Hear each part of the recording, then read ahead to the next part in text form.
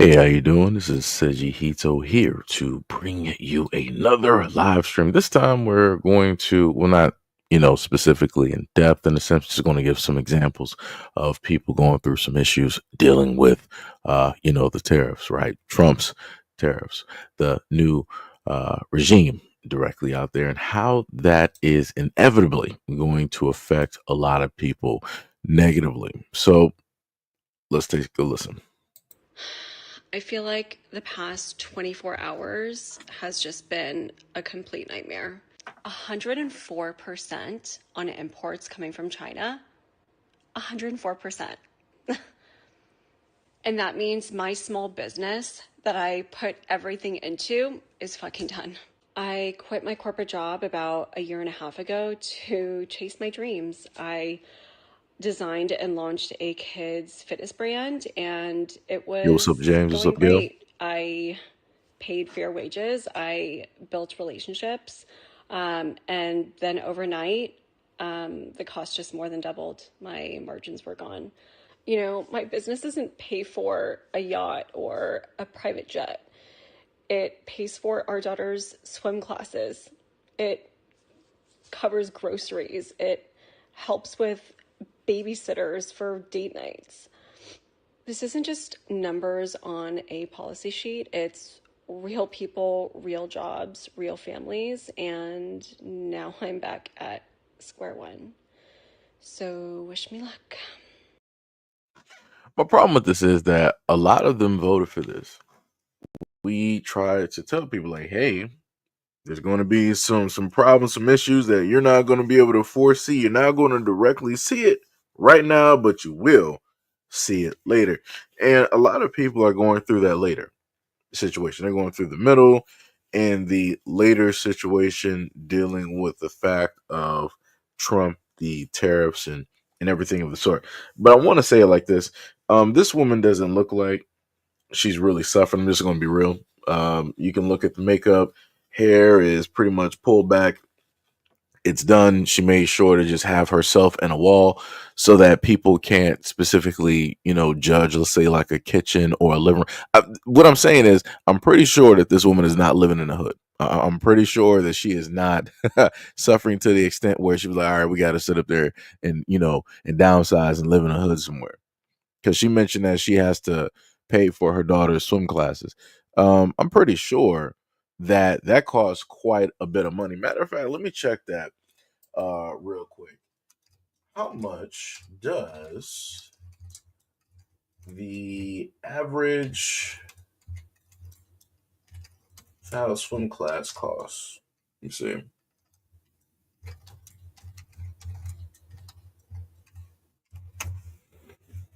See what we got.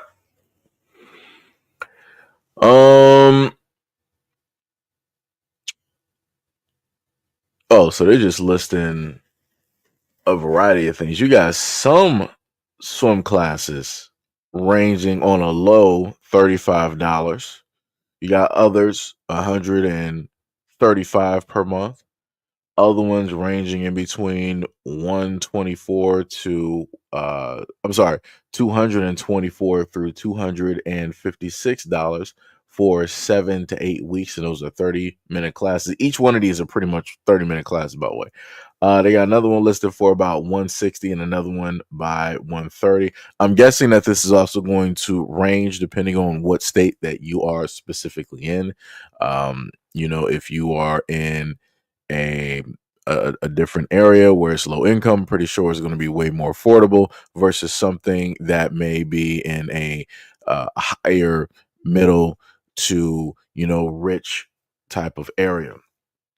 They also got semi-private and private lessons. Semi-private lessons 60, private lessons 75.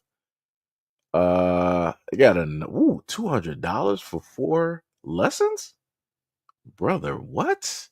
300, 200, 400 per month. Jesus Christ. What is going? Yeah, this is crazy. Yeah, this woman ain't suffering. I'm sorry. She ain't suffering. Nah, brother, she is not suffering. What is that? Gail said, what is her business? I have no clue. She basically was stating that. Let me see if she might stay. Let me see something real quick. Let me see. Let me just roll back. I feel like the past 24 hours has just been a See what she complete was saying. nightmare. 104% on imports coming from China. 104%. And that means my small business that I put everything into is fucking done. I quit my corporate job about a year and a half ago to chase my dreams. I designed and launched a kids fitness brand. Okay, so she has a kids fitness brand. And more than likely she's getting a lot of that stuff directly from China because it's affordable. It's easier to make directly over there. It is what it is. And because she's outsourcing what it is that she does, now she has to, deal with the height in prices. It be like that. But again, like I said before, you're not suffering. Like anybody can type in average swim class cost, and you're going to get a variety of different prices. Again, it's going to vary on your areas. But if you're in a upper, let's say like an upper middle class to a rich area, or also again depending on the state as well too, you're going to see some high prices. I did not know that you have people. Let me go back to this real quick. You got people sitting up here paying 400 per month per class, and that's for private lessons. And then for semi-private lessons, that's 200 per month. That's ridiculous. That is like if I'm paying 400 per month for private lessons, I better be Aquaman. That's all I'm saying. I better be Aquaman. I better be swimming directly with dolphins. I better be talking to Flipper. Like we better be finding gold under the sea. I better find Neptune's trident. I better be the prince or the king of Atlantis. Like that's ridiculous. 400? 400. 400. Word? Nah, buddy. Like I said, when people get on social media and they start complaining and then they start giving a little bit of information, I'm like, you're not really suffering like other people directly out here. The average person is not paying 400 per month for their child to, have swim lessons. They're not doing. That's a lot of money. That is a lot of money on top of the actual necessities, the actual needs that you have, right? You need shelter, you need electricity, you need water, you need clothes, right? You need health insurance, right? There's of course, other ones I didn't list, but there's a lot of needs directly out there that are for the home and the family. I'm pretty sure the swim lessons realistically isn't one of them, unless I guess you're living, let's say, on a coastal city or a region where people like, hey, we're going out to the lake, we're going out to the pond, we're going out to the river, and stuff like that. Then it's a little bit different. But on average, everybody ain't living on no coastal cities. Just gonna put that out there, right? But like I said, she got it, and I keep trying to sit up there and tell people, hey, you voted for this. So what did Trump sit up there and tell people? There's going to be some, some discomfort, right? So that's what Trump set up there and told people. And some people are sitting up there stating that a lot of people, a lot of small businesses just are not going to make it. But let's keep going. These tariffs are fucking wild. Our clothing is currently on its way to us from China. It's the best place to manufacture clothing. That's just how it is, that in Vietnam. But we pre-launch in a week and we'll have our clothing in another 3 weeks. And now there is an extra 104% markup on this clothing. We spent an ungodly amount, I don't even want to say the number, on this. And now we have to pay over double that number. We were given zero time to plan for this or budget for this. We had all these plans of where we wanted our budget to go to. Now this all has to go to tariffs. I just don't even understand how this is legal. This kills small businesses. Most small businesses are not going to survive this. Thankfully, Cooldown is in a position to survive this, but it's crazy how many businesses that this is going to kill. Somebody said that the small businesses that use slave labor in China won't last. Well, I mean, it'd be like that. you can say that about anything. It don't matter if you're talking about in the way of like the children there or the adults. Either which way it basically goes, it's the fact of the matter of what a lot of people have stated for the longest time possible, that a lot of the manufacturing should be happening in the United States. I've said this for the longest time possible. Even, back during the times when I was younger, I would look at certain stuff. I'm like, yo, why do we have stuff made in China? I'm like, that doesn't make any sense to me. I'm like, we clearly have people here that work. We clearly have, factory workers. We clearly have capable people. But for whatever reason, America was like, hey, we're just going to outsource. We're going to outsource pretty much everything. Even cardboard boxes made in China, apple juice made in China, computers made in China, cell phones made in China. What do we actually have that's made in America? I can't give you the last thing that I've bought where it had the tag made in America. Like, that's crazy. It used to be at a point in time where Americans were actually proud to have that tag directly on. So I think, what was it, like Beanie Babies or something like that? What was it, like Beanie Babies or some type of um little plush toy for kids that might have had, the made in the USA, made in America, type of tag directly on there. You can't find that now. You cannot find that now, and that's crazy. That is drastically insane. Yo, what is up? We got Brandon V World. Shout out, much love, respect, and appreciation for the $5 dono. You said actually said I spent about $400 a month teaching my kids to swim last summer. The price is pretty standard here in Houston, but see, that's in like Houston though, y'all. That's like, people know, like, yo, things in Houston is going to sit up there and cost more. That's also where a lot of people are tending to flock. It's like, what was it, like Atlanta, Georgia, when it deals with that. But also, it's like, we got people that are technically on a different spectrum. It's a little bit different for, your average guy right here. We got Brandon V World, living in the atmosphere, being able to afford those classes. That man is rich out there. Don't let him tell you nothing different. That man got like a $10,000 PC. No, I'm playing. I'm playing. I'm playing. But yeah, let me tell you, I better be able to swim better than any fish in the sea if I'm paying $400 for swim lessons. Like, I better be growing gills. That's where I'm at. Because I'm like, that is, for me, I feel like that's like extreme. But again, it depends on, the area. It's a whole different, you know, type of thing though. So, Houston is one of those spots, probably in Cali. That'll be another one of those spots. Man says, stop telling my business.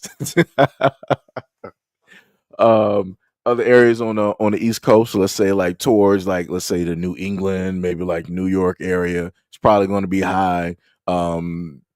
Probably like Florida and stuff like that. So, again, depending on the city and the state that you are in, you are going to see varying prices directly out there. Again, that's just 400.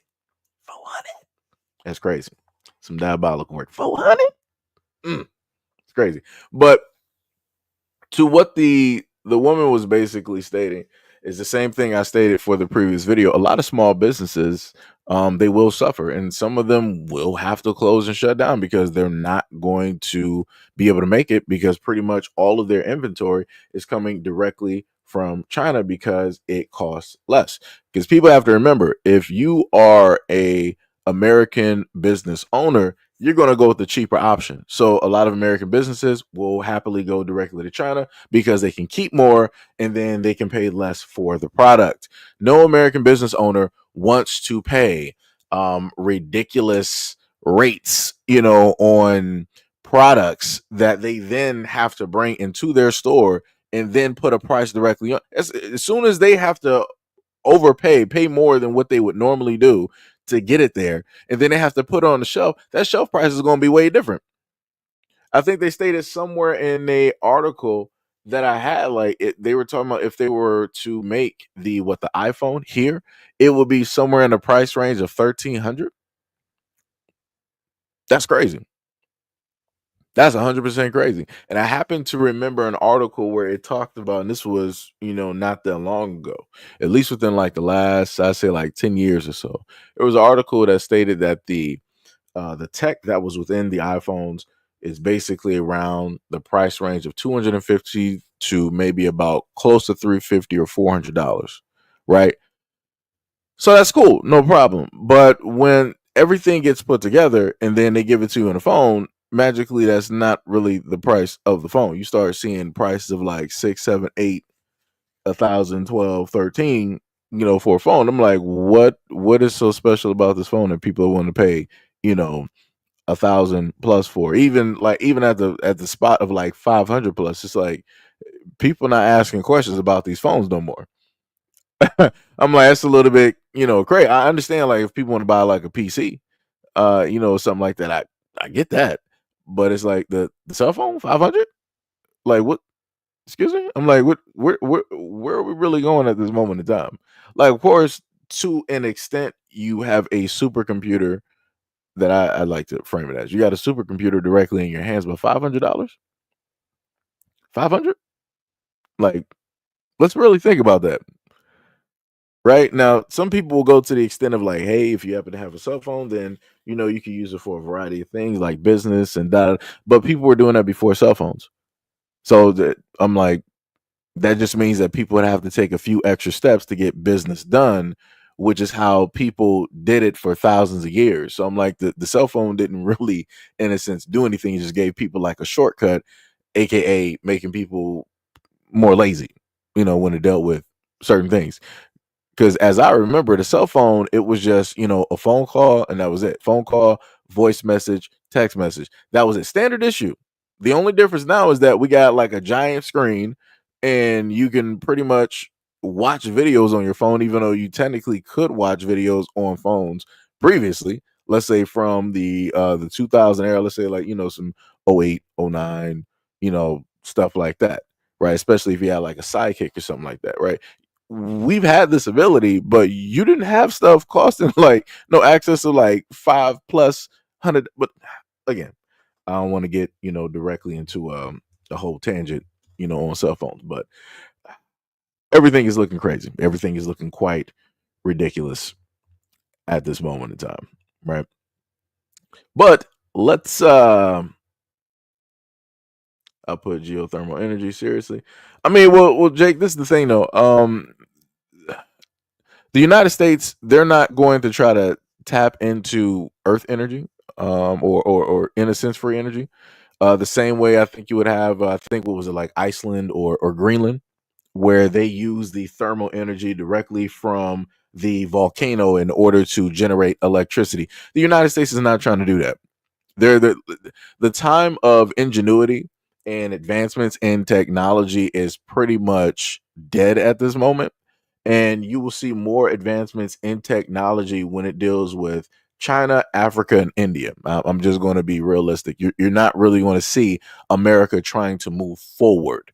If America does try to move forward technology, it's going to be for the defense, is going to be for the government and the military. It's not really going to be for the advancement of the American people, which in other states they tend to actually do. They tend to release technology that's going to advance the society as a whole so that they can be on a competitive level or better than other nations directly out here. Because realistically speaking, I'm just going to be real. The tech that they have over there, the way that they have the tech set up in China, it is far superior than anything that we have in the United States. Like there's like for because a lot of people want to tend to argue on things being better or whatnot or whatever, and when you compare how they are moving technology and how they're teaching their people, they are far superior than what we are doing in the United States. And I'm just talking about tech wise. Now, people can sit up there and disagree. That is up to you. You're gonna be sitting up there debating with yourself. Because as I've stated before, I told people before, um, years ago, before they started showing up, Amazon was one of the main markets, right? Before Amazon got in here in the United States, we had a thing called hypermarkets. Hypermarkets are basically markets that you go directly into.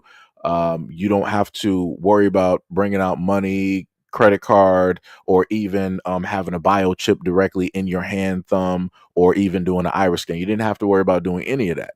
As soon as you step directly into the market, you had your cart loaded up with your information. You go shopping. Whatever you put into the cart, it adds up to a tally. Whatever you take out, it will subtract from that tally. As soon as you make it to a certain point, your stuff is already paid for at that checkpoint, and you can proceed to walk out and go directly to the what's the name. Of course, you may have somebody at the door to basically look and check your receipt real quick, but other than that, it's pretty much touchless.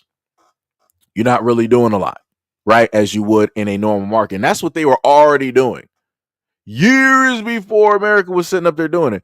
And now you see America doing what? Now they're testing out these type of hypermarkets directly there, right? Where you got the iris scan, where you got the thumbprint scan. In some cases, depending on what state that you have, you got some people with biochips, right? Or other things that they have in order to do certain things. They're implementing certain shopping carts directly at certain Kroger locations.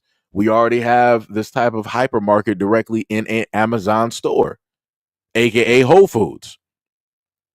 Because I saw somebody, telling me in the comment section that basically I'm delusional. I'm not delusional.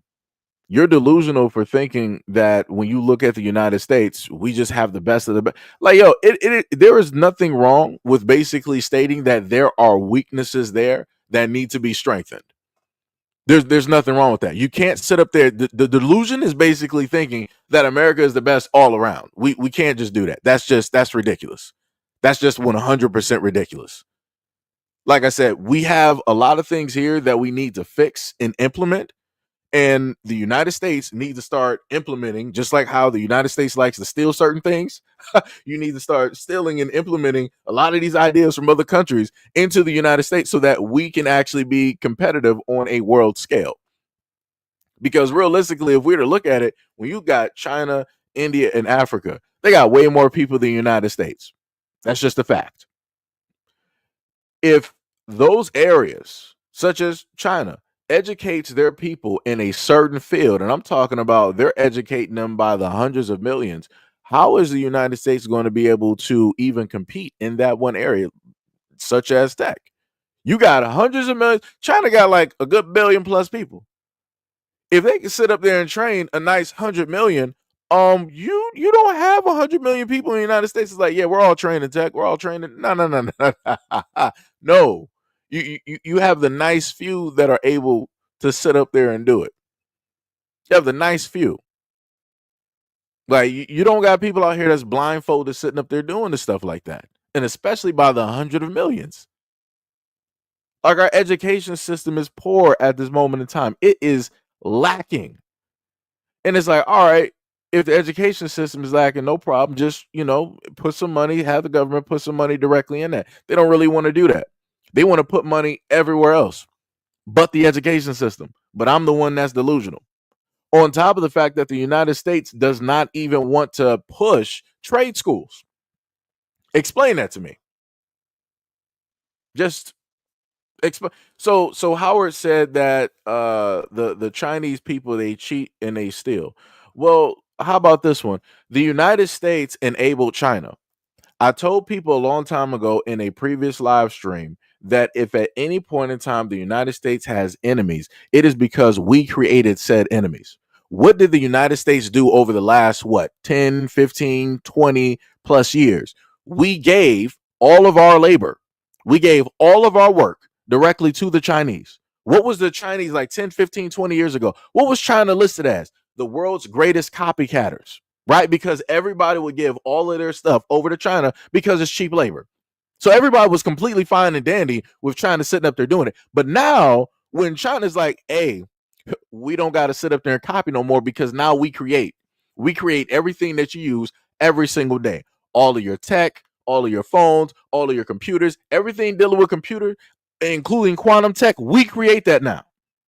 So they're no longer the copycatters. They are now the innovators. Like I said before, who was that? Howard directly in the comment section where he said they cheat and steal. Pay attention to about around the time of 2030 to 2035. China's going to have a very nice surprise.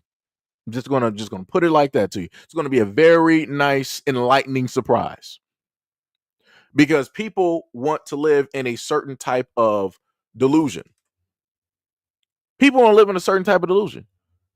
And the main thing I'm saying as an American citizen is like, yo, it's great that you want to love your country, but don't live in some type of fallacy where you can't see the faults and the things that need to be corrected. Because the moment in time that you do, that means that now your enemy, because you're looking down on your enemy, you feel like you have no weaknesses and you're basically assuming that your enemy is weaker than you. They're going to sit up there and get you. They're going to overthrow you. They're going to take you over real quick. And that's the problem with the United States. Every single time that there's somebody up here that is potentially comparable, you want to sit up there and look down and be like, you're not really no type of challenge, instead of basically trying to see what it is. Trying to go back and forth and see what they can really actually do, instead of just assuming. When you assume, that's when you lose. That's when you have failures. But like I said, y'all can keep living in y'all delusion.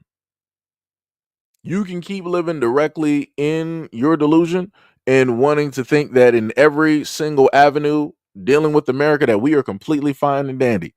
That's crazy to me. That is 100% crazy to me. Matter of fact, going back to the whole tariff situation, right?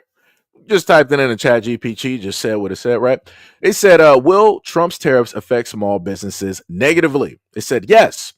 Donald Trump proposed tariffs could negatively affect small businesses, though the extent depends on the type of business, what goods they import or export, and how resilient they are to cost increases. So here's a little breakdown. Higher costs for imported goods. Many small businesses rely on import materials, parts, or products. Tariffs raise the cost of those imports, which can, number one, cut into profit margins, which both of the women have talked about in that clip. Number two, force price hikes, making products less competitive. Number three, cause supply chain disruptions if businesses need to find a new supplier. Then they give an example. They said if the import steel or aluminum and tariffs go up, their material costs rises. Big companies may absorb the hit or negotiate bulk deals, but small businesses usually can't, which is true. Big businesses, let's say if it's like a Microsoft or something like that, right? They can decide, hey, you got these computer parts, we want these, we're worth, close to, we got probably like a worth of like $1 trillion or something like that. So we could take that. It's not, we're going to, make that on the back end. It's cool. We'll take the front blow and we'll make it, later on over the longevity of the course of whatever product we're going to make. No problem. A small business can't do that. A small business can't be like, yeah, I'll sit up there and just like take the hit. No, they bankrupt. They can't afford to do that. They don't have the capital. They don't have the funds. They don't have anything that they can just like push to the side and liquidate real quick in order to absorb that initial hit to get that product so that they can have something on their shelves. They can't do it. Next, they got reduced global sales. They said if other countries retaliate with their own tariffs, which often happens, it makes the United States exports more expensive abroad. That's bad news for small businesses trying to grow overseas. So basically, then you also got the reverse. So if you got, people that have their stuff directly here that they're making and they want to export it to another country, they're going to sit up there and have to pay higher directly for that. And then they're going to have to do a markup when they want to sell that on their shelves in whatever country that they are currently in. Crazy work. Retailers and consumers. They say retailers who sell imported goods may see demand drop in the raised prices. And if they don't, they take the loss themselves. Matter of fact, this brings up I went to a mall and there was this white guy. He runs like an import shop where he has all of these things specifically from, let's say, like Japan, Thailand, Vietnam. So you might have like different types of like Oreos, different types of sodas, soda pops, whatever you want to sit up there and call it. other types of candy and cereals that you will not be able to find in the United States, right? Because the United States just ain't going to sell it. These are just for those areas. And he had these huge collections. Like I'm talking like hundreds of like different items directly up there. I'm like, yo, this is dope. But that was also during a pandemic. I can only imagine how this is affecting his business. And that's a niche business that he has. It's a brick and mortar that he has directly in a mall. I can only imagine how that is affecting his business because he has to import those things in. And then once he imports those things, because the prices for the items he had up there were already high as it was. But I'm like, hey, it is what it is. Something different. I'll just sit up there and try it, just to sit up there and try it. But now I can only imagine those prices. It's crazy work. They said complexity. Tariffs often mean more paperwork, more uncertainty, and a need for legal or trade compliance help, which is tougher for small businesses to manage than it is for large corporations. They later said to end that some small businesses that compete with foreign imports could benefit since higher import costs might level the playing field or drive customers to buy American, but this is usually the exception, not the rule. Because there was somebody else in the comment section that was like, we'll just, buy American. That's it's not that easy. It's not that easy. Right. And also dealing with the average American is not trying to pay, let's say for a white t-shirt. If you can buy it somewhere made in China and it's $2, you're about to be spending $8 or $12 for that same t-shirt or those pack of t-shirts. No, you're not. You're not about to do it. You're going to go where you can get a bang for your buck, and you're going to go for the cheapest route because that's going to save you the money that you need, where you can spend that and diversify that in other areas, that you may need, such as bills or whatnot or whatever. So let's not play games and sit up here and try to tell people, we just need to sit up there and buy American. As a person that worked in Whole Foods, I worked in a grocery store. What you don't even realize is that I'm going to give this example again. The apple juice that you happen to buy for your kids is coming from a variety of different countries. I'm like, don't we got apples here in the United States? So we should just have made in America directly on the back of these apples. I shouldn't be seeing Korea, Venezuela, Russia, and all these other places. I shouldn't be seeing other areas around the world when it deals with apple juice. That just should not be. That's too complicated for me. Because somebody could potentially have like some lead or whatnot or whatever dealing with their apples. And guess what? Now you got a huge recall because we don't specifically know what's going on with their facilities, their apples, and so on and so on and so on, versus it solely being made in America. But as I stated before, a lot of businesses are going to go with the cheaper route. So if they can diversify and get these bunches of apples or whatnot or whatever into their facility, mix them all up and create this apple juice, they're going to sit up there and do it. And they're going to sort out the problem later because it's all about the profit. It's all about the money. It's crazy work. Crazy work. It is what it is, though. It 100% is what it is. But let's continue and see what China had to state to the United States. And I actually like what was stated here because I don't know. Again, it goes with the delusion that a lot of people are like, hey, well, China needs the United States. No, they don't. But I'm going to let somebody else clearly explain it. Let's go to it.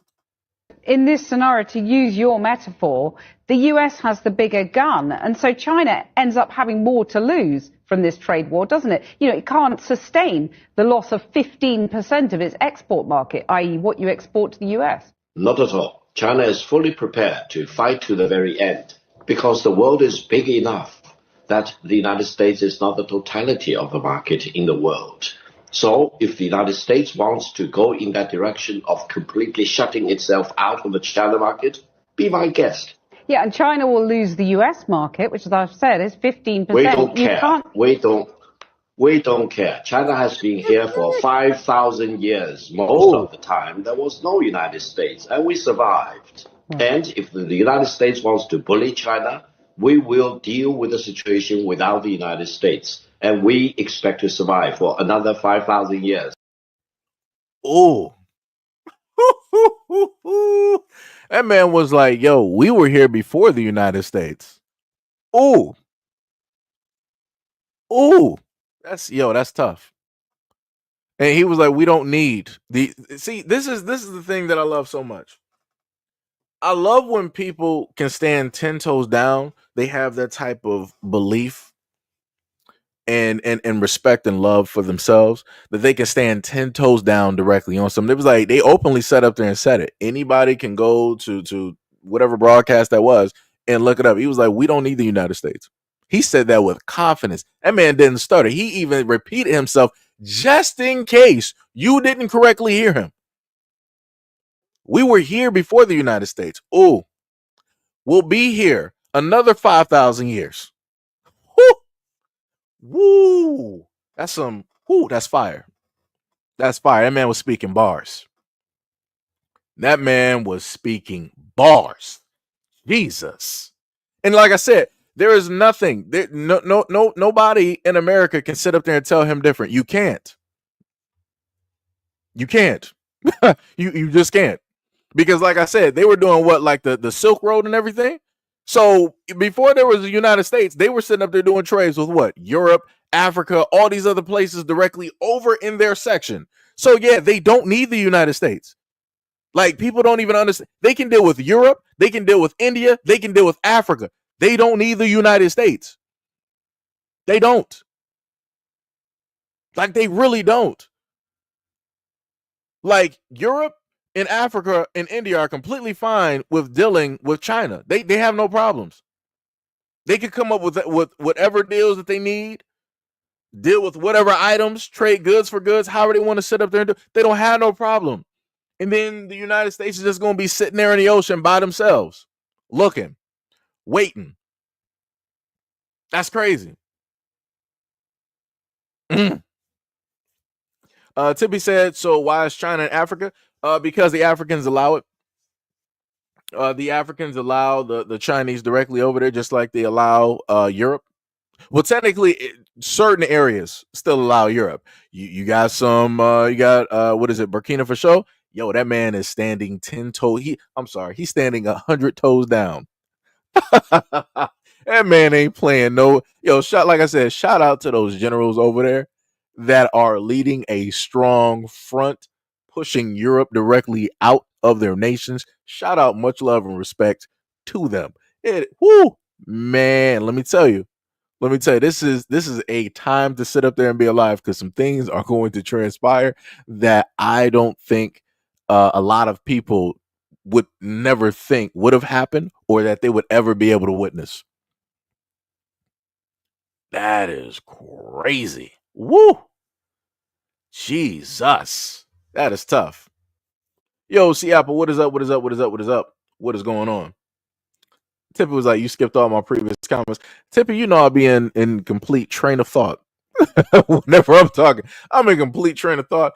And, we got a field of people actually in here today. So, yeah, it's going to be hard to actually catch comments. I'm not even going to be trying to roll through. I'm just going to be honest. I'm not even going to try to roll through and catch comments. It is way too many. The Jomo said, I can't remember the last time I bought clothes that say made in America. Most are made in Asia, like China. Yeah, like it is crazy work out here, and that's the main thing I'm sitting up here saying. Like, like I said, it's fine to have, as an American, it is completely fine, 100% fine to have love for your country, but don't be delusional. Right? Again, it is completely fine to have love for your country, but don't be delusional. Don't think that you are just ultimately the best of the best and you have no weaknesses, because the moment in time that happens, your weaknesses will be shown real quick. Because if you don't want to sit up there and work on to show what your weaknesses are in order to strengthen yourself, your enemies will do it. But when your enemies do it, it's going to be in the worst way possible. And it's going to be in a shameful way too. So, again, I'm trying to tell a lot of people, like, hey, don't be living in this type of delusion. Don't live in this type of delusion, because that is how we fall apart. Let me tell you. Tippy said, would y'all spend $44 on one t-shirt? No, I would not. I'm going with the cheapest option. Like I said, we're not doing that. We are not doing it at all. Then the other thing too is when it deals with certain products made in the United States, there's a problem with quality. I'm not saying that there's not a problem with clothing made in China or being imported directly over there. I'm not saying at all. What I'm saying is that if things are made in America, I expect for what I'm paying, I expect the quality to be top notch.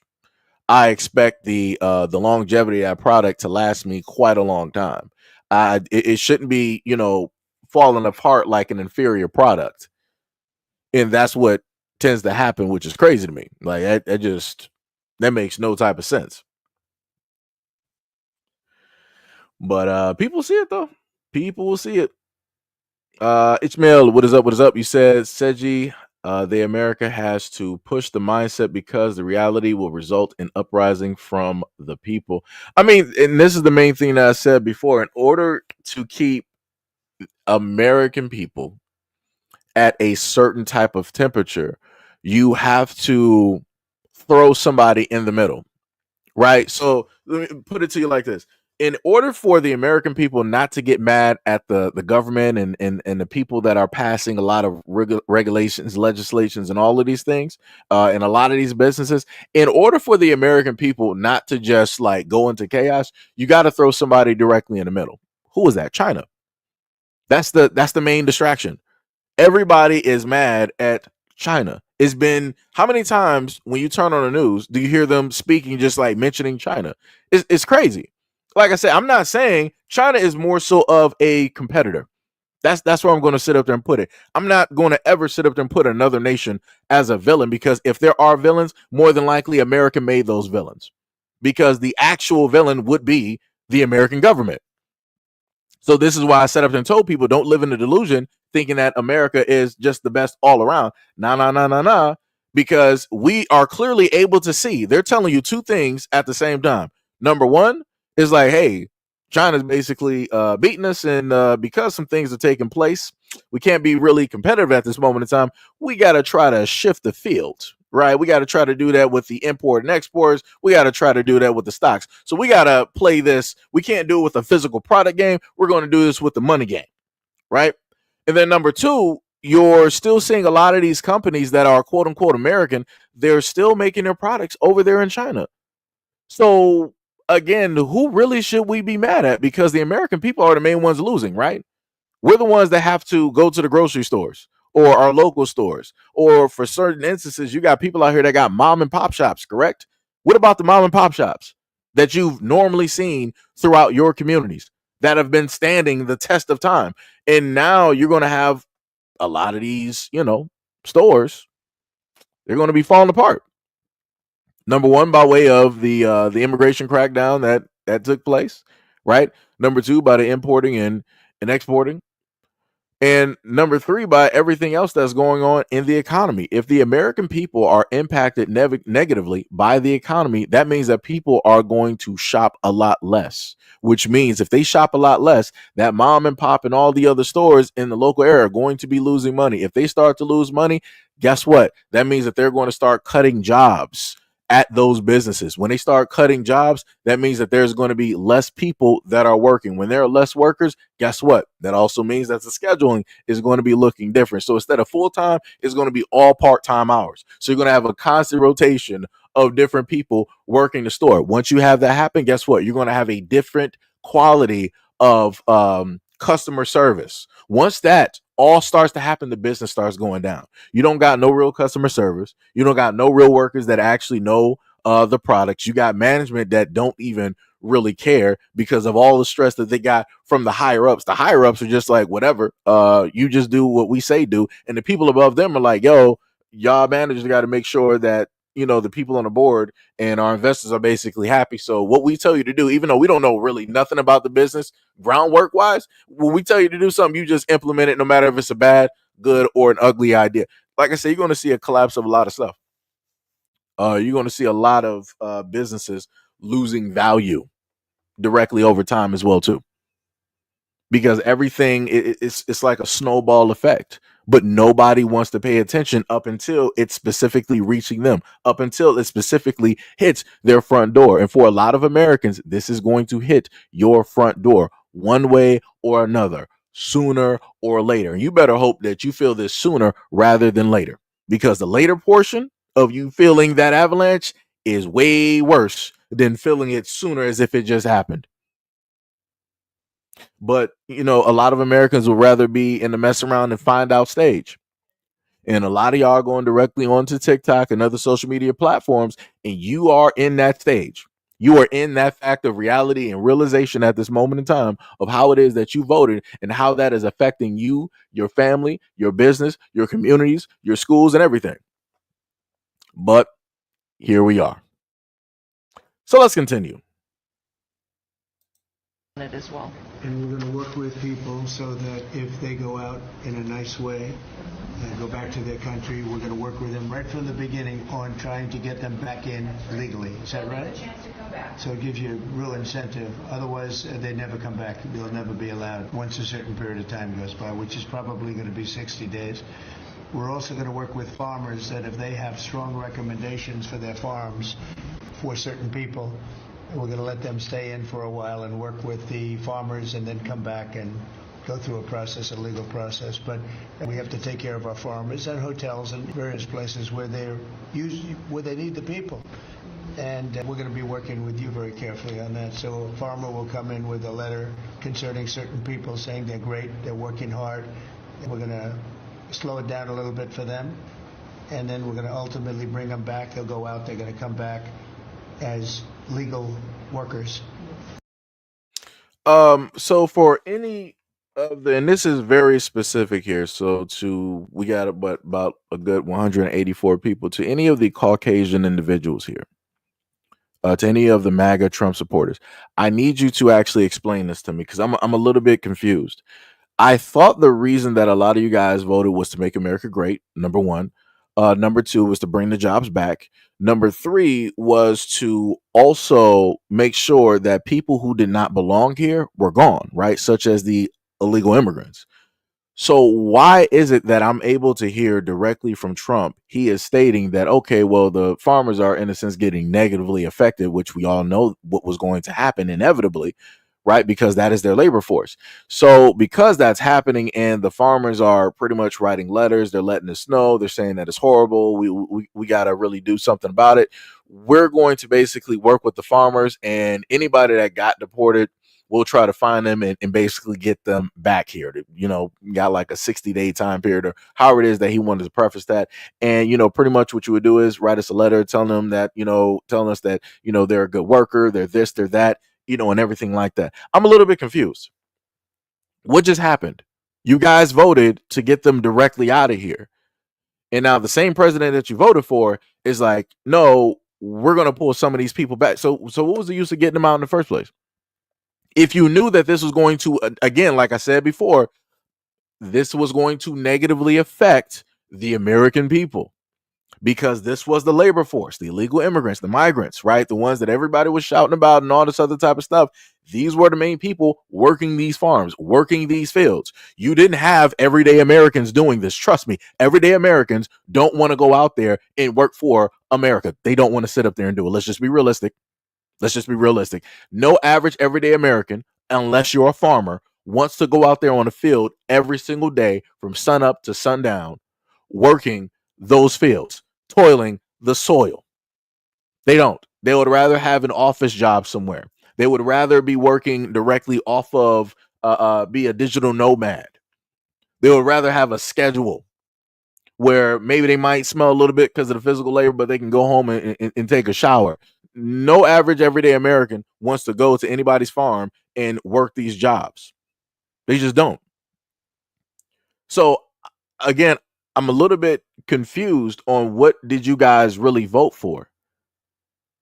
Because this is one of the main things. This is what I saw a lot of these signs for. You guys were holding up signs talking about, hey, send them back, send them across the border, all these other types of things, right? People were sitting up there cheering and calling ICE and all this other type of stuff, just so that you guys can turn back around and say that, oh, we made a mistake. We didn't think that it was going to affect us this bad. So we need to pull back and actually get some of these people back here. What? I'm confused. I'm confused. So nobody wanted to listen to what other people told them beforehand? You wanted to be at the stage where now it hits your doorstep. Now it's affecting you more so than everybody else out here.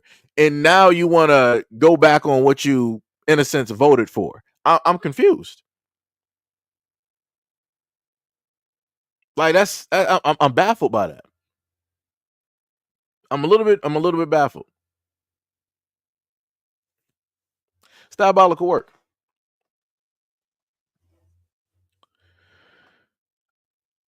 Somebody said, oh, you must be replying to somebody else. Michael said Trump is fixing our country. Stop being stupid. So, Michael, no problem, right? Again, like I said, I don't have a dog in this race, so I don't have to get emotional about a whole nother human being. Like I said, this is not a bet for me.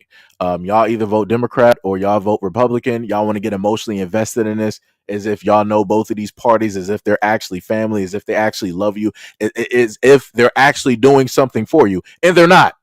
They're not. Like, do you not understand that? What was the let me see if I have the quote directly up here, because I got something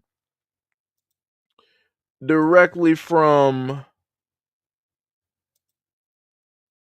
let me see, it should have been Trump's Twitter. Let me see, where is it at? Because during the whole point, right? During the whole point of when Trump was doing the whole thing with the tariffs and the stocks were going down, I found it weird that there was a message that he had up there. He was like, this is a great time to actually buy up some stocks. I'm like, what are we doing here? There we go. Let me just put that up there. Right? Donald J. Trump said that this is a great time to buy, meaning the stocks. So for Michael, right? I'm going to take it that you're not like a millionaire or anything like that. You're pretty much like an average American like everybody else. Do you really got hundreds of thousands or millions of dollars to pour directly into this red market at this moment in time to profit directly from it, where you can get stock dividends per month and just live off of that? I'm pretty sure that you don't. Just like I don't, and pretty much every average American does not. A lot of Americans are not really into stocks. They're not really into trades. It's a lot of these corporations. It's a lot of the businesses. It's a lot of the corporate heads and the business types that are really into the stock market, that are really investing into this and profiting directly from this. The rich are the only ones, realistically, Michael, that are going to profit from the drop in the stock market. Like, Trump literally had somebody, it was an older white guy that was directly in the White House, and he was like, yeah, these two are, big names directly up there. It's not just the name of a company. These are the actual people. He said one of the dudes just off of the stocks themselves made about 2.2 billion. Now, Michael, let me know at any point in time in the stock game, when have you just been able to just recklessly let me just do a parlay real quick and pull back $2.2 billion? I'm pretty sure you haven't. Because if you have, you wouldn't be in this comment section. You'll be off on, some yacht somewhere or where not or whatever. Hold on.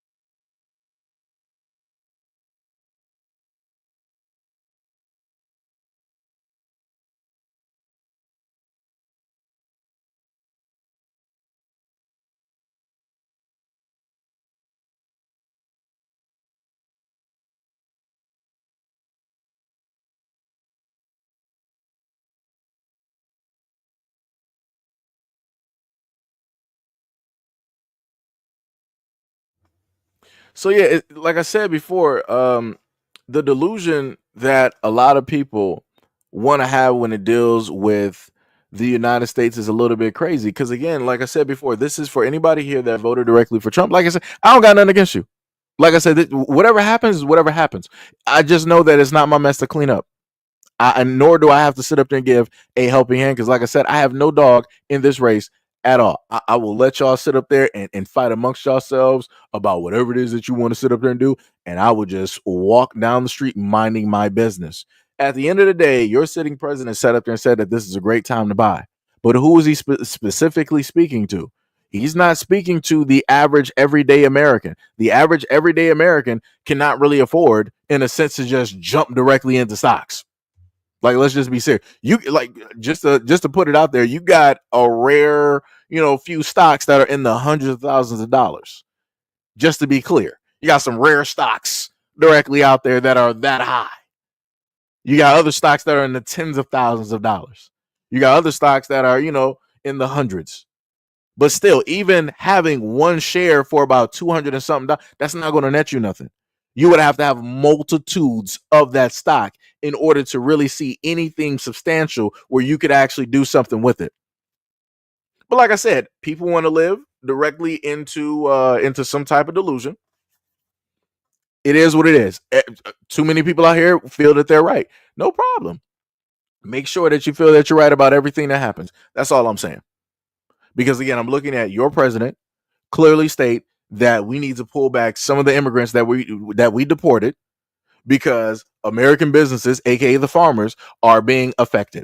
And if the farmers are being affected, guess what your store shelves are going to sit up there and look like? Because like I said before, no American directly here is going to advocate or raise their hand to either go work for that farm for free or for the wages that those immigrants are working for. You're going to be like, okay, I need a 401k. I need health care for myself and also my kids. What about, the to and from? Are you going to, give me any type of work attire to work this farm? I need competitive wages. It's too much stuff. So like I said before, no farmer is going to sit up there and pay any American to sit up there and go, get some heads of lettuce, some spinach, strawberries, oranges, whatever it is, whatever's, growing directly on that farm. They're not about to sit up there and pay no quote unquote competitive or fair wages. Again, neither is any American about to go work for the wages that the immigrants are working for. But like I said, a lot of people don't know where to draw a line or come to a middle ground. So this is where we are. This is where we are at this moment and time. It's crazy. Diabolical.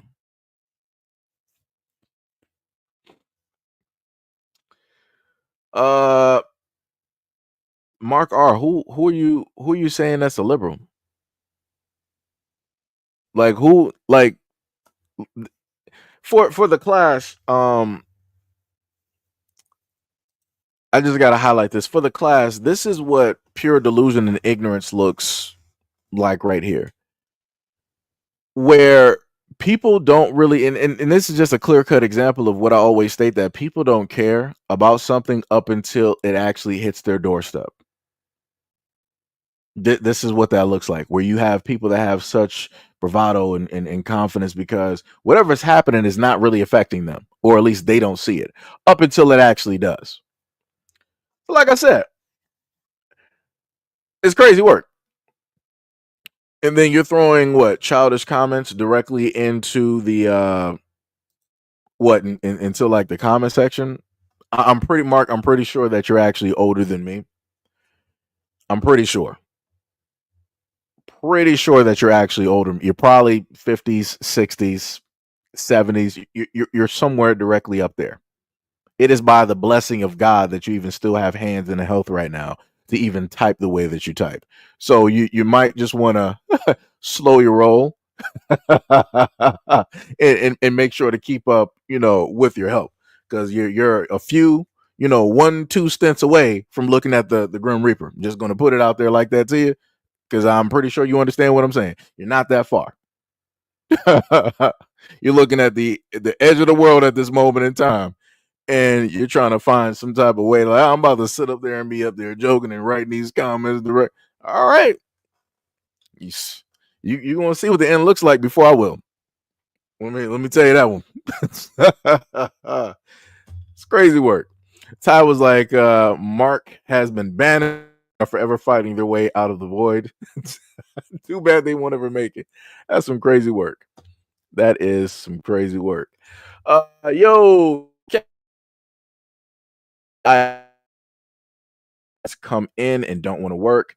They're from Venezuela, and the only reason I came and the only reason I came here is to ride the United States system. I was in all the migrant shelters in NYC. I mean, it'd be like that. It'd be like that. I'm gonna pull a book directly out of a lot of Americans, mouths when they would like to state that you can't draw a broad brush directly on a group of people, right? So if we're talking about people from Venezuela, we can't say that all of them, don't want to work. We can only say like a few of them, right? But like I said before, in a lot of instances, if you happen to offer people a job, they'll sit up there and take it. And especially if you sit up there and tell them that this is your way to getting citizenship into the United States to become a citizen, they'll sit up there and jump and take it. All you have to do is dangle a carrot or whatnot or whatever, and you got workers. There's a variety of ways that this could have worked in the best benefit for both parties, which meant for the immigrants that were here and also for the United States and also the United States people. Everybody could have been benefiting from this, but now everybody has to sit up there and suffer. Now everybody has to suffer because of one group's decision. Look at that. It's crazy work, but it is what it is. People will figure it out. The moment in time is meant for them to figure it out. The only thing that I can sit up there and do is try to give a warning, try to wave my hand, have that it's the end of the world and we know it, signed directly up on the corner as, people just pass by. It'd be like that. Cap said, I saw firsthand and talked with them face to face. They all said that they came here because they were told that they were getting a bus to NYC or Chicago and would be housed and fed for free. I mean, yeah, some people will sit up there and take a free ride. Some people will do it. What was it? I'm going to just say like John said that the tariffs are the only way to fix the mess that our political parties put us in, both Democrats and Republicans. It is going to hurt. Both parties are trash. No, I agree with you. Both parties are trash.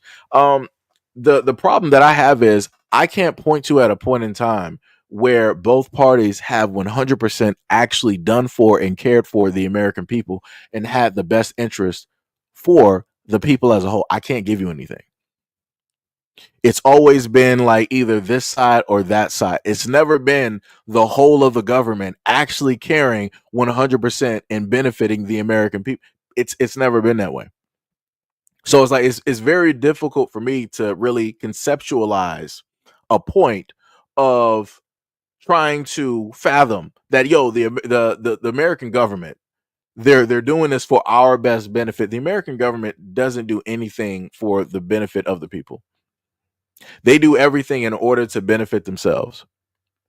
Let's go back to the previous economic fallout in the crisis. Because I'm pretty sure we got some people that are here that are old enough that remember, you have families losing homes. I remember of families living underneath freeways on streets. Like you had people that lost everything. But you know what the American government did? They bailed out the banks and they bailed out the car companies. They did little to nothing to bail out and to help the American people. That's how crazy this is. And like I said before, where was the American government to benefit the people on both sides? Where was the government at that time? Where was the government to get those people back to houses and to get them directly off of the streets? To help fund them because they fell on tough times. Where was the American government at? Nowhere to be found. They gave millions upon billions of dollars, bailing out banks, bailing out the car companies. And people really believe that the government is doing this to fix America? For who? Who are they really trying to fix it for? Because if I'm looking at the playing field as an American, if I'm looking at the playing field of America at this moment in time, I'm looking at what they're constructing. And everything that they're constructing at this moment is in ones and zeros. I'm looking at robotics. I'm looking at AI. I'm looking at the codes that they got directly up here, running a lot of the stuff in these manufacturing areas, what little that we have left. I'm looking at the fact that they're bringing in a lot of this automation and robotics into everyday jobs. So a lot of people, again, for some of the people that might be working a 9 to 5 at Taco Bell, Burger King, again, much love, respect, and appreciation to you for, working those jobs, because I love that food. But the government is working on making sure that they push you directly out of that scene, letting you know that you are no longer needed for those jobs. We're going to put robots there. And they're not doing it in order to benefit humanity or the American people. Like, that's a trivial job. We need you to, do something better because you're no. That is so that the corporations, the Taco Bells, the Burger Kings, and the McDonald's, they can start to have more money. Because guess what? That's less insurance out the door. That's less premiums out the door. That's less coverage out the door. That's less pay and overtime and scheduling that they have to sit up there and do. They now get to keep all of that money in-house. And you know what happens when you get to keep that money in-house? You now bring up the value in the stocks of that company because now you're worth more. And if you're worth more, you know who that's going to profit? The rich, who basically brought in those companies, still have those stocks to this day. It's not the American people. So again, at the end of the day, they're doing this in order to further separate the classes that are directly out here. You're going to have the poor, you're going to have the rich. But people are still focused on what? Democrat and Republican. Like I said, a lot of y'all not going to see it up until you meant to see it. You're not going to see it up until you meant to see it, and by that time, it is going to be too late. And that is the saddest part. That is the saddest part. Like, I would have rather people not have to sit up there and actually suffer. Right? I'm pretty sure, well, at least the ones that are decent human beings, I'm pretty sure that a lot of us would rather people not have to suffer, because who really wants to see other people suffer? Because if you are able to sit there and watch somebody suffer, that means you yourself, sooner or later, are going to suffer the exact same fate, if not worse. So, like I said, I don't know, maybe it's just me. Maybe maybe it's just me. Maybe it's just me.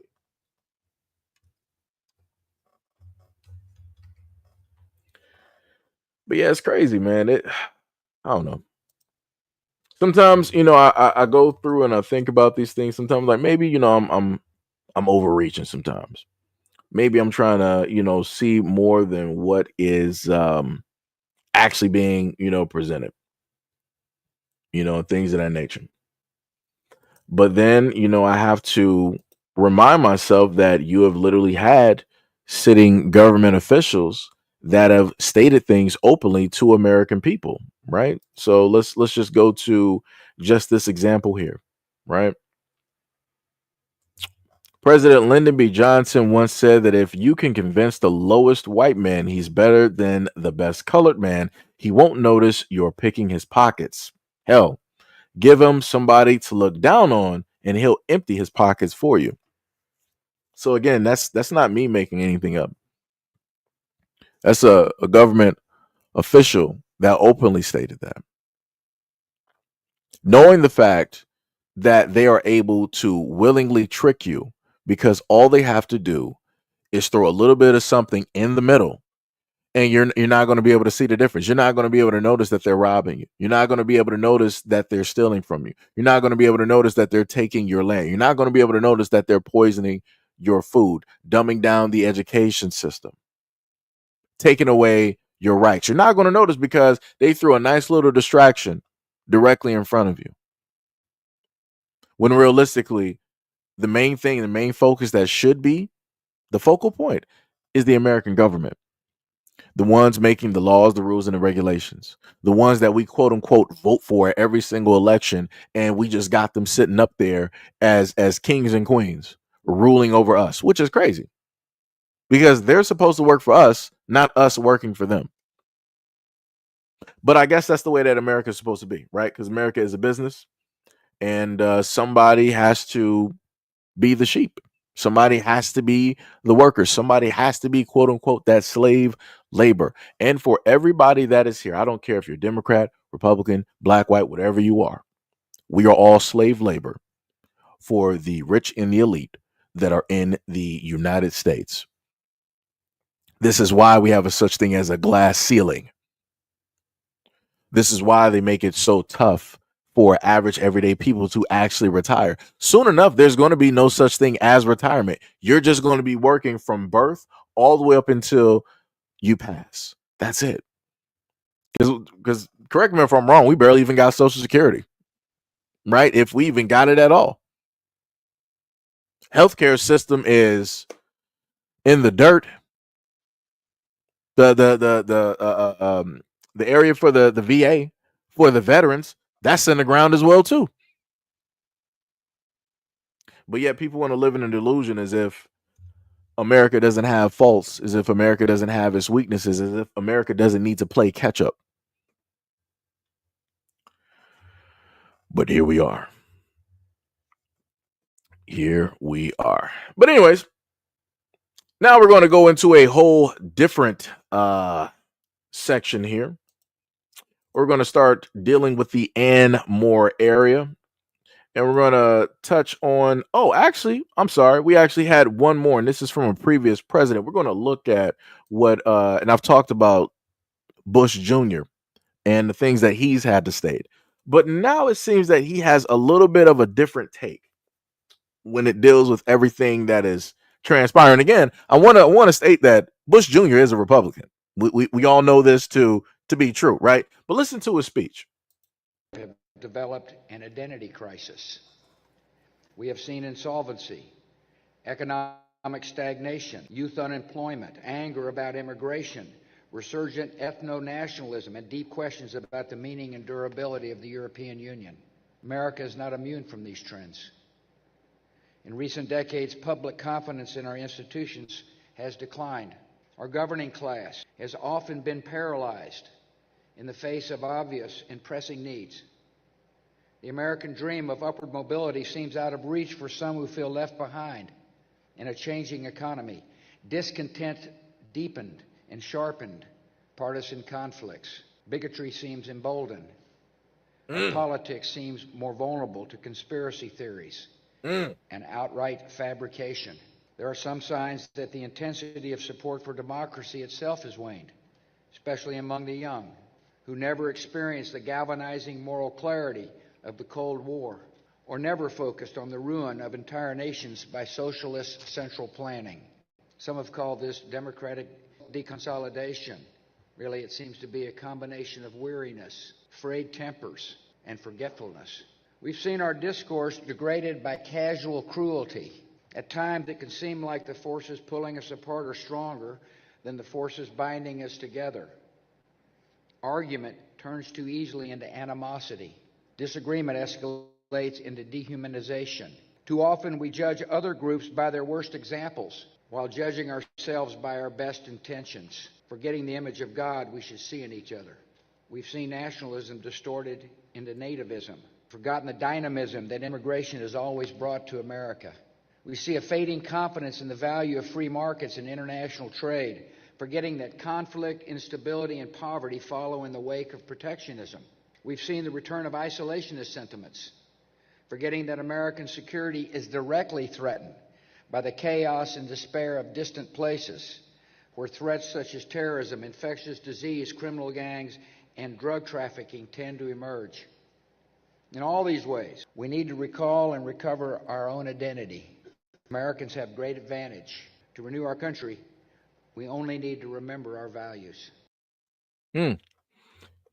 But the great question is, what are those values? Because obviously the values that America is supposed to have is not the same values that the corporation and the government has. It's almost like if you look on the back of your money right now, Anybody that has a wallet, whatnot, whatever, you look on the back, you look about, the above the all-seeing eye, and it will happen to tell you. Let me see if I can find my wallet real quick. Had to move some stuff around, right? Just look on the back. I'm sorry, not on the all-seeing eye. That would be the dollar. I'm sorry. But basically, I'm looking at a 50 right now, and on the back, above the White House, it says, "In God We Trust." And the question has to be, what God is that? I've always asked this question, and I say axe as in cutting down because I like to cut down a lot of stuff, right? Because I'm trying to get right to it, right?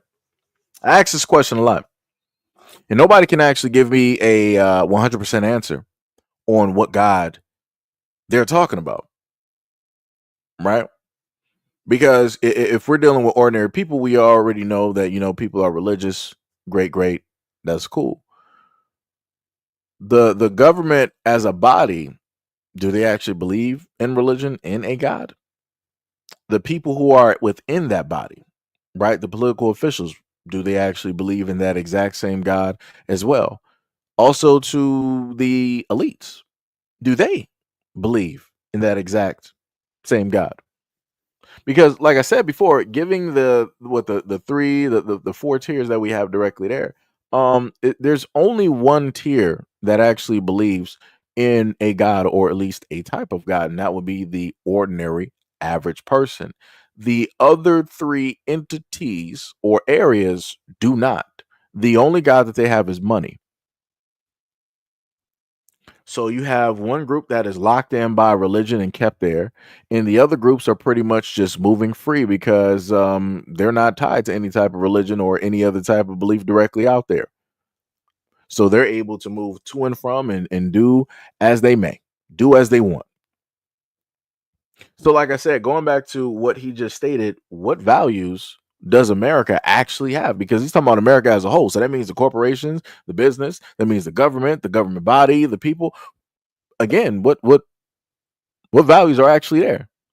Because I promise you, whatever values that they're saying that the American people actually have, the business, the corporations, the government, and the government bodies directly in there don't have those exact same beliefs, and they're not moving in that same type of way or action.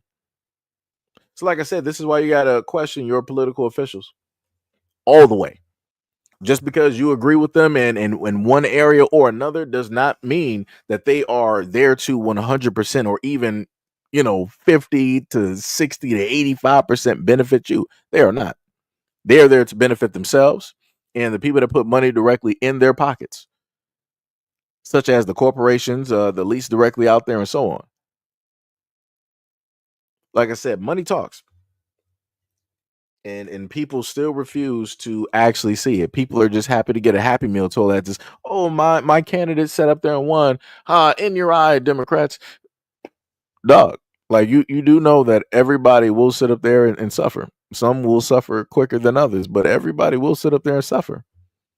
And it's all because people are like, hey, my candidate won, so that's all I care about. You would have thought that the adults that speak like that, you would have thought that we were dealing with kids. You would have thought we were dealing with kids, but we're dealing with grown adults, again, who are older than me, some of which have been here since time began, acting like children. Crazy work. 100% crazy work. So now we're going to go directly into the more part of the section of the video where it's going to deal with a lot of videos dealing in the relationship area.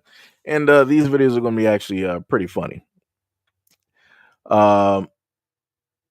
Somebody said this man talking all this and his politics were totally against what he's saying. Oh, you're talking about Bush. Yeah. It's quite crazy. D-Money said, yo, what's up, D-Money? What's up, Leonard? He said, Bush was my introduction to the trickle-down economics. Yep. Rabbit said, when was this clip taken? Bush just described 2025 America. I can't sit up there and tell you. To me, it looked recent. I was just looking at the quality, but it fit directly within the parameters of said live stream. So, put it directly up there. Again, you'll have a lot of speeches and whatnot from presidents at varying times that will actually match up with what is going on at this moment. It's crazy how that works. It's almost as if people knew the future. It's crazy work. It's crazy work. Let's see what we got. Trying to catch up. Kai said Bush betrayed his own country. It'd be like that. It'd be like that. Let me tell you. It'd be like that. What else we got? Anyways, let's go directly into the next videos and take a listen. I was a professional matchmaker for more than 5 years in New York City, and I met with thousands of singles. And I'll tell you, the difference between the people that ended up in happy, healthy relationships versus the one that stayed single were the people that were able to distinguish what is a long-term value and what is a superficial garbage nonsense factor that you don't actually need in order to be happy. For example, where they went to school. It doesn't matter. You can't take their diploma to bed and have it hold you after a long day. How much hair is on their head. It truly doesn't make a freaking difference because it's all going to fall out eventually. How tall they are has no meaning or dictation of how much they can protect you and be there for you. Other things like status and money are fleeting and can always go. So what should you be looking for? A shared value system. Do you see the world in the same way? Mutual respect, healthy communication, and a shared vision for your future. Paired with that, with connection and chemistry, and you have a recipe for long term. So again, you got a coach that was trying to tell women that a lot of the things that you specifically care about don't realistically matter, right? You're focused on the whole physical aspect of the person when the physicality of a person is going to fade over time, given the fact that age, people get older, time, and and everything like that. It's more so the internal workings of a person, of a man, that you really want to focus in on and zone in on to see if y'all have the characteristics that match up and how you can pair up and different ideals or things of that nature. But like I said before, this is why you got a lot of dating coaches at this moment in time that are stepping away from this market, because you have a lot of women out here that are quite delusional in the aspects of picking a partner, going out on dates and what the expectation specifically is, of that. Right. So better yet, let's go to another example, right? I've cracked the case into why it's so hard dating in New York City, and it's actually very simple. It boils down to one simple thing that actually runs the whole entire world, and it's money. Okay, living in New York is expensive as is. As one human being paying for herself to live in New York City, it's so expensive. Rent is like $3,500 for a 600 square foot apartment. Then you got groceries, phone bills, utilities, streaming services, coffees, pizza for lunch, night on the town with your girlfriends. It's so expensive to live in New York City. Now imagine being a man who has to pay for the dates. And if you're the type of girl who does splitsies, good for you. I'm just saying, as a man who's paying $400+ a week to take a girl on a nice date, at the end of the month, my man's is checking his bank statement going, I can't do this anymore. I cannot keep paying for this lifestyle, for this. I can't do this anymore. My man's is down bad. Okay, so it's not that you're ugly. It's not that you're unattractive. It's not that you're not smart enough. It's not that you're anything. You're amazing. You're worthy. You are outstanding, impeccable, successful, creative, all these amazing fucking things. It's simply that he cannot afford you. And that's okay. You might have to look in another age range, like a higher age range, if you want someone who's going to take you out on these great dates. Or maybe you want to just keep doing you and make money for yourself and take yourself on those dates. I don't know, but it's very simple. He can't afford you, babe, and that's okay. It's not about you. It's just that living in New York is very hard, and he decided after 4 dates that he didn't want to pay for it anymore. He ghosted you. He can't afford you. He doesn't want to see you this week. He can't afford you. Okay? He's being all weird and not texting you like he used to. He can't afford you. It's that simple. Okay? Peace out. Let me just state that the very first thing, and I had to, watch this quite a few times. The one thing that got on my nerves was hearing her say, "My man." People talking slang that should not be talking slang. No. just use something else. Just say the guy or the man that you're, that's trying to say anything else. Like that was one thing that was really, it was just, brain was just like, it was on fire. Right. But to the whole thing that she was trying to state that the guy just can't afford her as if it's it's like, this is the whole main issue that we have right now with dating, right? Guys have to do an abundance in order to facilitate a date. You gotta text right, you gotta talk right, you gotta look a specific way, smell a certain type of specific way, you gotta be at a certain type of height. It's a lot of pressure, it's a lot of work, and that's just initial to get the attention, just to potentially get into the door. Then on top of that, you gotta start sitting up there. Sometimes, depending on who it is, you might have to start throwing money initially just to let them know, like, hey, I'm interested. Hey, $300 here and there, all this other type of stuff, right?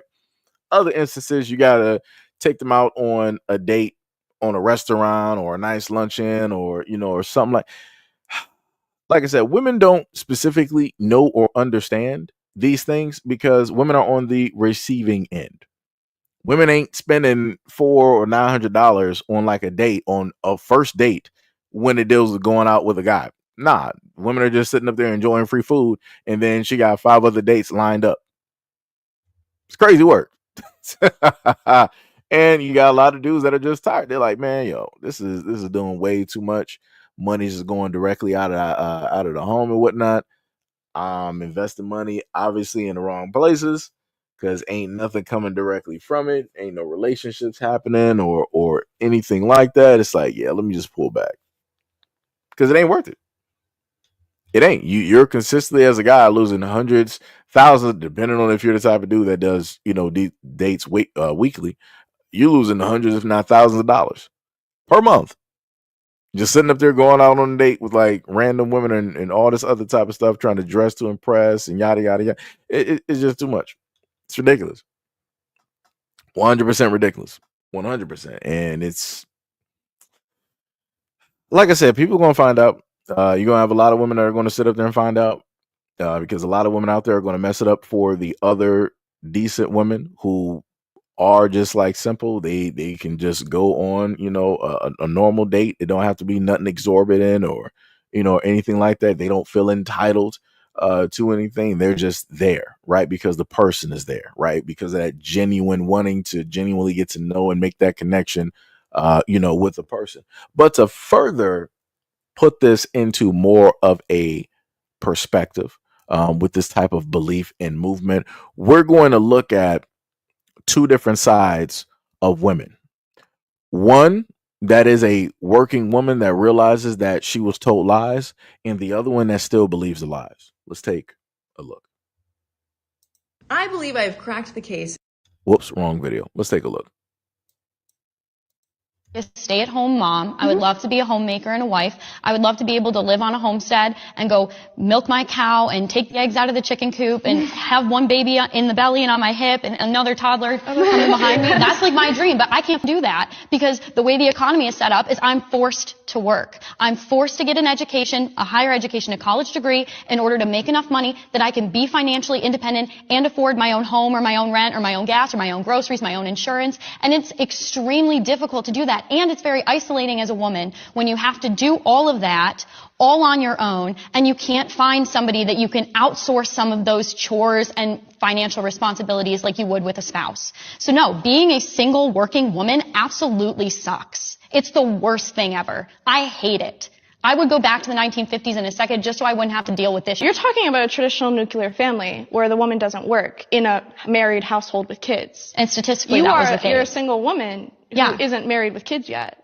So I'm because of the way it is. Most women were married by the age of 21 up until the 1970s. I think it's a woman's choice. Before that, it was societally encouraged to marry young. Yeah, and it was better for women mental health wise long term to be able to go into that long term committed relationship and have the established family instead of being forced to slave away for a corporation that doesn't like you, doesn't care about you, makes you sit under fluorescent lights for 8, 9, 10 hours a day. You get a lunch break, you get health insurance, but do you have somebody who loves you staring at you every day like your child? No, it's horrible.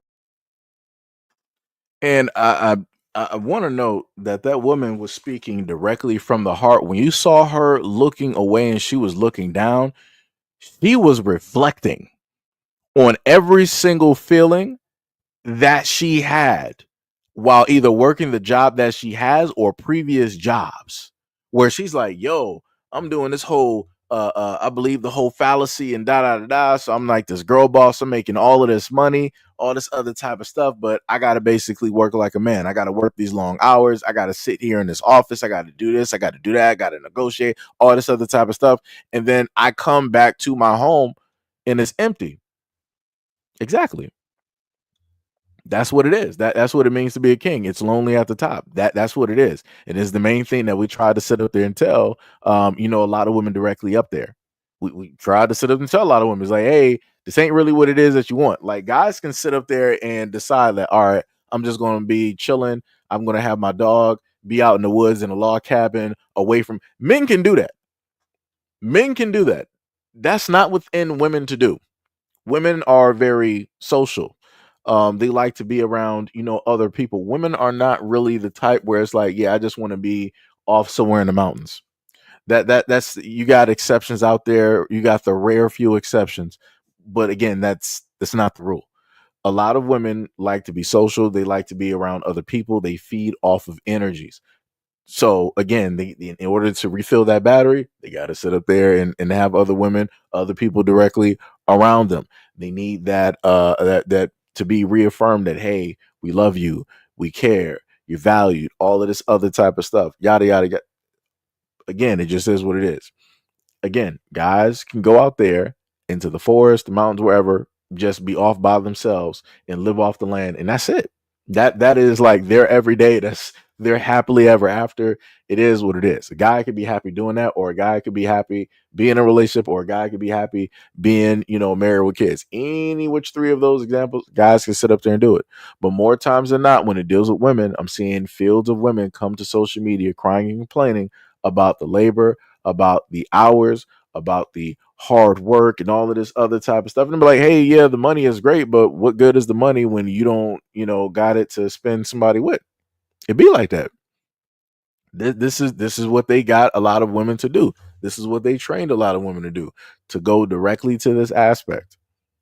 And then you saw, right, you got an older woman who is here, who is more than likely in corporate, working jobs, and she's trying to explain. Let me see if I can pull back real quick to the younger generation, to this girl here who is heavily into the feminist thing. She's like, oh, well, you're talking about the nuclear family and marriage and stuff and all this other type of stuff. It's a woman's decision. Like I said, she's going to learn the hard way. She's going to sit up there and learn the hard way again. It's very I guess it's a cool thing, early on for a lot of these young girls to have this belief that they think that they know, and they don't really have experience directly in the world or relationship wise. That's where she is. That's exactly where she is. She's looking up to basically think in her mind, what can she actually pull from to, in a sense, go against or to argue back with when it deals with that older woman. You don't have anything. You don't really have a history of anything to really give to substantiate an actual point, right? Because she doesn't have her own experiences. She has, probably maybe what she heard, what she read, what she might have seen in some movies to try to put together like a thesis on something and then try to, use that as some type of fact or truth. But like I said before, a lot of women were sold a sinking ship, and a lot of women boarded that sinking ship. Shout out to the Titanic. Shout out to the Titanic. It's crazy work. But like I said, a lot of women are going to figure it out. And the biggest reason I wanted to point this out is because if you have white women now figuring this out, that means that a lot of women of other ethnicities are going to figure this out way later, because you got a lot of other women that are directly just on the forefront. They're like, feminists, hear me roar. I'm strong. I can do this, this, and that. I don't need no man for nothing. All this other type of stuff. Hey, like I said, people need to pay attention to the source. If the source is sitting up there switching gears, that doesn't bode too well for everybody else, because everybody else is caught up at the beginning or the middle, while these people are like, well, we're at the end of this whole like train ride and we already see where this is going, so we're going to stop off here before the train goes directly off the cliff. It's crazy. But now let's continue. Hi, I'm Officer Ramos with the Clinton Township Police. My body camera's on. Reason why I'm out with you, ma'am, your car is parked over the curb. You mind stepping out of the vehicle? No. Okay. Anything to drink today? No. Okay. Not the problem. What's up? Yeah, I just parked here. Okay, I need you to step out because I smell alcohol coming from you. You're parked over the curb, and I need to make sure you're not drunk.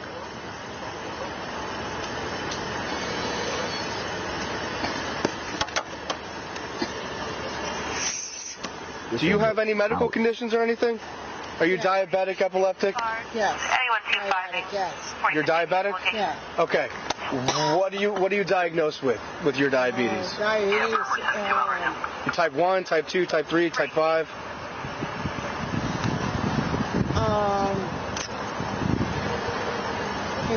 Type 1, I guess. Are you diagnosed with it? Yeah. Okay. How many times a day do you take your insulin? Once a day. Okay. How many cc's?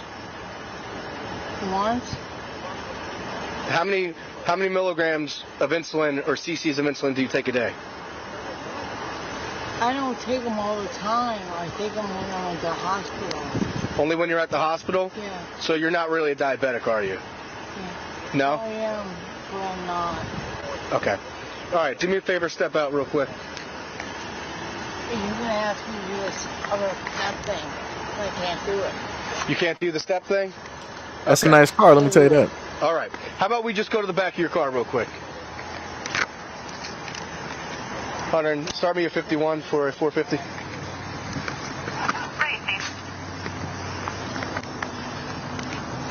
Okay. What am I doing wrong here? 4616. You want to see your car? 4616. Operator 67 in service. Responding to McDonald. 4616, Richie. Okay. What's your first name? Gamble. Gamble. How about you just lean up against your car because I see you're having trouble standing up. How many drinks have you had today? Actually none. I just was at the hospital yesterday. It's off my hand, but that's where I was. Okay. You take any medications or anything? Oh, they gave me medications there. Are you prescribed anything? Have you taken anything right now? Yeah, I can show you. You're on medication right now? Yeah. Do you know what the name of it is? Yeah. No, you don't got to grab. I'm just asking you. Like, what's it for? What's it to treat? One is, I can show you right now. It's all right. You don't have to. What I want you to do, I want you to follow the tip of my finger with your eyes and your eyes only without moving your head. Do you understand my instructions? Sure.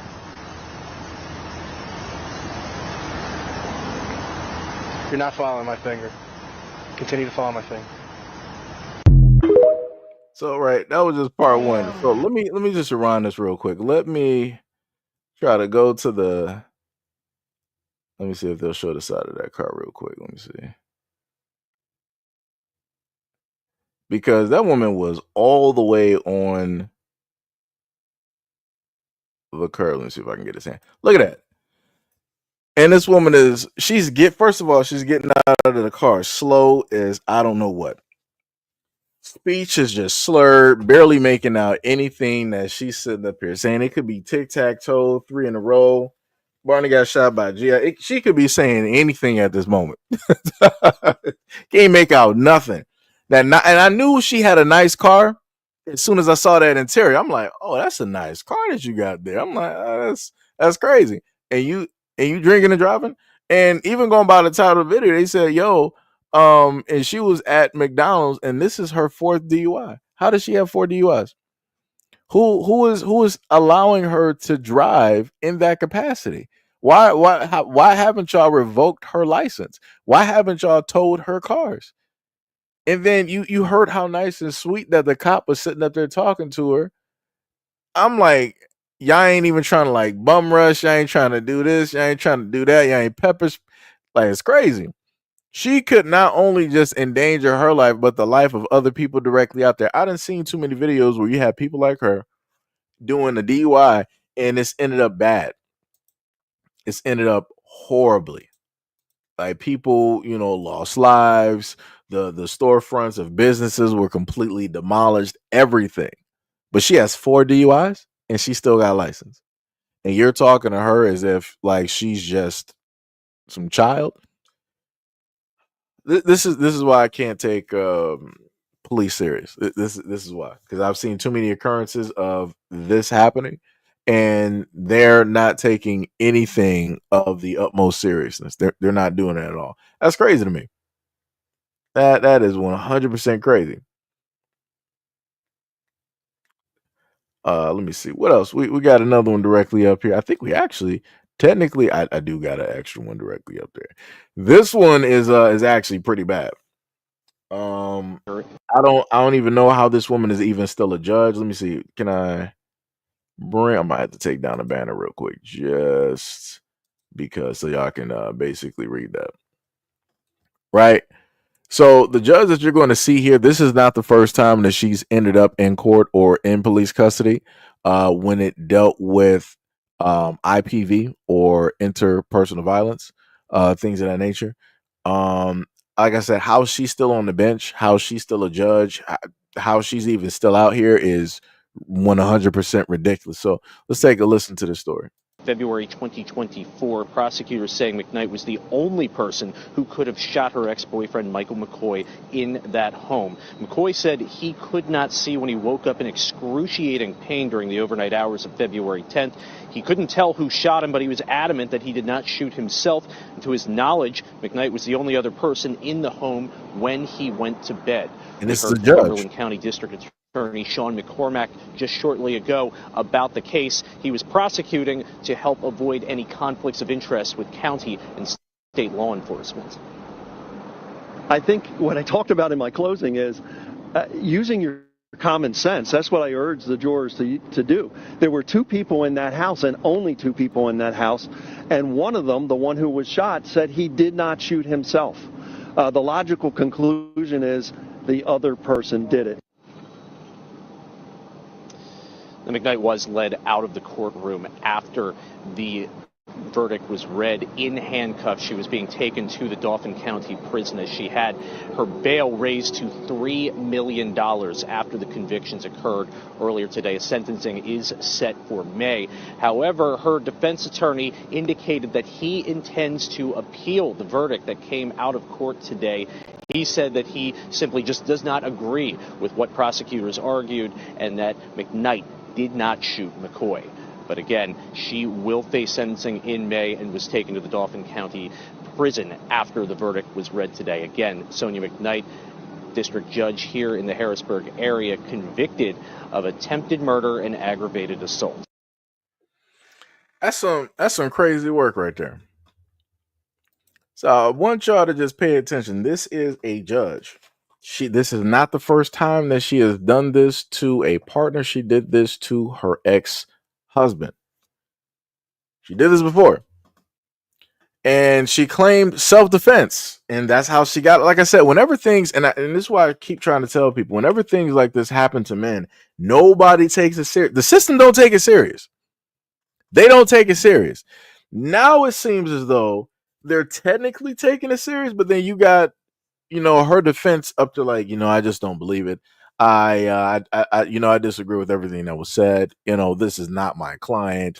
This is obviously a misrepresentation, dealing with inaccuracies, in the story. So, because of that, we're going to, work again directly on the case and with other, evidence as it comes, along with trying to get down the the ridiculous $3 million bill that the courts, for whatever reason decided to put on my client, who is not a danger to herself or anybody else because nothing's improving. Right. That's the type of stuff that they tend to say in court. Especially when it deals with situations just like this. This is crazy. This is a 1,000% crazy, but hey, it be like that. So, like I said, there's a lot of people out there that believe that only one demographic has to solely deal, with this type of madness and people just getting away with nine times out of 10. When women happen to do stuff and it deals with men, people are going to get away with a lot of stuff to be let scot free and do it all over again and still be able to claim self defense because people are going to look at women as being weaker, right? Not being on the exact same, playing field as men when it is a strength. But now we're going to look at another video, and this one, this one was basically kind of embarrassing. Jaw was kind of like directly on the floor because I'm like, why would you even act like this at a child's graduation? So the caption that they have for this video is that when they taken too long to call your son's name at a graduation. I'm just gonna be real. This was just like plain ignorance. As a child, I would have been embarrassed, massively embarrassed if my parent or family acted anything like this woman in this clip.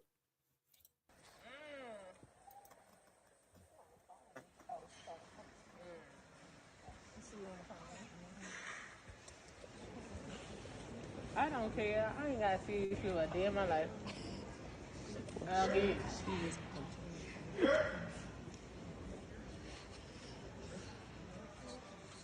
Yes, Mom. I ain't hear no name. Oh, all right, bad. Oh, all right. Yeah. I am.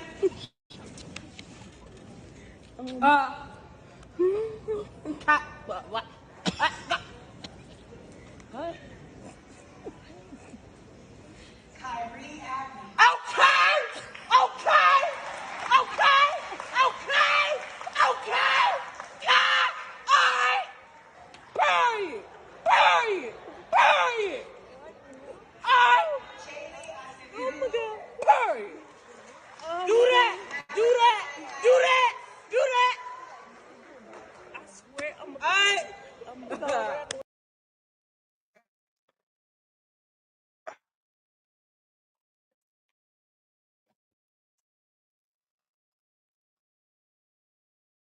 I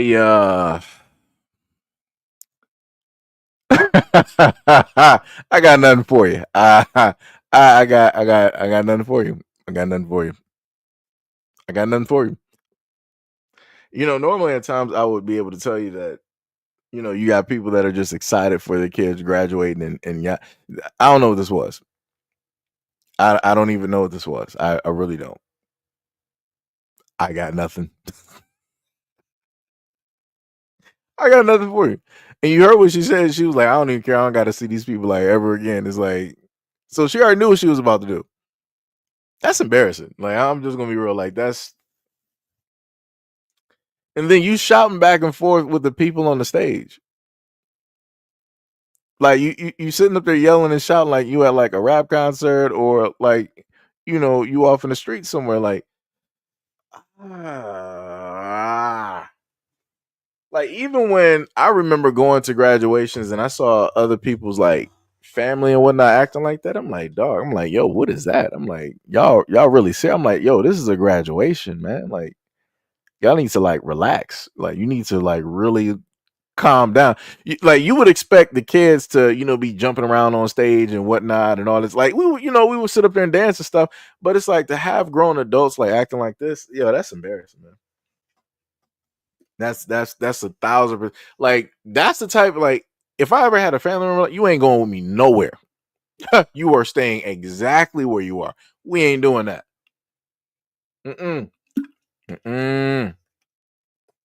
Nope. You would have thought that she just got directly out of prison. Because, like, nobody was even around her to even have a type of attitude or to even be aggressive. And she was just there. She was already at 100. I'm like, what are we doing? And then when the lady, I guess, was trying to either say or pronounce the name, you sitting up there making fun of that out loud as if you. There are so many things wrong. And then, like, the other family members that were like there or whatnot, or friends, associates, whatever, didn't make the situation any better. Didn't make it any better. Ah, man.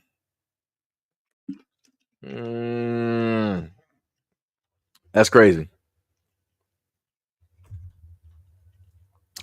Somebody says she loves her kid. I mean, you can love your kids, but act like you've been raised right. Like, act like you got some common sense. Like, that's like I've seen parents be excited, but then I've also seen parents get ignorant, and this is that ignorance. Like, you shouldn't be trying to have a back and forth with somebody on stage. You don't even know the teacher or whoever's on stage, and you going back and forth like you at a restaurant at McDonald's or something. You about to try to like fight somebody over a 5-piece nugget. Like, what are we doing? What are we doing? Like, out of all the graduations that I had, I ain't have, and I got female family members. I ain't had no female family members acting like that. Wasn't nobody doing that. Like, that is straight. Like, I'm gonna sit up and tell you that's straight hood work right there. That's what that is. What you were able. That's straight hood work right there. Like, that's just, brother. Jesus Christ. Tippy said, notice the black girl in front with her mask on shook her head. Yeah. Because I'm like, that it looks crazy. Because he's like the same thing. Like, why is you acting like that? Like, there's been times even my mom had to turn around on some people like, yo, are you serious? Like, it's like, what are you doing? Like, like, hey, I guess, people got it. People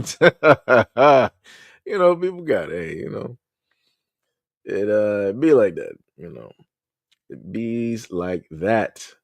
I do have I'm trying to see. Let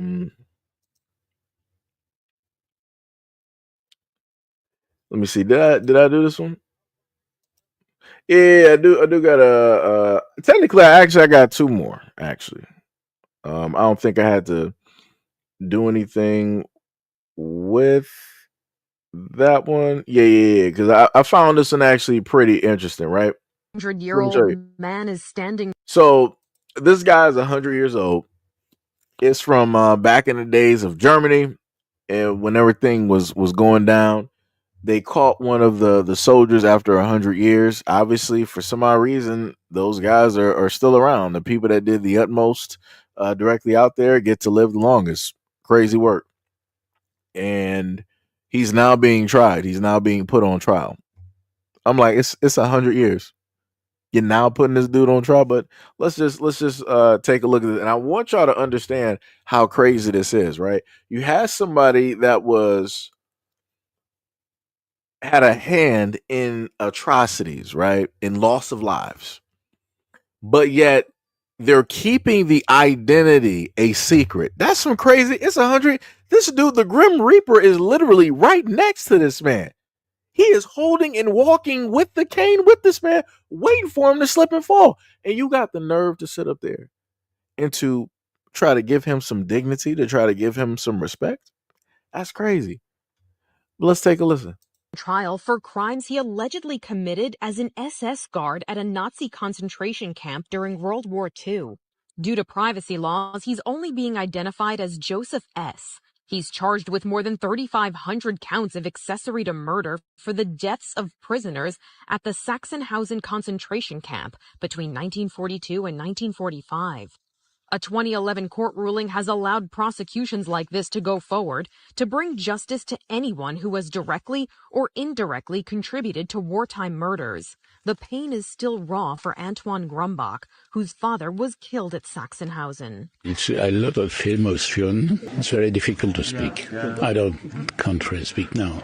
I'm very touched. So, how long have you been waiting for this moment? 8 years.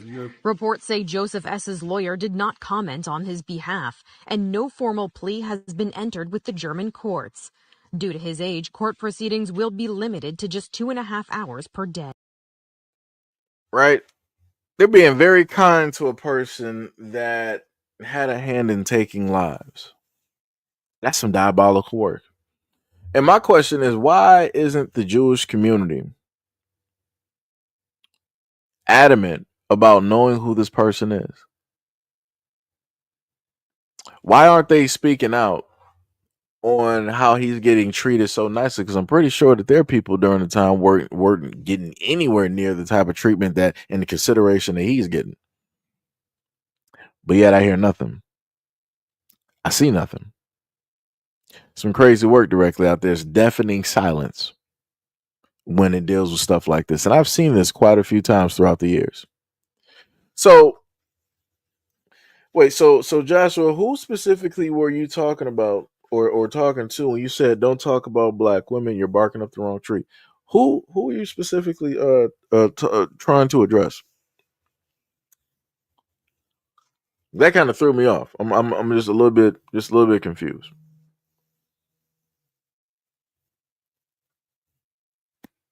Let me just highlight that real quick. Who specifically right here were you addressing? Were you addressing me or were you addressing somebody else?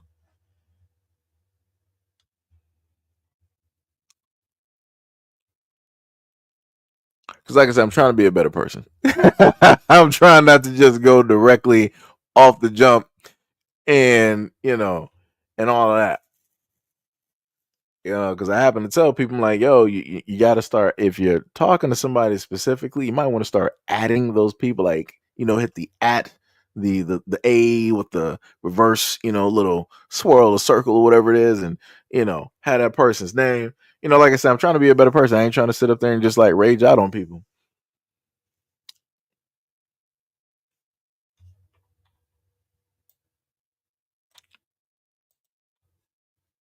Bro, what are you talking about? We're not going on no date. You talking about drop the address? This ain't no date. This ain't Grindr. What type of time are you even on at this moment in time? Like what? Like, this is the funniest thing about this. When a lot of people try to sit up there and be on some whole other type of time. So let me just highlight this real quick, right? So remember how I told y'all before that if I start talking about the black community, I used to get comments from like the toughest guys directly out here. And they would tell me on the internet that they would, I sit up there, so I bet you won't say this to my face. I bet you won't do this and do that. I'm like, bro, what are you even talking about? I'm trying to figure out. So anybody let me know real quick, right? At any point in time during a live stream, where was I talking about fighting? Anybody? Somebody let me know real quick. Somebody let me know. Somebody let me know. Let me know at any point in time during this live stream where I was quote unquote acting tough or like some hardened type of guy directly from the streets. Let me know that. Because like I said, I'm a pretty honest guy. I can sit up there and tell people I'm not no street guy. I'm gonna be out here trying to mean mug people looking down the street, ready to pick a fight. Shout out to Liam Nielsen. Any black guy will do. That's not what I do. You talk about just say that you're scared. What do I have to say that I'm scared for when I'm not trying to fight nobody? Like, that don't even make any type of sense. You're the only one here that's literally talking about us. We can sit up there and like settle what?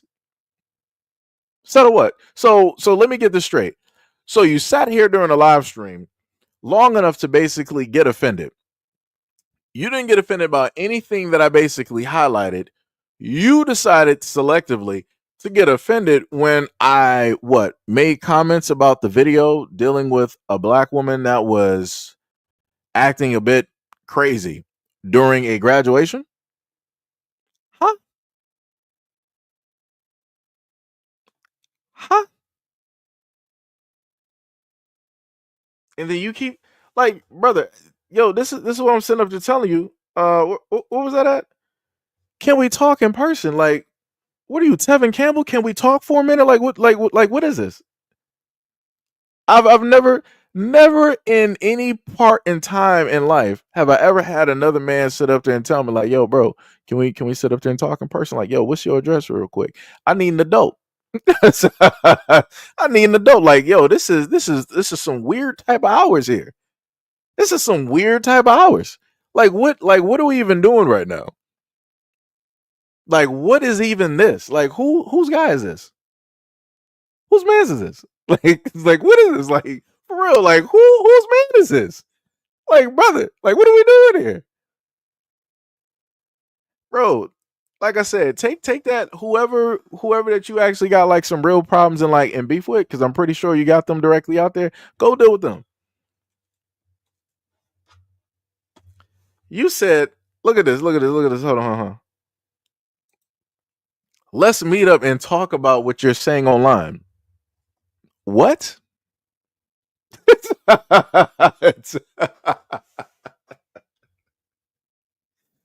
Oh, this is more funny than any of the races that I've actually gotten at this moment in time. This is hilarious.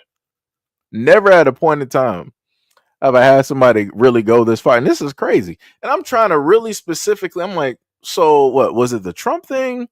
Was it highlighting the white women in the dating market and the decline and how difficult it is for men and all this other type of stuff? Was it the nuclear family? Was it the immigration?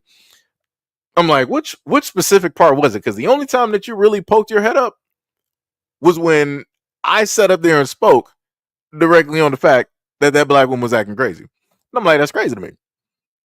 But like I said, it's not really too crazy, because if I happen at any point in time to talk about the black community, this is what happens. This is what happens.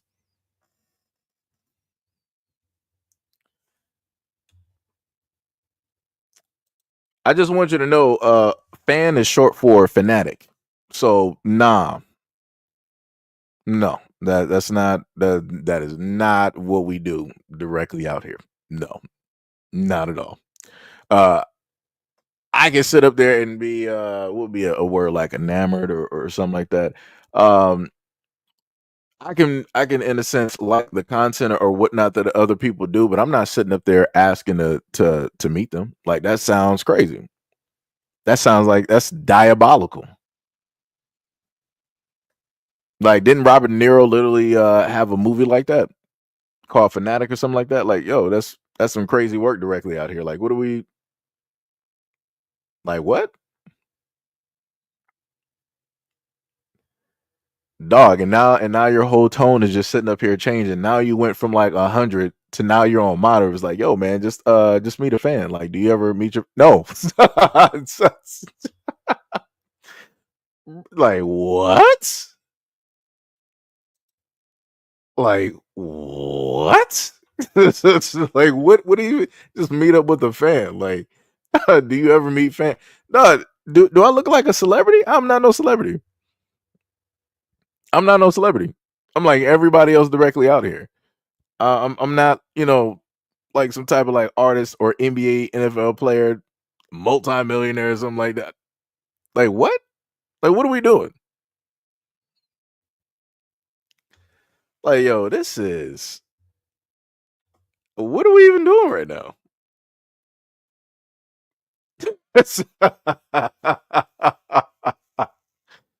Oh man, that man 7 says sounds like he's trying to pull a P Diddy. Nah. You said I took what out of context? What did I take out of context? And what can you not clear up during a live stream here? Because we're obviously all here. What can you not clear up here in the comment section that you would need to actually talk to me about. Like, that don't even make no sense. That literally makes no sense. Like, what are we even doing right now? Like, that's some crazy work. I ain't never heard this in my life. This is a new one for me. That is crazy. Yeah. Tippy was like, get on stream. Nah, we ain't even doing that, Tippy. Nope. Because like I said, now if it deals with like the moderators, that's a little bit different. Because I've known y'all, directly over the years and everything like that. And some of y'all been on live streams, completely different. Somebody that I don't know, there is a great chance that person can just decide to do something random. They can just put on their camera and just do something random just because they want to sit up there and do that, or they just want to start, yelling out all types of like slurs and all this other. Don't nobody got time for that. Mm-mm.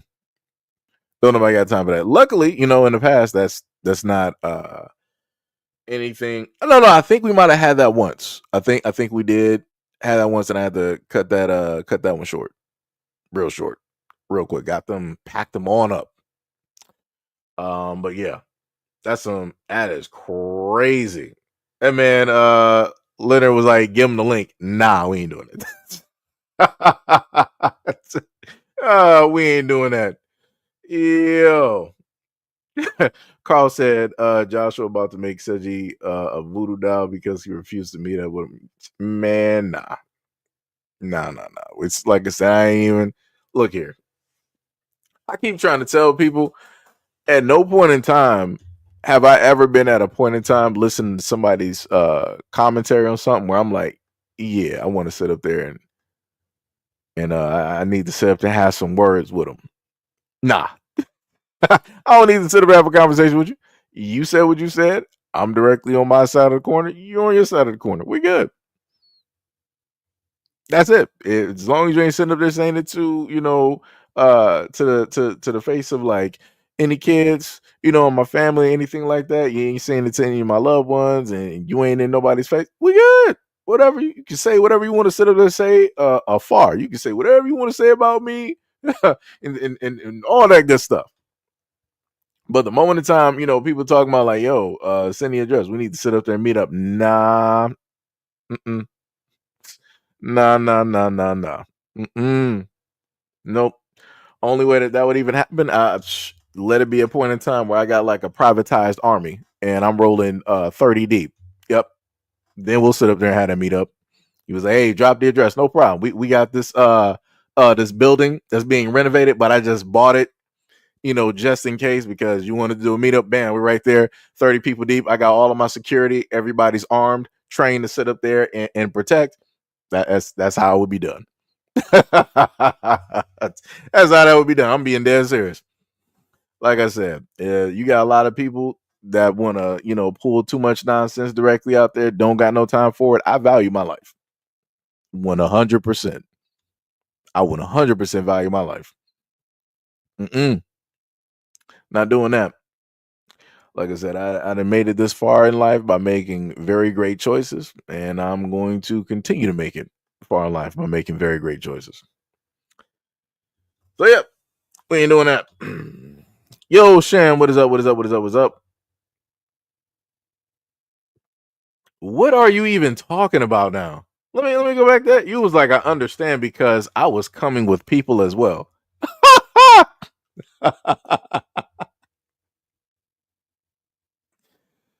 Everybody, this is the clear case example of we know where one person is and we know where another person is not, right? I clearly just gave a hypothetical. And this dude was like, yeah, because if we would have met up, I would have been sitting up there bringing my whole squad. Like I said, that just proved my point. And this is why I've made it this far in life. Very smart decisions. Very smart decision.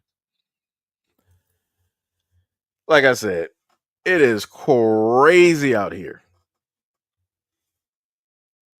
That is 100% crazy. Like, yo, this is, I kid you not. Like, I never understood. This is just what I want to make very clear, right?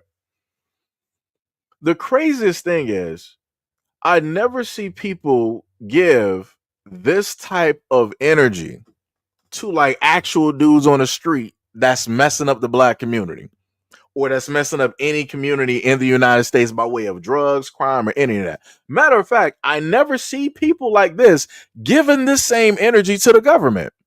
And I'm like, why is that? I'm like, you got a whole bunch of corruption, a whole thing that needs a whole bunch of fixing, right? And you say that you got people that can be fixing. I don't be seeing that same energy. I'm like, that's crazy to me. You got the police out here, corrupt as all could be. I don't be seeing this. I don't be seeing the same energy. That's some crazy work. Nah. So you talking about you was really trying to press for an address, saying that we really need to have dialogue. We really need to have a conversation. And then you wanted to say that I misinterpreted what you said. And then after I gave a hypothetical on how I would do it, you were like, oh yeah, that's cool too, because I was coming with people. What? I literally gave a hypothetical, right? Because again, I ain't rich. So it's a hypothetical. That's somewhere in the eon, somewhere in another multiverse. You're talking about real life, like, yeah, I'm about to be sitting up there like several deep and da. Huh? And then you like, I was just trying to talk positive. Where? Am I not paying attention? Have I not been seeing the same conversation that everybody else has been able to see? Positive where? You originally, hold on. Let me go back up. Let me see. Where were we at?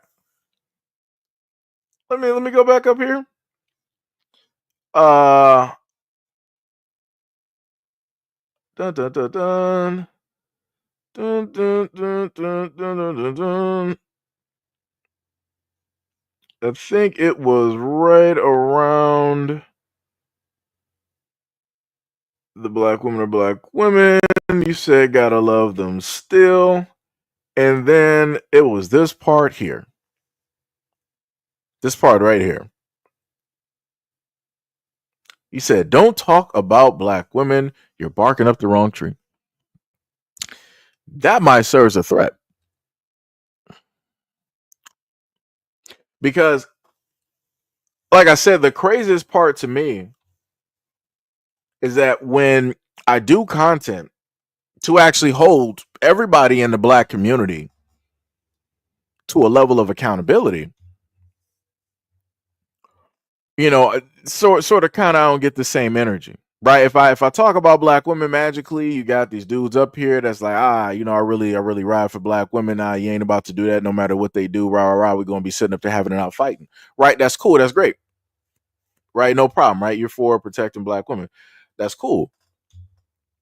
The problem is, I never see that same energy when I'm talking about black men in the community that are going after the kids, and I got tons of stories. I got tons of stories talking about the fathers, the uncles, the brothers. I never see people like you pulling up to the scene talking about, oh, you want to rah, and you trying to sit up there and see those people. And I ain't trying to do that. But when I talk about the brothers that's out here literally taking the lives of black women and children, I never see y'all rah, yeah, where the addy of that person. I need to come see them. Da. I'm about to be, 20. It was several. Nah. I never see it. When I sit up there and point out problems that actually need hands to fix those problems, I never see this energy. Joshua, I never see that energy. I never see that energy. And that's crazy to me. I've pointed out the fact that you got young black men out here, young black boys, that are breaking into homes. They're going after the elder women, the mothers, the sisters, the daughters directly out here. And I never get this same energy there. Joshua, why is that? I never get this whole energy of, I need to sit up there and pull up. I need to sit. I never get that type of energy when it deals with a problem that black men need to be out here fixing and need to situate themselves and have parameters on keeping the women and the children in the community safe from black men. I never get the same energy. Why is that?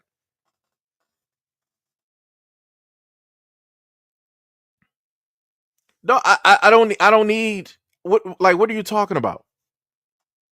I was trying to link up so you can explain this to me in part for what?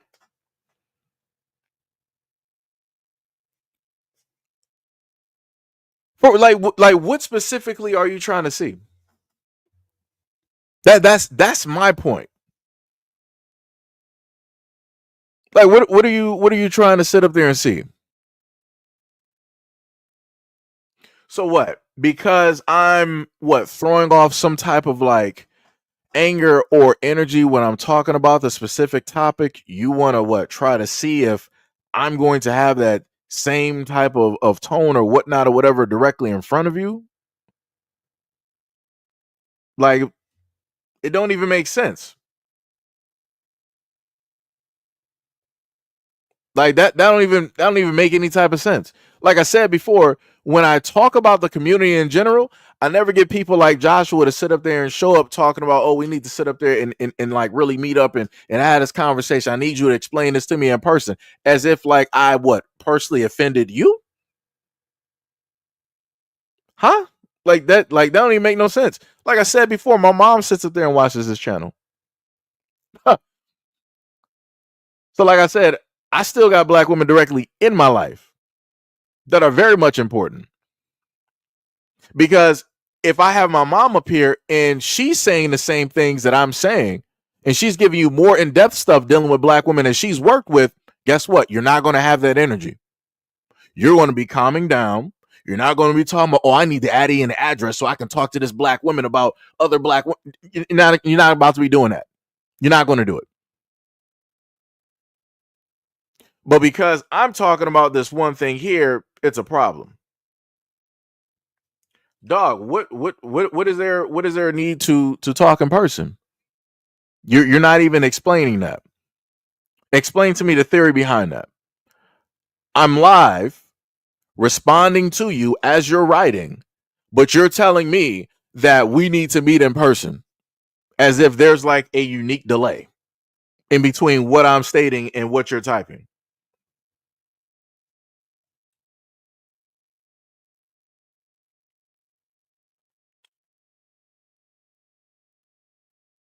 That doesn't even make any sense. I literally just gave you the example and told you that if I had my mom up here basically explaining about black women and different things that she's seen, that you wouldn't have that same energy, like I said. But if I'm sitting up there going off of videos or comments that I've received or even stuff that I've gotten in live streams, magically it's a problem. That's some crazy work. That is 100% some diabolical work. And this goes to also show on both sides. So all to all of the black people here, I've stated before how we've had instances of people that would bodyguard certain types of bad behavior in the black community. I've highlighted the fact that the reason that we have negative behaviors are because we have enablers that are there, right? That shelter and hide. When you have a lot of black men that are criminal minded, you don't really got a lot of black men that are able to shelter and hide these guys. Those black men are hiding behind or with the black women in the community or their families. When it deals with black women who are showing negative behaviors, they're both getting sheltered by the black women in the community and also black men directly out there as well. Me being directly in the middle and seeing this directly from both sides, I'm just trying to point out everything that is here. But as a black person that wants to sit up there and point that out, this is what you get. And people wonder why it is that you don't have a lot of content creators that want to actually do like a person to person, like a group type of like meet. It's because of stuff like this. Because trust me, I done seen videos where genuine nice people just wanted to go out there and just like meet people that support them and everything like that. Inevitably, they lose their lives. All because somebody was either did not like them, they thought a whole different way, directly about that person versus what the reality of the situation was, or a variety of other reasons. It's crazy work. Brandon V. World said, what did I miss? So basically, we got a person by the name of Joshua directly in here that wanted to state that they were really trying to, look for the Addy, really trying to get the address, because I talked about this video here where it dealt with this black woman who was yelling and hollering, and she was going back and forth with the women on the stage. And I had my opinion directly about that. Again, I didn't even really say nothing out the way. And then you had Joshua coming up to fully defend black women and basically state that he needs to have a face-to-face conversation with me in order to really hash out the situation, in order to really talk about the situation. And I'm like, that's a little bit weird. Right now, this is the thing, right? Joshua, if you're saying that this is your family member, then it would make sense. It would make sense why you would actually be offended. It would make 100% sense why you would actually be offended. But looking directly at the comment section, you didn't say anything like that. You didn't say that this was your family member. So I can only go off of the fact that you just want to, quote unquote, protect, black women or the image of black women, and nothing should ever be said negatively or bad, no matter what context is given. Which is crazy. That's 1,000% crazy. Like, I don't even understand it. Because in Outlaw, like I said before, you done been here. We didn't have conversations about the black community, right? You done talked about like fatherhood and everything like that. Got videos directly on that. Joshua would never show up on videos like that. When it's detailing things that black men should be doing, what black men should be protecting, how black men should be moving and everything like that, Joshua would not be showing up to anything like that. There would be no type of comments. There would be no type of, oh, drop the Addy. I need to sit up there and see you. We really need to have this conversation out and all this. Brother. And Outlaw, let me tell you, I literally gave an example of like, if I was rich and then he wanted to sit up there and meet up, no problem. I have like my little privatized, little army, 30 deep. Everybody got like weapons directly on them because we're not about to sit up there and play this foolishness because people are random out here. I don't know what anybody's up to. I don't know what anybody's trying to sit up there and do. Right. And again, I'm dealing with a story, right? It's a what if I was rich, which I'm not. He was like, oh, that's cool because I was already going to pull up with people anyway. Huh? Brother, what? Crazy work. Dog, did you not just hear what I said? See, you're just proving my point like I said before.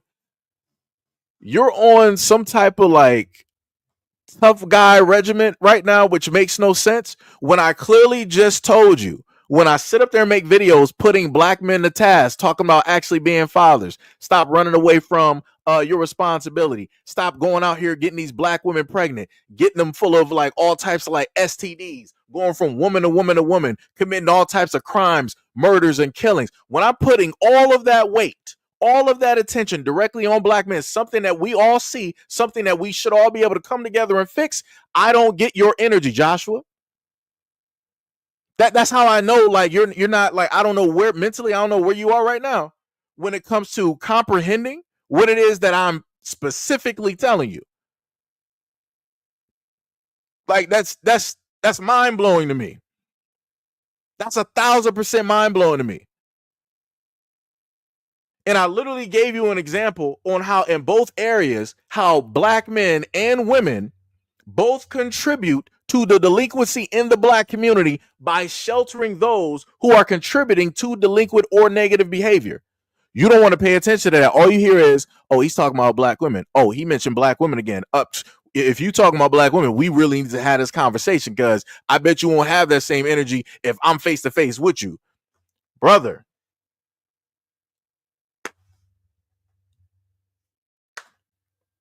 So for the black people out here, for the black people out here, this is exactly why. It's reasons like this why situations in the black community will not get fixed. This is exactly why. Because I promise you, because the funniest thing is when I was using the example of the white women up there when it dealt with like the dating and feminism and all that, nothing to say. There was no type of like this animosity, this type of rah, rah, rah. It was none of that directly there. The moment in time I sat up there and showed. Matter of fact, hold on, let me actually roll back. I actually showed off 2 stories. I'm sorry. I have to recorrect myself. I actually showed off 2 stories. Sitting up there dealing with this. And magically, no matter what story I showed off, nah. It don't matter what black women do. We got to sit up there and protect them. This, that, and the third. This is crazy work. This is crazy work. This like it's stuff like this. This is why you don't even have a lot of people even in this arena dealing with the black community, politics, and all of this stuff. Don't nobody got no time for this, dog. And it's like it'd have been like completely different if I was like some type of dude trying to have like some bravado online, trying to like really act up. Like, yeah, I can sit up there and fight any and everybody. I'm Hercules. I'm super. Bro, I've never even had that attitude. But yet the craziest part is, no matter how I've moved in life, and note, this is a quiet dude. Yu-Gi-Oh cards, all of that shit, right? Never been no streets, never nothing. There was always people like Joshua pulling up to the scene, wanting to prove how tough they are. Somebody got to explain that to me. Somebody has to like, there has to be like some books directly. Somebody got to write. Somebody got to write something directly on this, because that is wild to me. That's wild to me. I'm like, when you actually got challengers out there, when you actually got champions that you need to see, it's like, y'all don't even look at those dudes. Y'all want to sit up there and look at the people that's not trying to get attention about nothing, that's trying to stay away from everything. Y'all want to go directly to those people. Y'all want to have some type of issues with them. Crazy work. That's some crazy work. That is some 100% crazy work. Like, what are you even, dog? See, this is how I know that you're not, like, I don't even, like I said, I don't even know where you are right now. This is why I would never even do like a meetup, because like everything that you're writing don't even make sense. You're saying that you love black women. Do you not realize that the greater majority of my moderators here are black women? Like, what type of time are you even on right now? Like, that's how crazy this is. And this is why I try to tell a lot of people, right? I will, a lot of the times that I happen to talk about the black community, I will usually get somebody to pull up to the scene to try to frame it as though that, yo, said you don't care about black women. Case in point, this. He was like, I'm here because, I love black women. And I heard you sitting up there speaking this, that, and the third. So I need to actually sit up there and come see you real quick. And then what was the classic one that he threw up there? He was like, yo, your mother's black. Did I not just sit up there and say that? Did I, correct me if I'm wrong, anybody, because some of y'all been here for a very long time. Did I not just sit up there and say that my mom watches this platform? I could have sworn that I literally just said that. Like, what are we doing?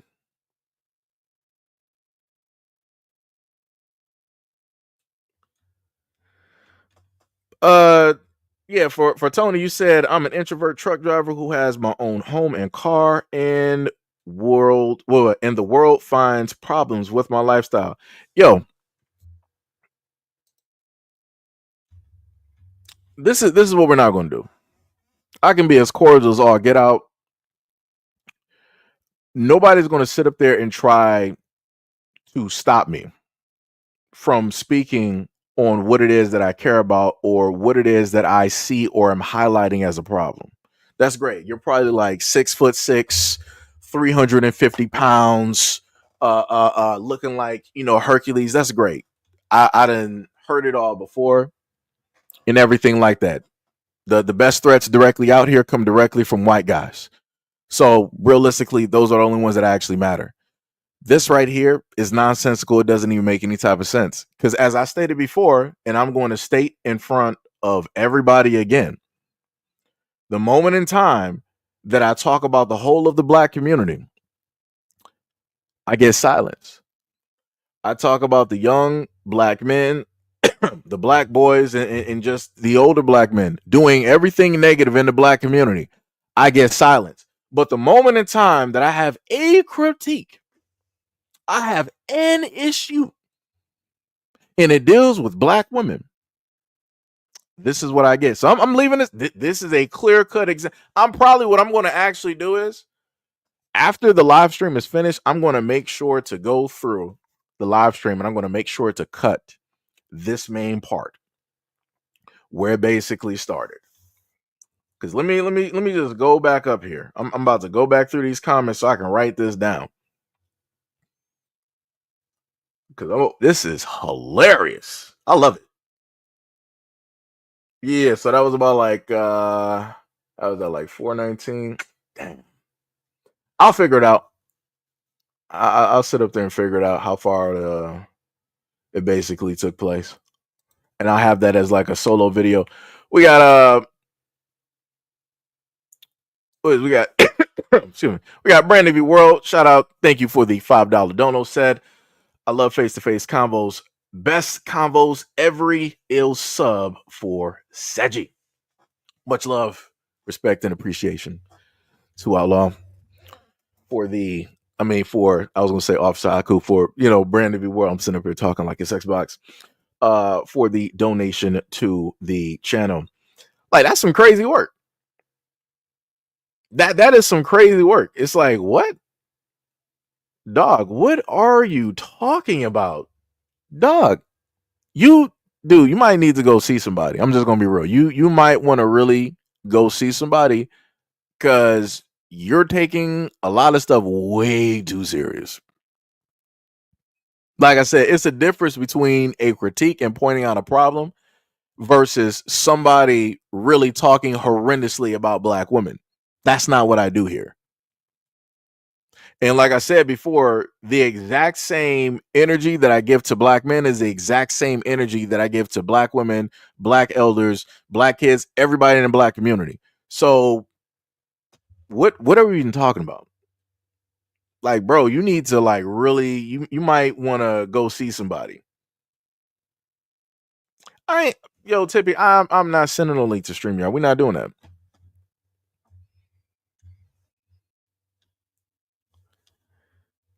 Bro, Jesus Christ. Somebody in the comment section, because let me sit up there. Let me just highlight this. You said a black woman can't enjoy her graduation, her child's graduation. No, nobody said that. There's literally parameters. There's literally parameters. When you have somebody, like, you didn't even pay attention to the video. You literally have the mother or the family member, whoever it is, the black woman in the video, having a back and forth with the person who is another black woman on the stage. That makes no sense. You don't see other parents doing that. That's not in the frame of enjoying or celebrating a graduate. That's not what that is. There were other parents and other family members there. Nobody was doing that. Like, what are we even talking about right now? And then that's the crazy part. Like, I literally have black women in the comment section who are part of the channel who are literally saying like, yo, Seji didn't even say nothing wrong, and you're overlooking all of their comments just to keep talking.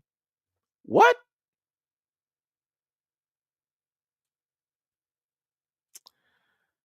Whatever. You just gonna be sitting up there talking to yourself, because that's exactly what we're about to sit up there and do. That's what we're about to sit up there and do. That's some crazy work. I literally got black female moderators in the comment section, literally talking. Silence. Straight ignoring, skipping directly over. Crazy work. Crazy work. So like I said, so this further goes to prove that if black women do happen to speak and to, in a sense, say something positive when it deals with a black man, it's ignored. Let this live stream basically show it is ignored. If people only want to see something or a thing negative about a black man, that's all they're going to aim for. That's all they're going to focus on. That's some crazy. I ain't never seen this before. It's crazy to sit up there and say you quote unquote love black women, but black women are literally talking to you and you're ignoring them. How does that work? Like I don't even understand that.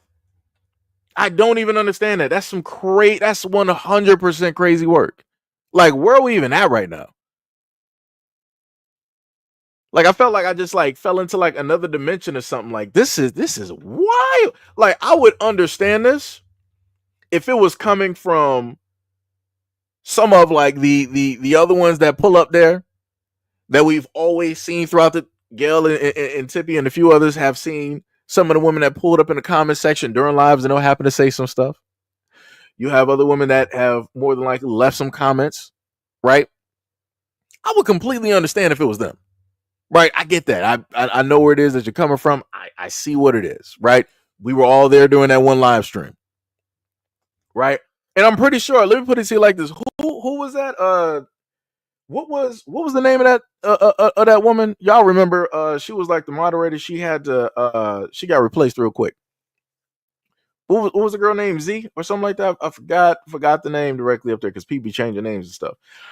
But if y'all were here during that live stream for like at least that good hour that took place, when she was here and her comments are going all over the place, I promise you, somebody like him would have pulled up to the scene and would have been 100% defending her no matter what she said. And I'm like, that's problematic.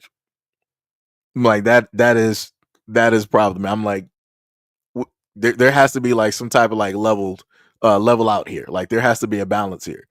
And I'm just clearly looking at a imbalance. That is crazy. That is crazy.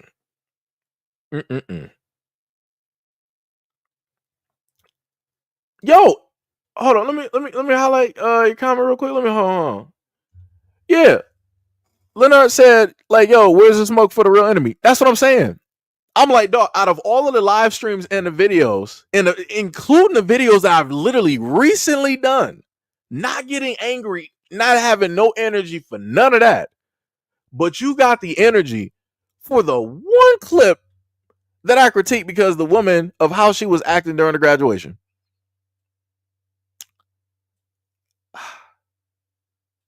It's a lost cause.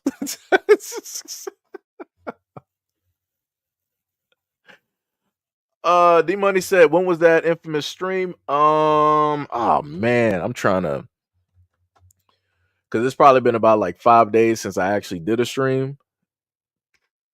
Jeez, I forgot. I would have to try to look back to find it for you. Just to be honest.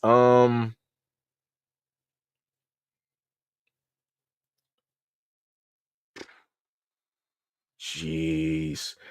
It because what I got Xbox Gaming and Chill. It wasn't that one. What is it? Was it potentially April 6th? You know what? Maybe it might have been. It maybe just maybe it might have been April 6th. It might have been either the live stream I got titled that social media has cooked a lot of people, or it might be the one where America is cooked. It's either one of those two. It has to be. It has to be either one of those two, or maybe it might be the distractions are ramping. You know what? What I'll sit up there and do is I will I'll take out my time during one of these days and I'll go through the live streams and I will clip that part directly out and I'll put it, up there. That's what I'll do. I'll do it like that.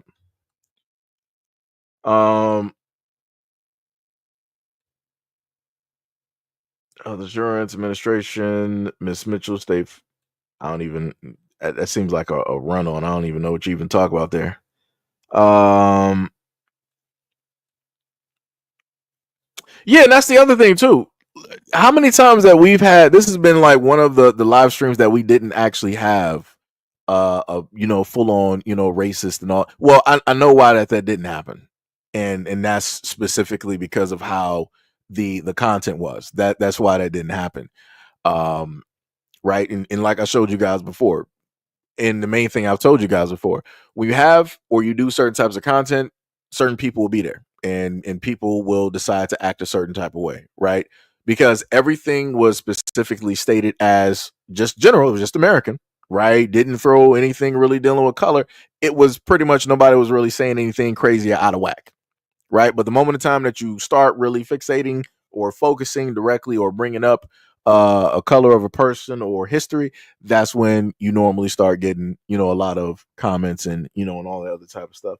But as stated before, somebody like Joshua never shows up when, the racist trolls, pull up to the scene. Don't got nothing to say. Ain't pulling up nothing. And those racist trolls be sitting up there saying all types of stuff about black women. Somebody like Joshua, nowhere to be seen. And I'm like, that's crazy work. So I'm like, so me and my mods are doing, stuff to get them directly out of the comment section to clear all of that up. And then I'm also responding to it while it's happening during a live stream.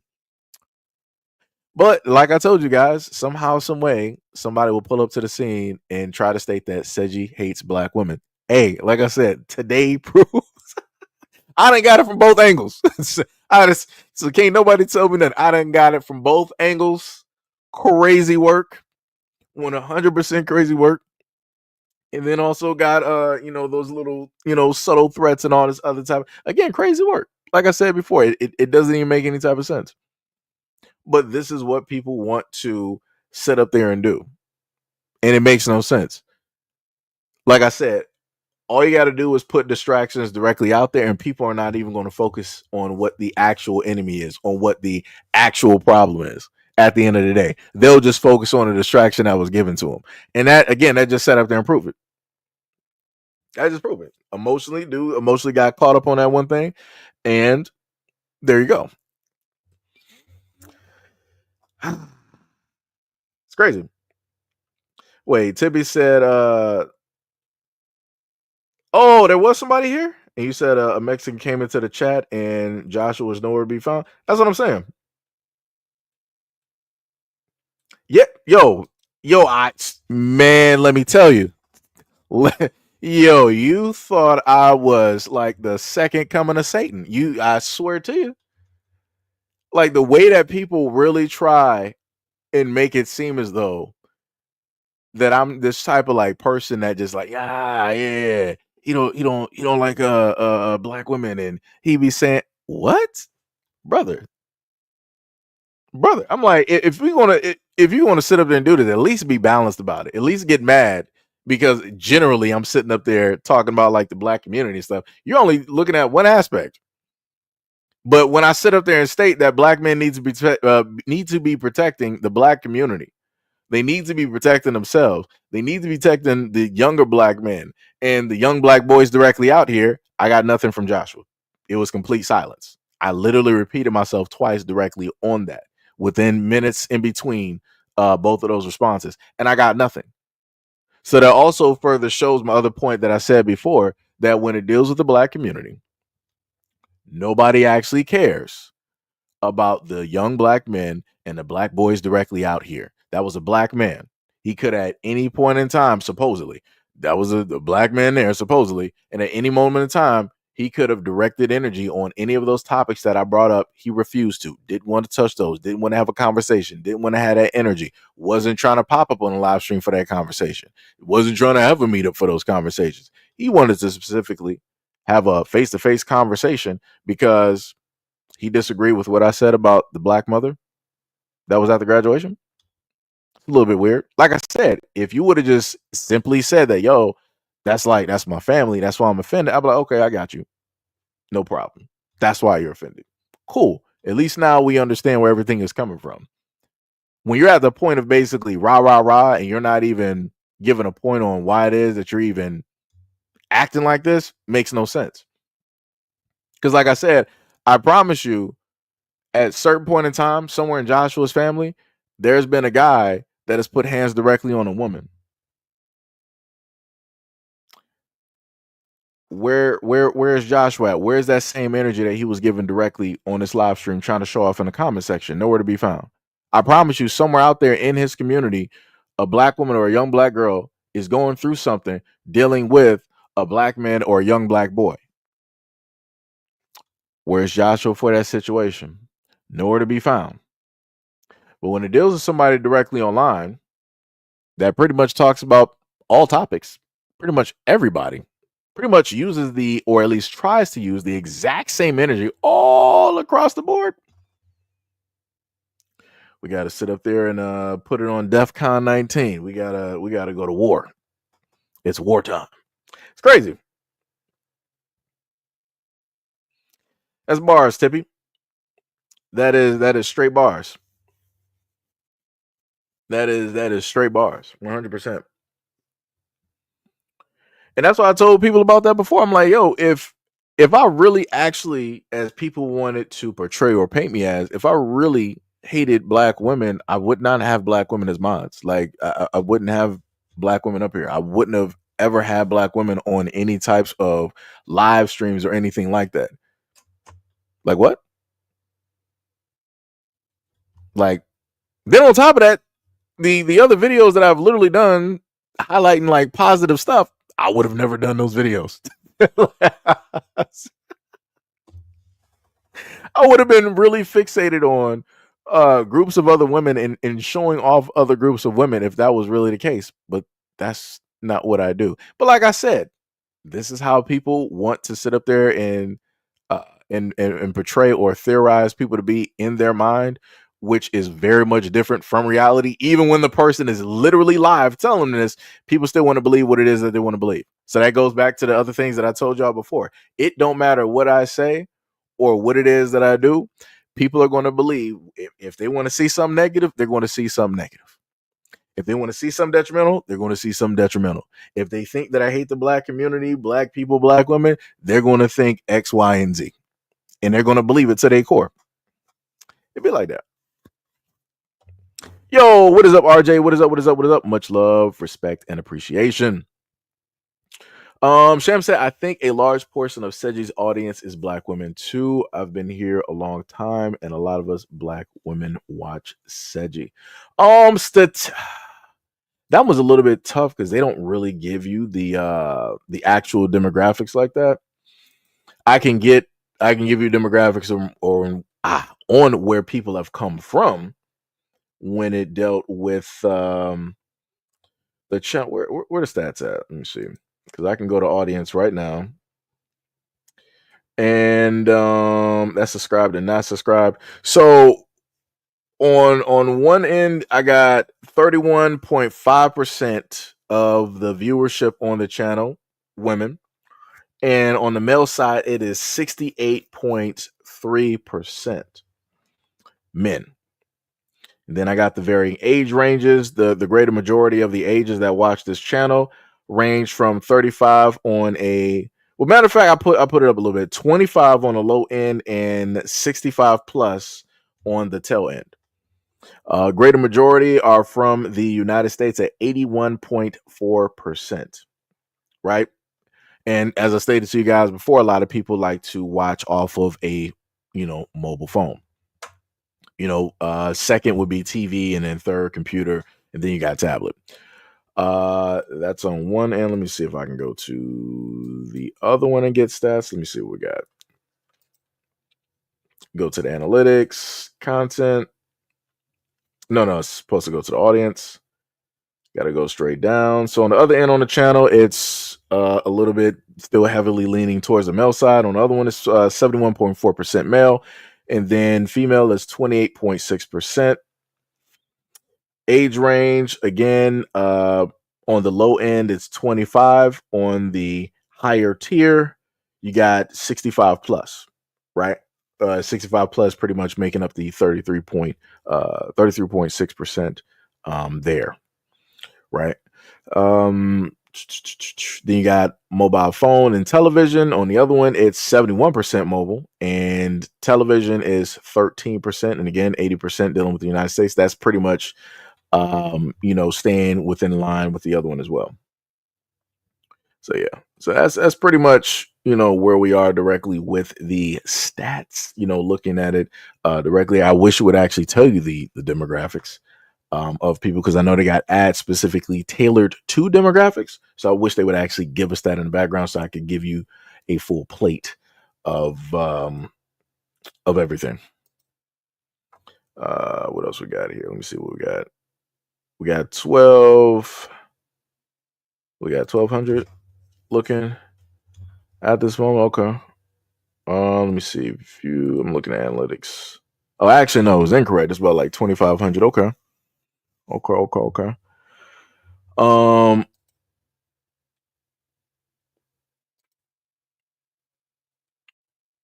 Let me see. What was the other one there? Let me see. What was the last one there? Nope. Trying to.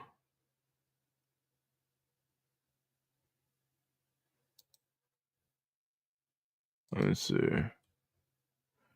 Okay, so that was on the other one there. So let me see. Let me swipe back over. My bad. I can't clearly see the comments right now. I'm sitting up here, looking at stuff and back and forth in the background real quick, trying to see some stuff. Because I would love to actually. I would just rewind it from the tail. I would have to wait though. Dang, it's probably going to take a minute, because it's going to take a minute to actually upload, and then it'll be completely fine. Let me see. Nope, that's not what I'm looking for there. Let me go here. See, also, much love, respect, and appreciation. A shout out to anybody that is here. We actually got currently 67 people on the first. On the second coming. So much love to y'all. Actually, this is why I be telling y'all about like the stats, and they don't really tell the actual number. So when I look at the tail end, it says that real quick within a flash, we had about a good 15K that wrote directly through there. So that's why I was telling y'all earlier, I couldn't really roll through all the comments because we actually got a lot of people here. Because I'm sitting up there seeing like names and stuff I've never seen before. I'm like, yeah, I'm not even gonna make it. Like the comment section on my end was moving. So I'm like, yeah, I ain't gonna be able to catch up to that. So again, my apologies to anybody that did actually leave comments that were looking for responses. My apologies. It would have took me a lifetime to probably go back through there and literally read every comment bit by bit. And this is when my mods and everybody else start making fun of me. It's like, yo, is this dude delayed? Like, why is he reading the comments like so slow? I'm like, hey, I'll be trying to catch up. I'm trying to give out a little bit of appreciation because people came through and left a comment, but can't read everything. Can't read everything. Let me see. The craziest part is, because I'm sitting up here looking, and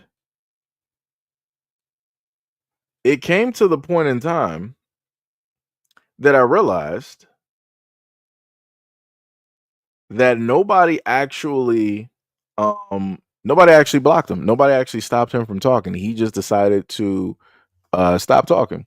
And that's actually a shocker, because I thought one of y'all probably sat up there and got him, because I'm sitting up there giving responses. I'm like, I ain't seen a dude, try to say anything or whatnot, whatever. I'm like, all right, they must have put him in a Bermuda Triangle. And I sat up there and looked. I'm like, nah, they actually let him be. And I'm like, it's a little bit weird.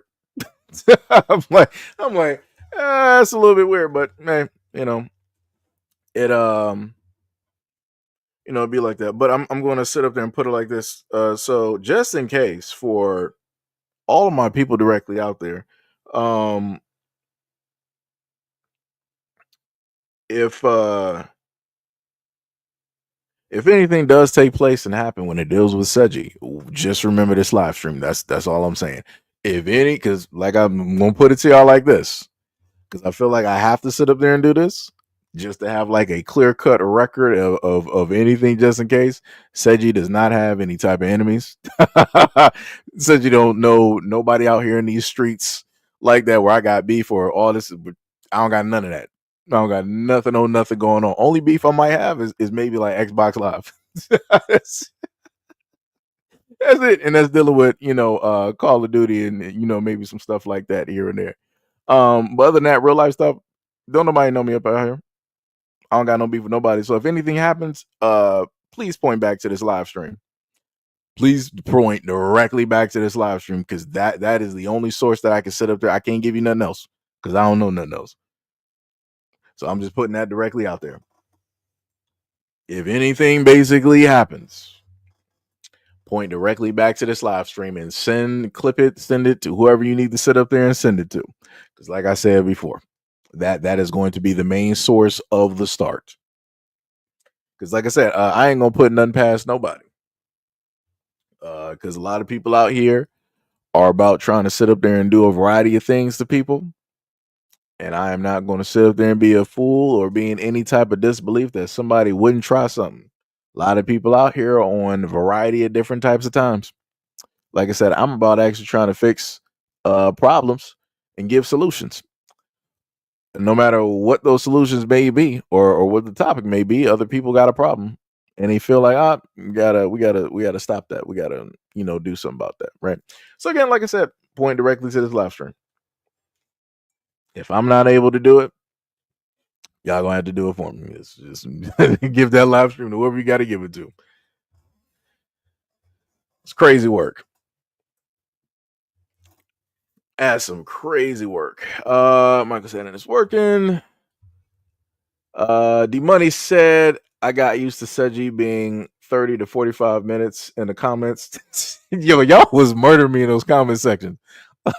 Yo, y'all was killing me out there. Let me tell you. Oh my goodness. Let me tell you.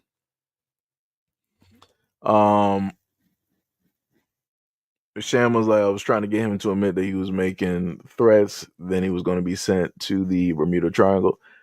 I mean, technically, I'm glad that you didn't, because the comments are directly up there, and I mean, I've highlighted some of them on the live stream anyway. So, like I said, I got somewhere to start, just in case anything happens. I'm looking directly at this live stream. That is what I'm going to do. Michael said, all but China have contacted the White House. Yeah, that's because China said that they don't need the United States. China's going to do what China wants to sit up there and do. They're at a position where they can do it. They don't have to lean on the United States or ask the United States for anything. They can just go out there and do it and formulate relationships and businesses with other people. Matter of fact, isn't China a part of BRICS? Let me see that. Let me go on real quick. Let me see them real quick. Last time I checked, China is a part of BRICS. Let me see.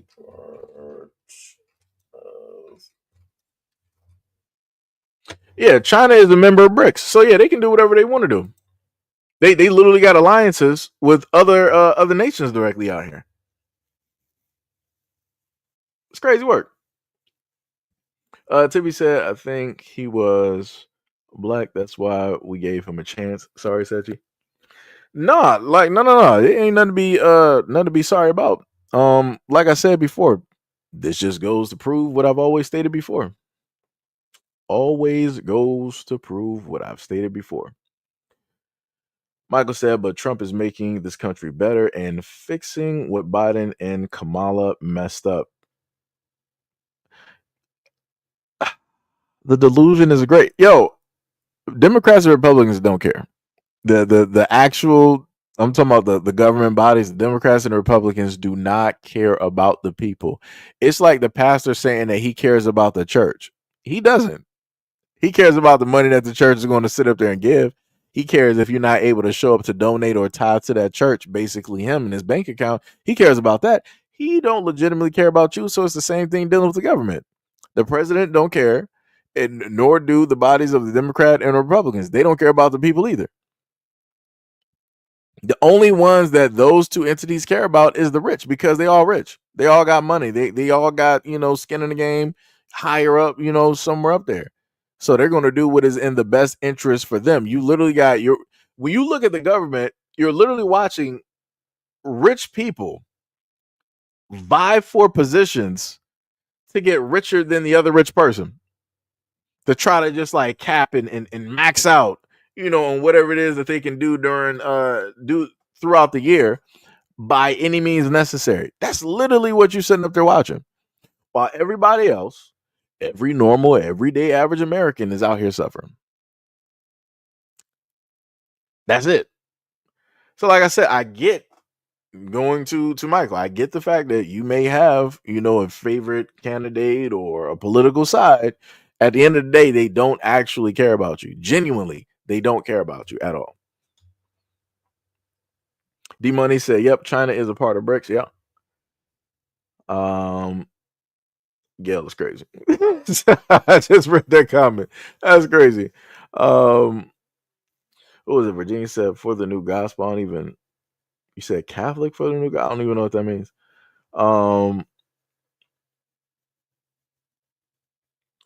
Wait, Sham said your mom tried to get you to eat chocolate covered grasshoppers.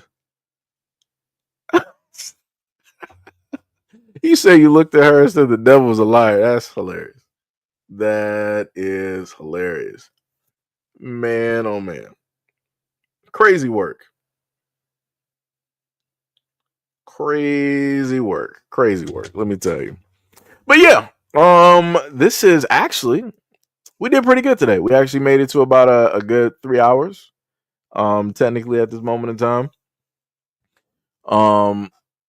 And this is why I also said, because I see like Tippy, Gail, and Sham sitting up there talking. This is exactly why I would like to just have like an infinite live stream just sitting up there going, so people could just like come in and just sit up there and talk and whatnot. Because that would actually be dope. Because a lot of times y'all actually got like some conversations that are actually fairly interesting. Can learn a lot. I just sit there sometimes and I'm like, man, I'm supposed to be actually talking about this topic or this video. But I'm like, actually, what y'all talking about is actually more interesting to me right now. So it's like, it'd be like that. Tippy said, do a Saturday gaming stream. I mean, I could, but that would only be on one channel. That would be the thing as well too. It would only be on one channel so that people can hear the sound. Because I haven't figured out a way to have it work where it's going to give the sound and everything to to both channels. Once I can figure that out, that'd be great. That'd be awesome. And then also the format that I would use, it would probably be this format that you see here, where it's just, like the vertical, which I know some people don't want me to use because it's technically it's going to look a little bit crazy the way that I would actually have it. Because you would have the long way of what the screen looks like, and then at the top I'll give you like a full screen, direct view. But if you're looking on a I gotta say it this way, on a mobile phone, it's going to look a little bit different, but it'd be like that. But yeah, I could actually do that. I could wait. Let me see, what time is it? It's about like 5. I'll have to figure out if I'm going to do it. Tippy said, after you rest and eat your salmon and rice, of course. I don't even. I think, what do I still got from last night? I got pasta. I had like some. I fixed like some pasta, typical pasta sauce, and I got like some breadsticks. Went to the store, got like the box of 6 breadsticks directly in there. So that's what I got. I actually got to reheat that and eat that. So that's probably what I'm about to do. Actually, I forgot it's even Saturday. Just to be real. What was it? Leonard said, "I have a question, Seiji. Do you think Nintendo really going to take back over the game?" Wait, which game you talking about? Let me just highlight that so people know what we're talking about. Which game you talking about? Tippy said, "Why I thought Easter was in late March."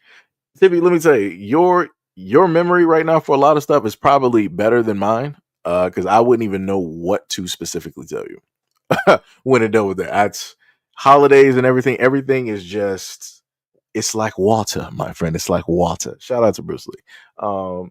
That's how it is because I can't even tell you. Oh, okay. So you're saying, do I think that they're going to take over the video?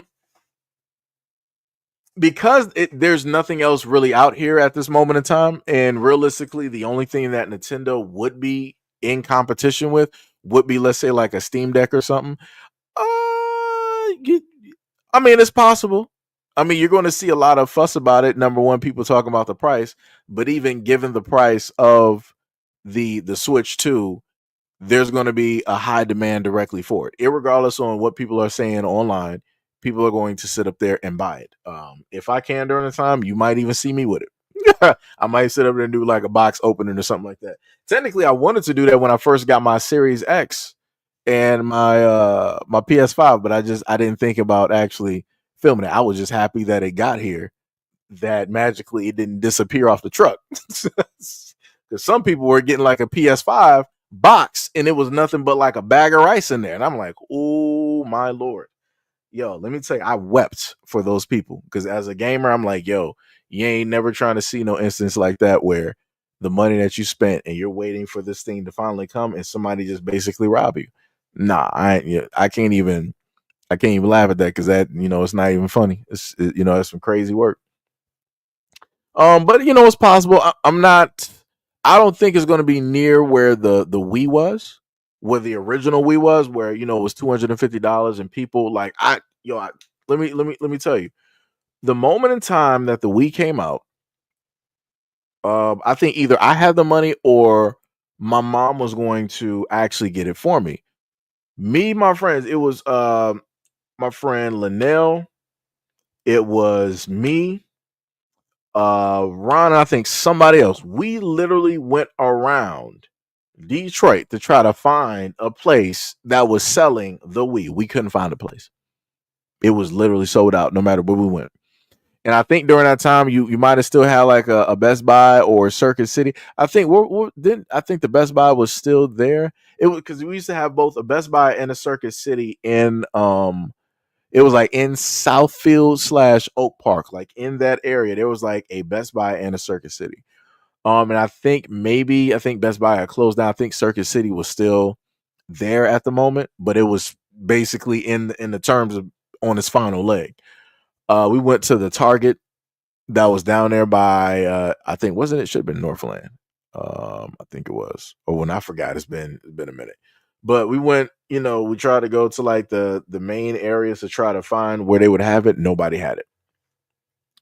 But now since we're dealing with like an online generation, if people want to try to find it, you gotta try to fight the bots for it, which is crazy.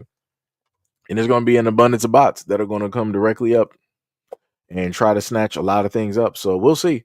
But it might discourage the bots a little bit because you're also dealing with the tariffs and everything. So we don't know what the prices are actually going to look like. We might be looking anywhere about like $400 to $500 in price just for a basic Switch 2 because of everything that's taking place.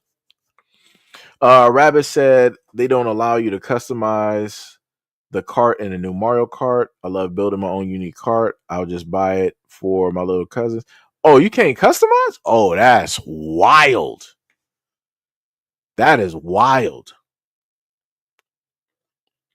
I don't know why they would do something like that. I don't know why you would release Mario Kart and people can't customize the cart like you normally would. Like that's quite crazy. Or maybe I'm just hoping like maybe they didn't show us fully what we could actually do. But if that is the case, like that's a bad look. Nintendo got to do something about that. They gotta. I don't know how they would add that in or what type of update that would be, but yeah, they gotta do something about that. That's crazy. Tibby said it alternates. I never knew that. Wow, so like Thanksgiving, right? I thought Thanksgiving was always on the 24th. Yeah, that was again. I used to keep up with a lot of these days, but then stuff started moving around and didn't make sense. So everything was pretty much all over the place. Sham said the year I'm grilling salmon, grilled veggies, rice pifla, pilaf, I'm sorry, baked bread, and red wine. Not in the mood to make soul food this year. I got you. I see you. See you. You out here in these streets. Red wine connoisseur. You also say, yep, Easter follows lunar and solar cycles and cycle Saturdays. It's always the Sunday after the first full moon. Leonard said that boxing game was my. Oh yeah, man, yo. Technically, I had fun with Wii Bowling. Wii Bowling was number one. Number two, I love the Wii Boxing. That was fun.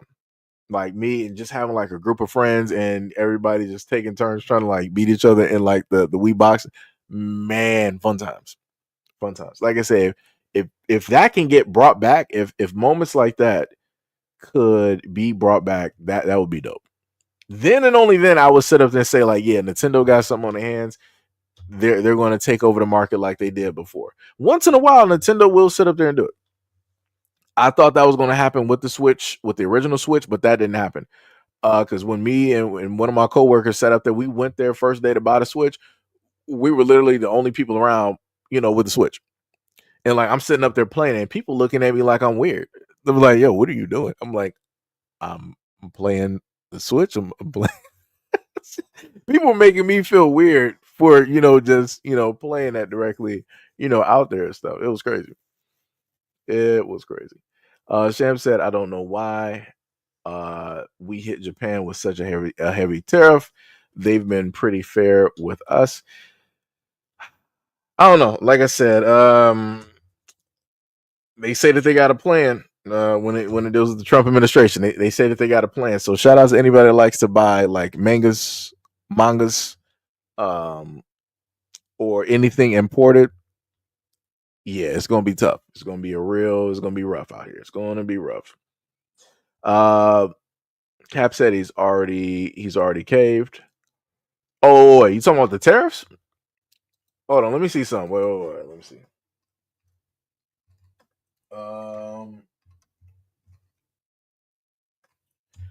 Let me see. Trump tariffs, China.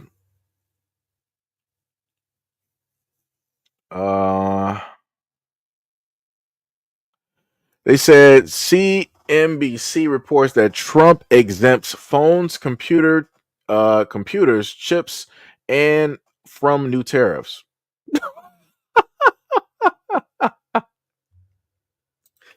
Brother, what? Brother, come on now. Let me hold on. Now I gotta highlight this. I gotta take off the blocker. Hold on. Give me a second. That's some crazy work.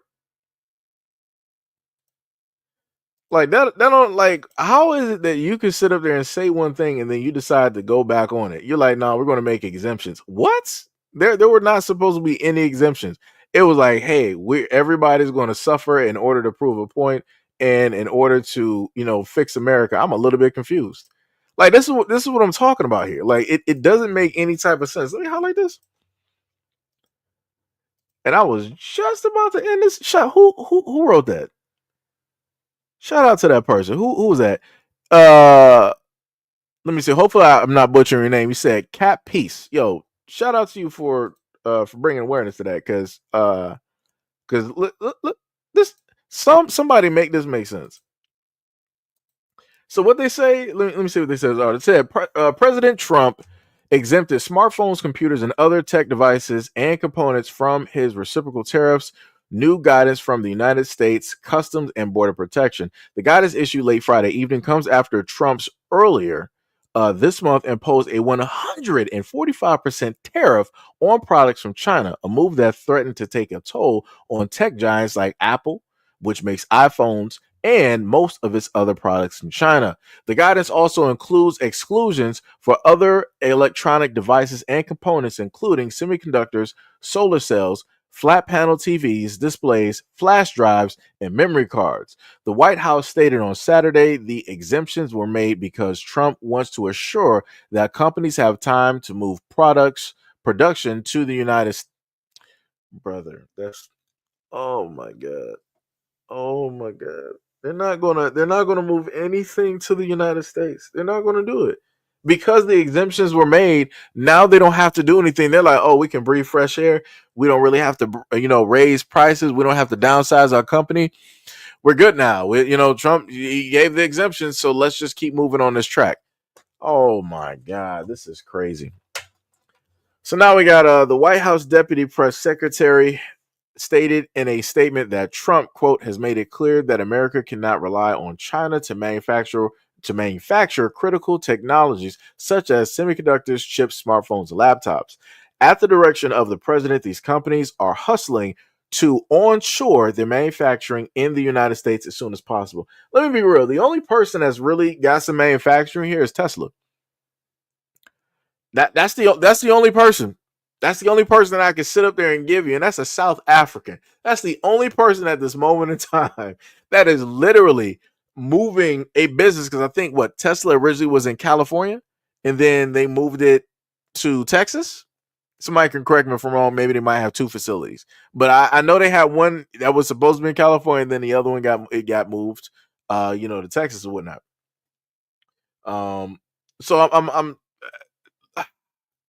I don't know. So they said the 20 product category list and the CBP guidelines are apparently exempt from 125% tariffs imposed by Trump on Chinese imports and the 10% baseline tariffs on imports from other countries. A 20% tariff on all Chinese goods remains still in effect.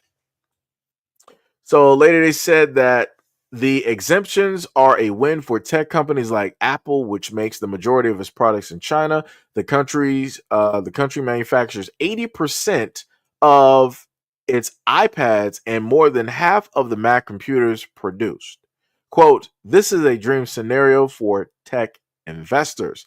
This is stated by Dan Ives, who is the global head of technology research at Wedbush Securities. He also stated that smartphone chips being excluded is a game changer scenario when it comes to Chinese tariffs. He also stated that, quote, the black cloud over tech since the day of liberation because no sector was going to be more hurt than big tech. I think ultimately big tech CEOs spoke loudly, and the White House had to understand and listen to the situation that this would have been Armageddon for big tech if implemented. So this is something that I stated in a previous video, right? They said in the days since Trump's tariffs announcement, Apple lost over $640 billion in market value. Woo! The cost of an iPhone under Trump's tariff plan could have ballooned as high as $3,500 under some estimates. Jesus. Apple would have been done. Apple would have been bleeding. They would have been bleeding. It would have been over. That's worse than what was stated earlier, where I set up and told you it was like somewhere in the realm of like 1,500 or 1,300. Ooh, they said 3,500. That's woo. That's crazy. That is crazy. Like I said, shout out to the market manipulation out here. Shout out to that market manipulation. A lot of people don't see it. A lot of people don't understand it, but the rich do. Let me tell you. That is crazy. Lennar said, not going to lie, PlayStation Xbox is played out to me. How many times are they going to sell us the same Call of Duty games over and over? It's crazy, diabolical. Call of Duty really hasn't had innovation in quite some time. It's been a long time. And the reason that we haven't had innovation in Call of Duty is because a lot of the community complained.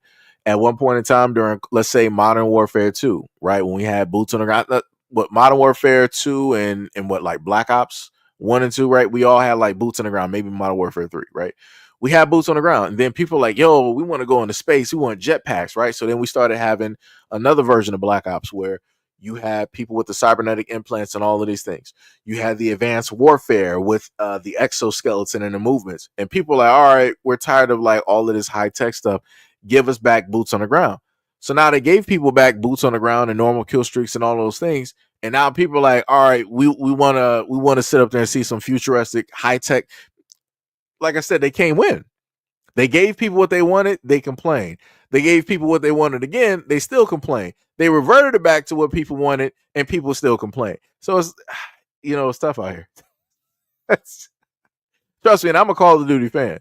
And it's tough. So this is why you just got Call of Duty. They just like busting out, all of these great looking skins. They're not about to, do this back and forth stuff. It's like, all right, we're going to give you this game, standard issue. It's going to have some nice stuff in there, but we're going to make our money in the long run, not from the sales of the game, but from the monetization that we have with the skins and it's working.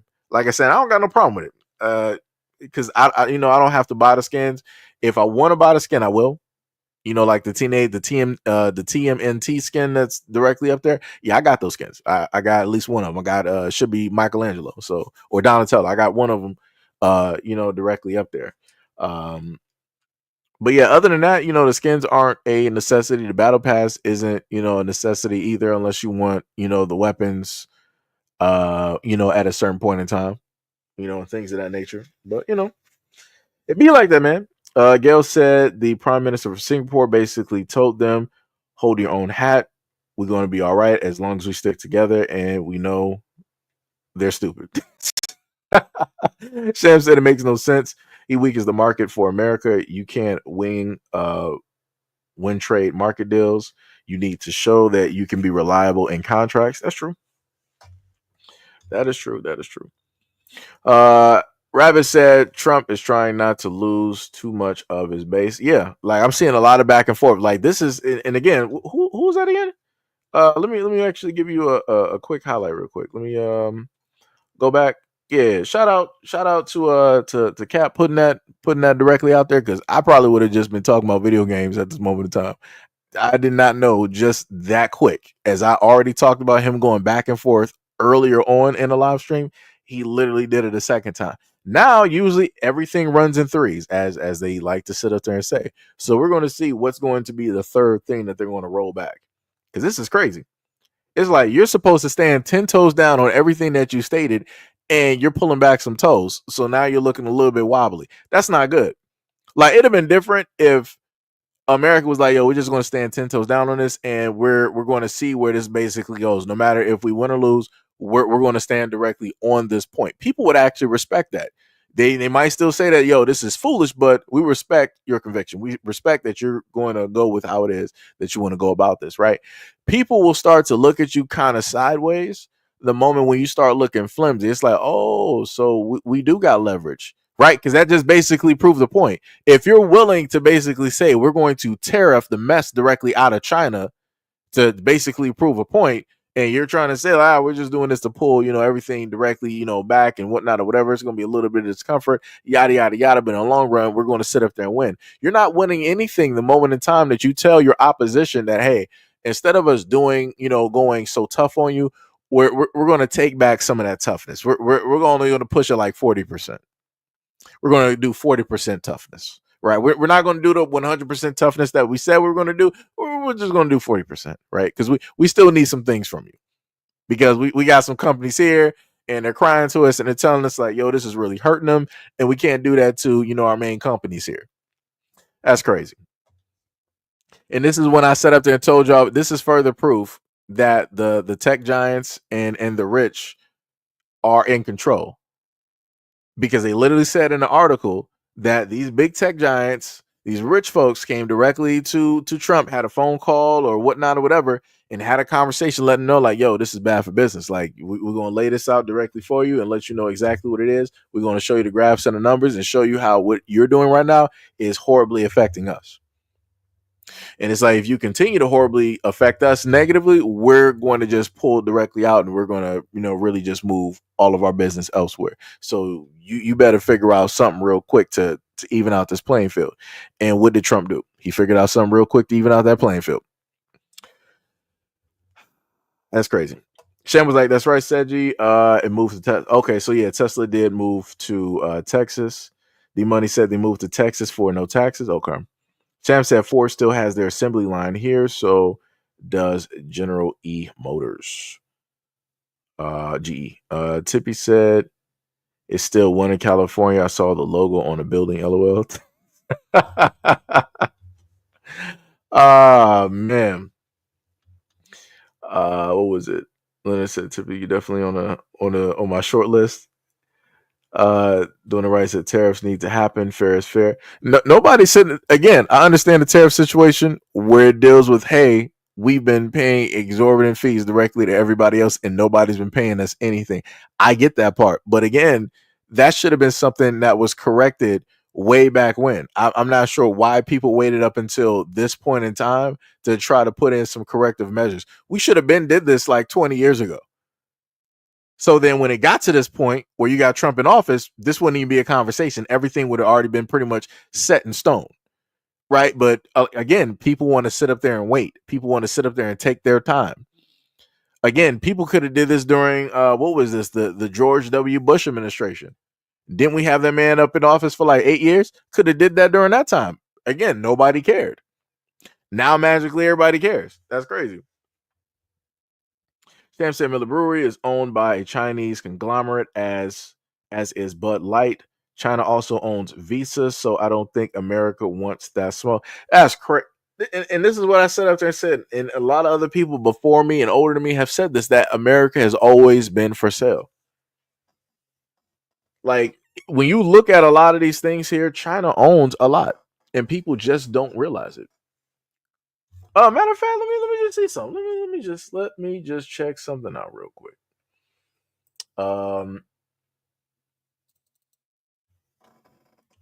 Let's go to Chat GPT real quick, because I had somebody earlier. It was like, if you're just using Chat GPT, what's the use of even having you talk? Because I'm here and I want to talk. Let me see. How much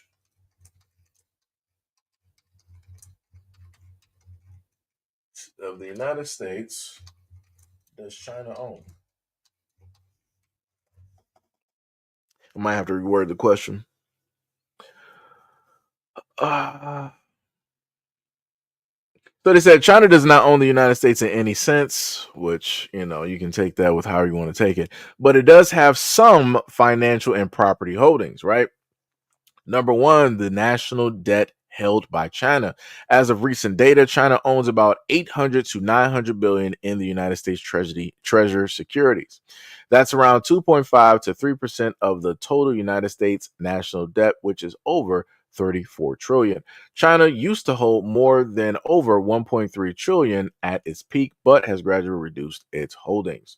Real estate, corporate investments. China companies and investors have purchased some commercial real estate, especially in big cities like New York, LA, and San Francisco. Some United States companies or minority stakes in them, for example, AMC Theaters, Smithfield Foods. However, China direct investments has declined sharply in recent years due to tighter United States scrutiny, Chinese government capital control, and rising geopolitical tensions. In part, China does not own significant parts of the United States. It's one of many countries that invest, as quote unquote, in the United States debt and business, but its influence has been shrinking. Most of the United States national debt is actually owned by American individuals, banks, pension funds, and etc. That's still bad.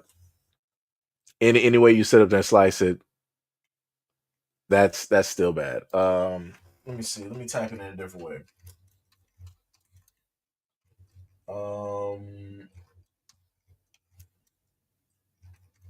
Does own in the United States? Might got a typo in there, but it should be ever corrected.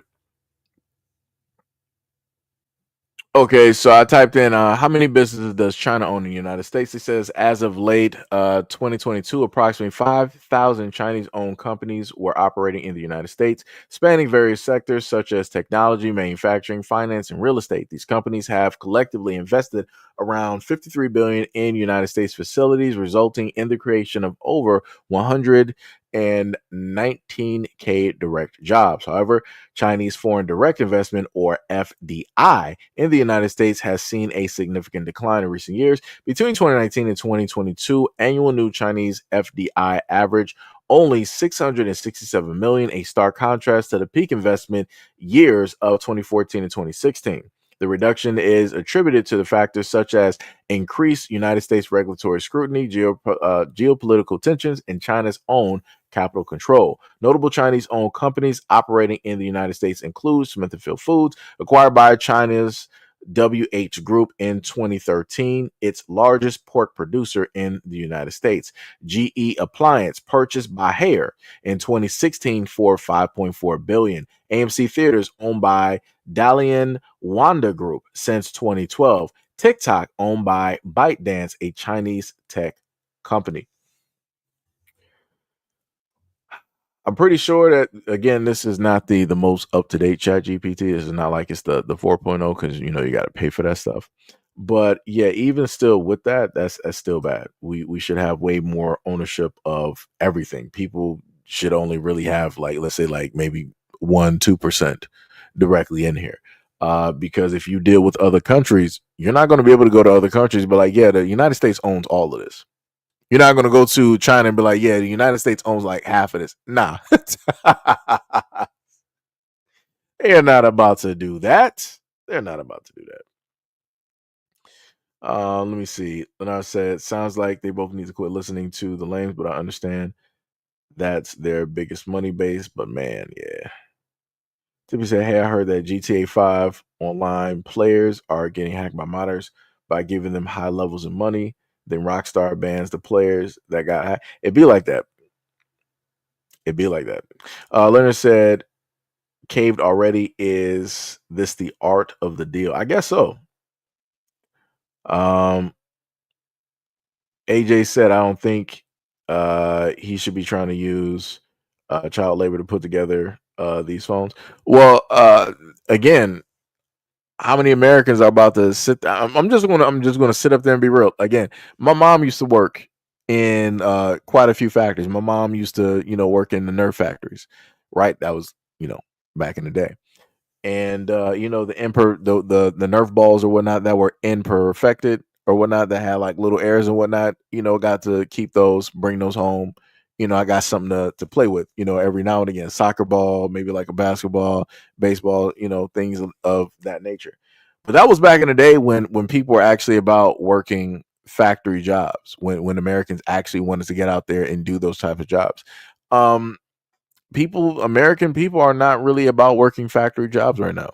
This is why we got robotics and everything else pretty much taking over. You started seeing this a lot more when it dealt with the car facilities, where you saw the robotic arms doing this, that, and the third, because there used to be a point in time where you would actually have men that were welding, these pieces or these parts, directly together and everything like that.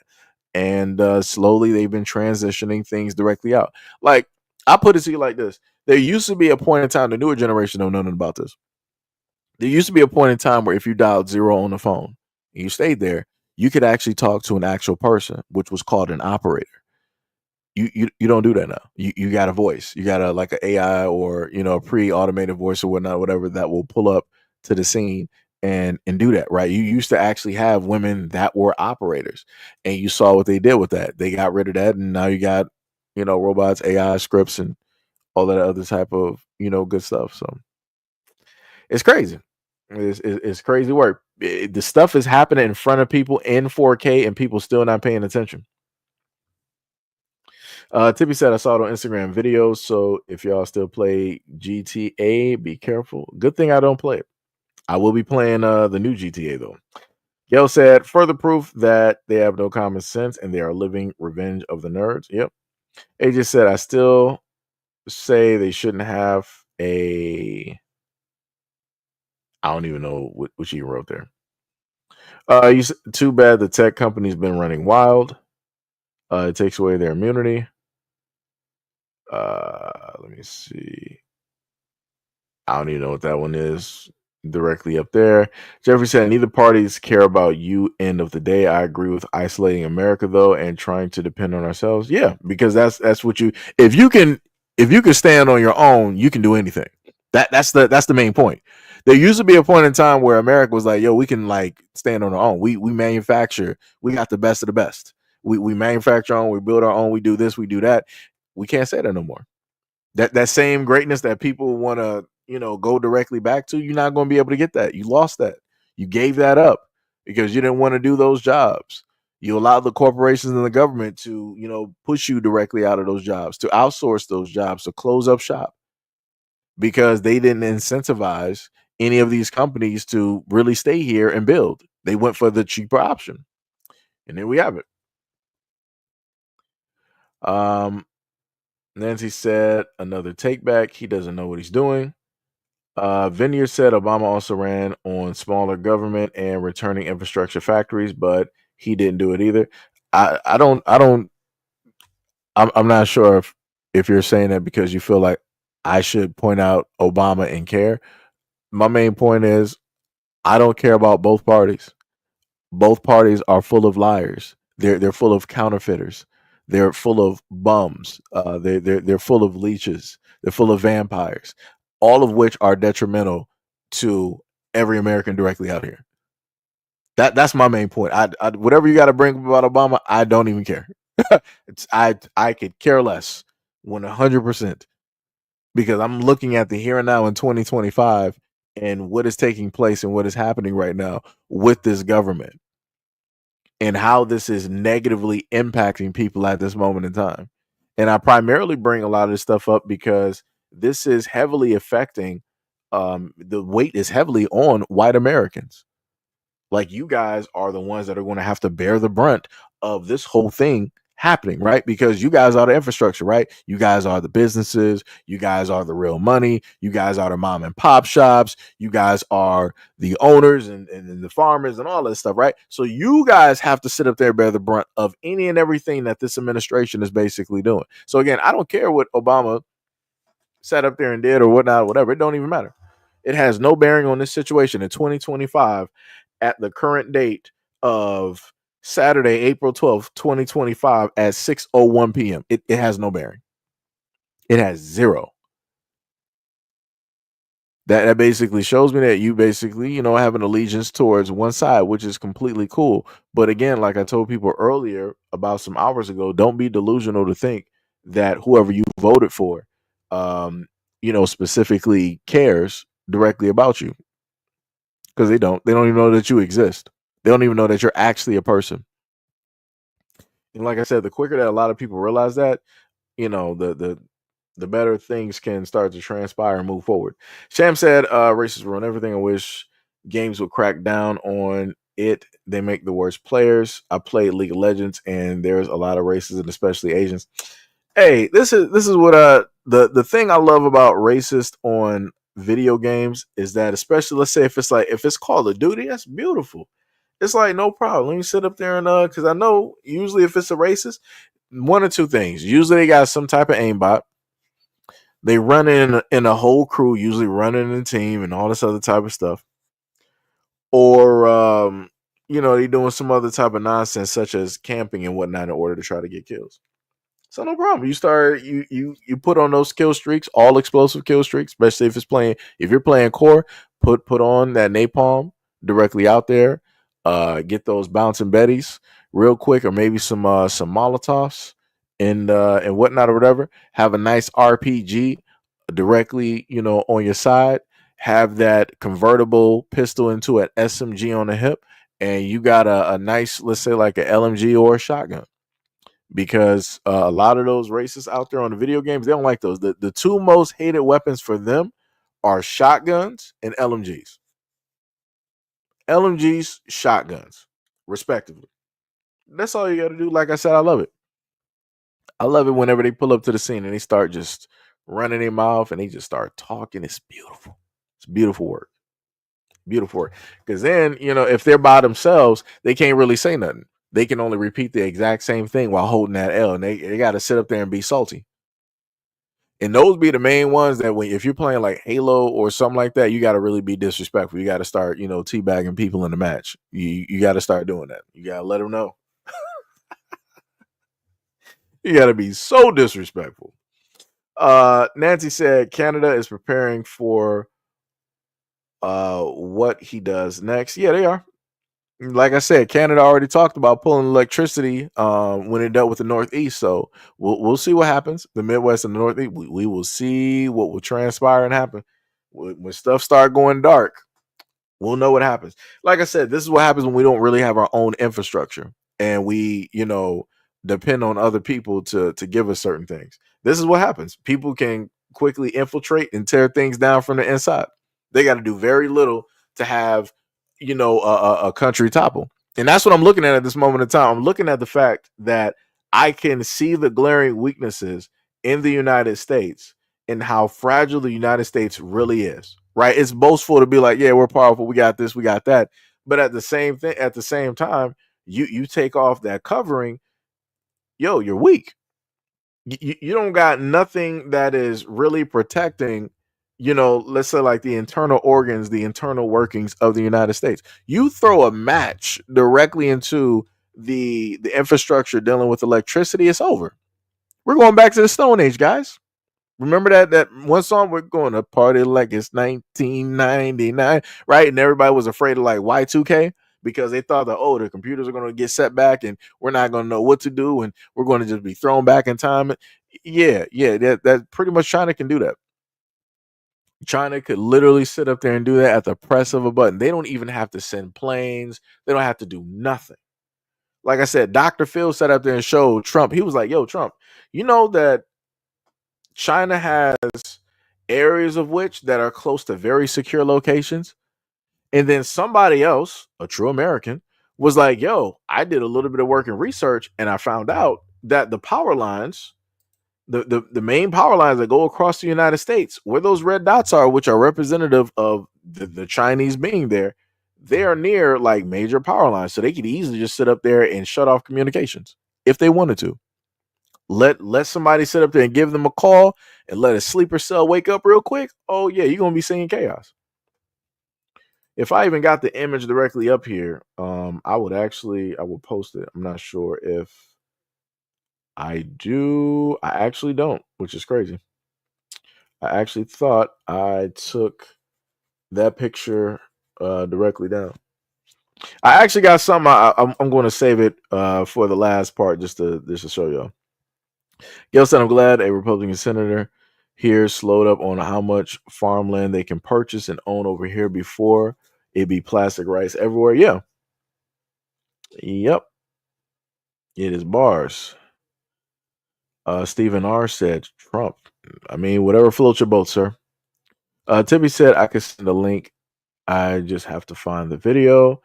Gail said, like you said, Seji, white folks talking ish, but they mounted up all of this debt. Yeah. And that's the craziest part. Like any of the white folks that want to be mad about affirmative action, DEI, and all this other type of stuff, all of the woke stuff, why ain't y'all mad about this? The national debt, 37 trillion. That's ridiculous. 37 trillion, brother. Never in my life. I've never, like I said, I don't even know what 37 trillion even looks like. For a lot of the white Americans out there, explain to me, how did y'all allow $37 trillion to just vanish, poof? Like I said, we still got 2 trillion missing from 9/11. What's happening? The Pentagon got like a black hole dealing with money. Like people don't know where the money is. Like people are just lost. And it's like whenever you bring up these questions, people want to sideline these questions and they want to be focused on everything else. Oh, but look at the immigrants. China. Look at what the blacks are doing. Throwing all these other distractions on there versus paying attention to the glaring fact that we are in a debt, but yet we're still printing money of which we have no backing for. How? And y'all don't find that as a problem? Yo, this is, like I said, this is crazy, man. Leonard said they're the largest park supplier. LOL, they glue their parks together with with the meat. Oh, okay, I know what you're talking about. Um, Sham says Steve Jobs make iPhones 10 times the cost after importing. Same iPhone is like $100 in China. It's 1,000 over here. Yeah. I mean, that's the same thing with Jordans. They cost about what, like 12, maybe let's say like at max $25 to sit up there and make. But when they bring them over here, you got people paying $250, $500, $900, like crazy numbers for a pair of shoes that don't do nothing. You just walk in them. It's just a style. That's it. And people dropping like 9 real quick, brother. Joey says, sure hope that Trump is going to build more electricity for the states that don't have. I mean, we should have been had that. We shouldn't have waited up until, this point to now think about an electric infrastructure in the United States. First of all, that should have been updated before I was even born. This should have been upgraded. We got the tech now to literally do these things, but people waited too late. People waited too late to really try to do some stuff. This is, like I said, it's crazy work. You're looking at a fall that is going to be the toughest fall when it collapses. And it's going to be a very slow hill. He said, black men in the chat, what would y'all do for America if y'all owned everything? I don't know. I would have to come back to them. I would have to really come back to that. Rabbit said, I'm still playing Pokemon Legend Icarus. I love that Pokemon can actually kill you in this game. Feels like they're actual wildlife. I also love the ninja costume. I haven't played that yet. I might look into it possibly. Sam said the best thing for this country is to start over on a system that is built for the collective. I think a lot of people don't understand what that means. They don't, and they won't, because they don't care. Truth said this is good. In Barbados, learning devices are exempted. This is not new. Sham said Chinese could basically shut off the internet as people don't know that the internet is running from global cables. Men said white Americans equal selective rage. Yeah. D Money said you should pull up how much Trump has added to the debt.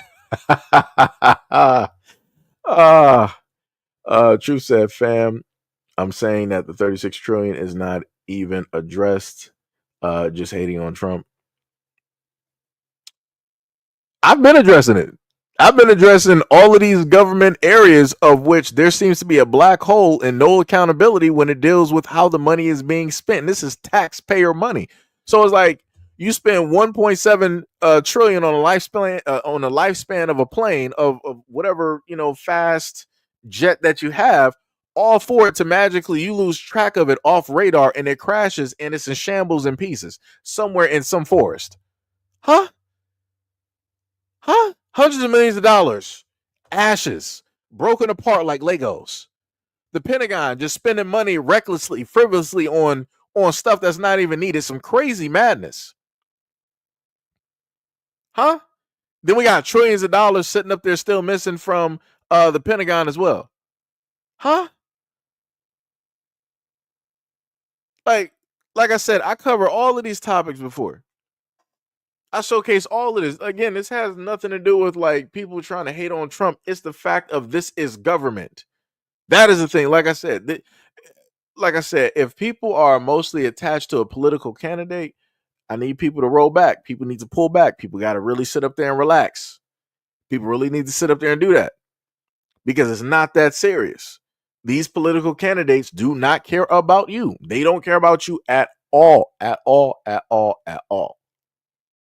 So, people gotta be really, really cautious. People gotta be really, really careful about going in on the deep end. Like I said, this ain't about it's not about hating. It's about the facts of the matter. Business said, remember what made this country great in the first place? With this Iron Dome Trump wants to put in defense, he might have a chance, but the most high. Tippy says, Seji, if you was president, what would you do? I at this point, I'm not even sure what to even tell you at this moment.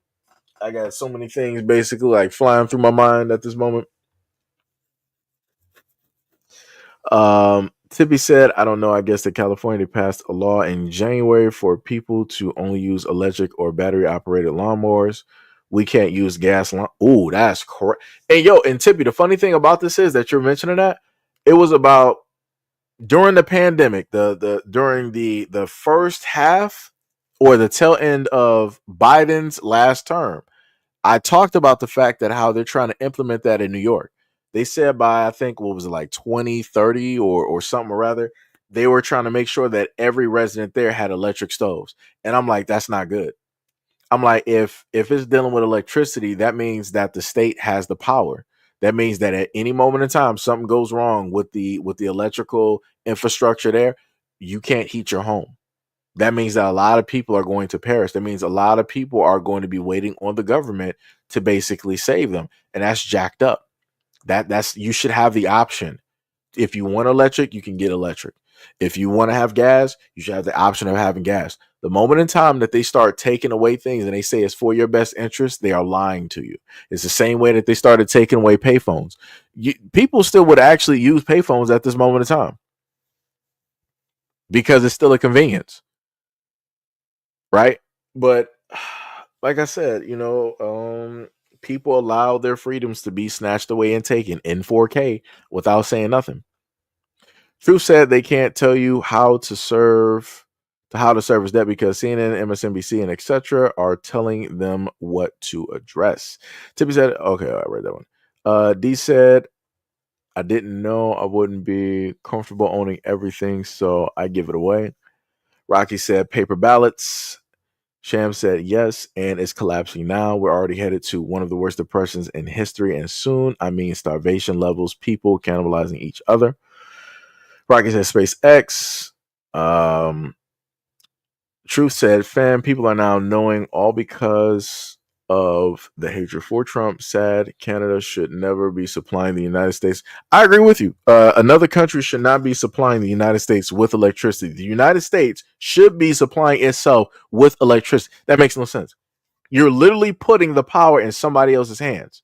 And as easy as you put that in their hands, they can easily mismanage it or decide to shut it off or do whatever it is that they want to do because they disagree with you. That's crazy. That's crazy. Mr. Hill said, balance against the values of commercial assets, the federal government has about 143 trillion in debt, liabilities, and unfunded obligations as of the close of 2024 fiscal year. Ridiculous. That is crazy. D Money said, if I was president, my agenda would be a hate crime bill, reparations, universal health care, and equal taxes among the rich. I'd probably be taken out by the first week. Donald said 36.5 trillion is only the operational debt. Shout out to Mr. Hill. Shout out to Mr. Hill. Truth said, I'm saying people are more worried about hating on Trump rather than addressing. Okay. Truth, I got you. You said versus the actual issue. I don't mean you. I hear you address it, but you just said when you asked about the debt, please get quiet. I got you. But yeah, people be getting like real quiet. And that'd be the craziest part, right? Because in Americans are supposed to care about America, right? America is supposed to also care about the Americans. It's supposed to be a symbiotic relationship, but that's not really the case. You got, a lot of people out here that are stuck in this political game of Democrat, Republican, Democrat. And again, that's the distraction. When the real thing on the plate is the fact that you got the poor versus the rich versus the poor, a failing economy, and the only ones that's profiting off of everything, including the losses and the wins, are the rich and the elite and the companies. Anybody that is an ordinary, everyday United States citizen is losing across the board. I don't care if you're in the suburbs and you got your nice white picket fence, family, BMW, Mercedes-Benz, kids going to a private college, all this, you're losing. You can be going to like all of these posh resorts and all this. You're still losing because at the end of the day, you're probably on the lower end spectrum when it deals with the wealthy and the rich and the elites. So they're just going to cannibalize you and they're just going to call it a day because you're just nothing but a fragment. You're insignificant.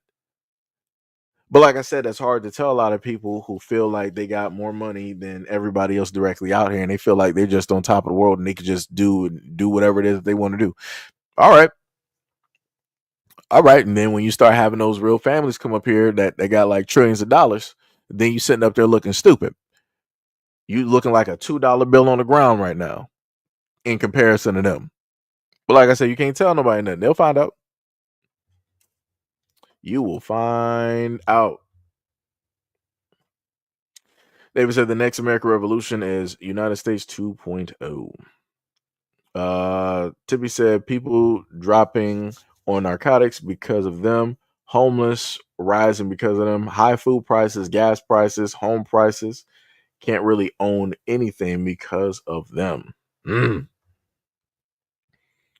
Hack said, check your Discord. I posted a news story. Okay, I got you. But yeah, that's all I'm sitting up there saying. This is, again, when you throw into certain groups. Again, I have to focus more so on the Caucasians out there. For any white people directly in this chat, I got to focus more in on you, because again, this is affecting you more than anybody else. You are going to take the brunt of this, and then after that, everybody else is going to sit up there and get something. So again, the things that y'all either decided to vote for or not vote for, this is all going to happen to you, your family, and your kids. This is going to hit you mainly first, right? Hold on.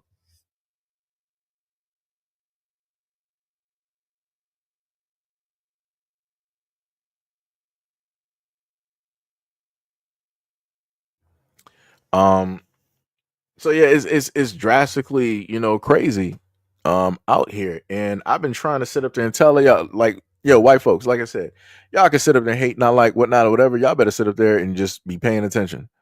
You got a lot of content creators out here trying to tell y'all something, and y'all ain't trying to listen. Y'all ain't trying to hear nothing, but you're sitting back idly by, and you're watching the country sit up there and suffer. You're watching your elderly sit up there and decay, getting their money stolen and stripped away. You're watching your grandkids and your kids potentially not even have anything such as Social Security or retirement. You're watching anything dealing with medical insurance go to the wayside. Like you're looking at a decline in this country one way or another, and it's going to heavily impact you first before anybody else.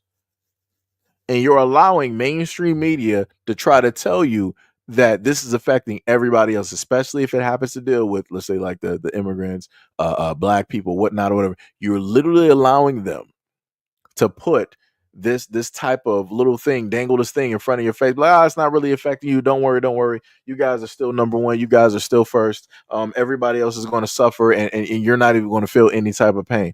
You're allowing the government to lie directly to you. You're allowing your own news to lie directly to you in order to coddle you, in order to make sure that you don't get you don't get beside yourself. You don't get enraged. And it's like, the craziest part is you have every right to sit up there looking at the government and everything that's happening, dealing with the money, dealing with how things are getting stolen from you, dealing with how your families are getting. You have every right to sit up there and be mad and angry, but you're not. You're mad and angry at the wrong people. You're more mad and angry at, quote unquote, affirmative action, trigger word, DEI, trigger word, wokeness, trigger word. Or if black people start talking about reparations, major trigger word. Any one of those things are trigger words for you to distract you from what the government, what the elites, what the rich, what the corporations are specifically doing, and how it is that they are robbing you. It's like, it's crazy. It's diabolical work. Like I said, y'all are the ones that always say that y'all made this country great. Show it. Where is it? Because I am not seeing it at this moment in time. Y'all the main ones always talking about, let's not focus on race. Let's do this and let's do that. Fine then. Be the front runners. Be the marathon runners directly for that. As much as you talk about that, actually prove it and do it directly in action. And I'm talking about both from Democrats and Republicans. Actually set some stuff straight when it deals with the governments. Actually hold a lot of these people accountable. And if you can't hold them accountable, get them directly out of office by voting them out or whatever y'all got, going on. But it's like, I don't see none of that. I see y'all sitting idly by as these rich people and these corporations are literally robbing you. And I still get no explanation. Because like I said, again, I'm not talking about race. I'm talking about America as an American. And I'm literally looking for some type of response to fix this situation. Get nothing. I get silence. Somebody said, woke sucks. I mean, I guess so. I guess this is why I'm sitting here and I'm actually trying to talk about a situation that's affecting, more than likely, I'm just going to guess that you're more than likely white, right? So I'm talking about a situation that's going to heavily burden and affect you and your family, your community, and everything like that, right? That's me, quote unquote, being woke. That's me being aware of a situation and trying to give a warning. But like you said, it's being woke sucks,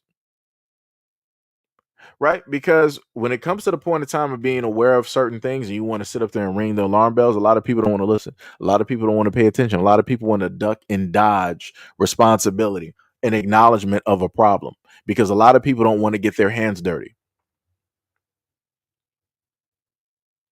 And see, it was that easy right there. And you started going off on the whole thing dealing with reparations. See, it's that simple. Like I said before, let me just showcase that. So to anybody here that's listening, this is what I'm talking about. All I have to do when it deals with like the white folks out here, it's that simple. You mention reparations, mention slavery, right?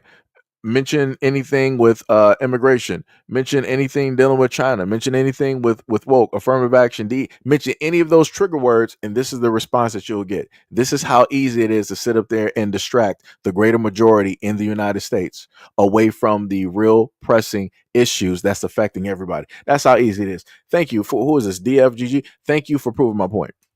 Thank you for being that great example. Thank you. Like I said, that's crazy. Diabolical work. Leonard said, if you still believe in the same system at this point, you probably should give it up and get medicated. Yeah. Jan said, it's time to stop identity politics. It's great what Doge is doing. Go woke or go broke. Look at Hollywood and the leftist media. I don't like Trump, but that doesn't matter. He's doing great. Jesus Christ. It happened again. So I got one person that started rambling off about the reparations. I got this person, another trigger word, going off about woke. Like I said, it's that simple. It is literally that simple. We literally just talked about the debt, the trillions of dollars that is directly up there. The fact of the matter of all of these expenditures that are going on that don't make any type of sense, that nobody wants to be accountable for or be held accountable for. Here we are.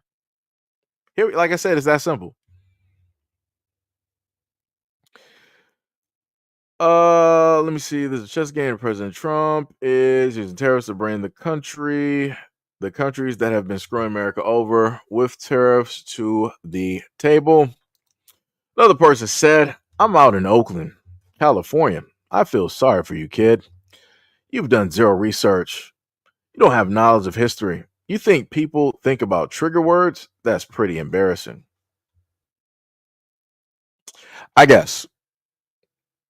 I guess one way or another, somebody's going to get triggered, and that's just the fact. It doesn't take that much, because a lot of people are very emotional when it deals with a lot of things out here, especially if you know what chords to actually hit. But hey, like I said, the greatest example that I got is by watching Trump and some of his speeches, some of his talks, and how emotional that he decides to get, being the leader of the free world. And how, because he has an emotional reaction, he wants to then do something to somebody else. That doesn't seem very diplomatic. That doesn't seem the way that a leader should actually move. But I digress. It is what it is. Like you said, I do no research. I don't know nothing about nothing. I know nothing about nothing.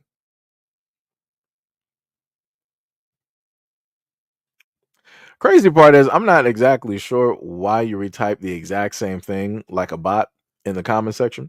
Sam said that the system was built on lies, built on greed, built on oppression, built to fail. The system will always create an underdog and will profit from said underdog. That is true. Rabbit said, it's been said many times throughout history, and I'll say it again. The white people ruined America the moment that they tested. Cold-blooded. All Business said the Most High only will have the last laugh. D Money said literally anything dealing with the blacks, and they will go back to the factory setting. Donald said JFK may have had a lot of skeletons in his closet, but I still think that he was the last true American president that we had or would have had if they didn't take him out. I mean, that's true because he was the one talking about secret societies. And the funniest thing is when I brought that speech up some years ago, people were like, where did you get this from? Like this, I've never heard this before. This has to be like AI generated. This isn't real. I'm like, no, it is real. You can literally go look it up yourself. Like it's a part of a longer speech, but he talked about the secret societies that were directly there, the hidden hands that are there. And I'm like, you can put this out and you can have JFK saying this and people don't even want to believe it because they don't even want to do their own research. They would rather just not believe it. Like I said, man, let me tell you. James said the Most High has spared life many times. He's here for a reason, to straighten out the country. Big said these folks are mindless eaters. All Business said yep. Donald said he threatened those that were hiding in the shadows of government directly in that State Union address, and shortly after that he was killed in Dallas. Yeah, that's facts. And that was the main reason that I was talking about the whole thing dealing with JFK, to show how the government will literally do, quote unquote, one of the people that was voted in, quote unquote. And that's what they set up there and did. And now everybody can see, oh, these are the JFK files. Oh, wow. We didn't know that this happened. Oh, my God. We were lied to. No duh. No duh that you were lied to.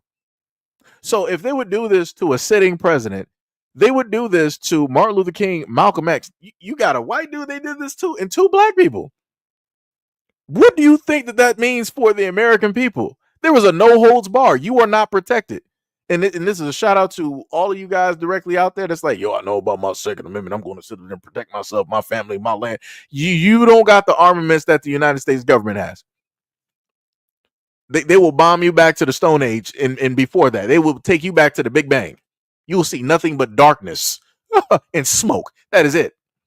It will be ashes. It will be looking like Pompeii. You will be looking like stone statues.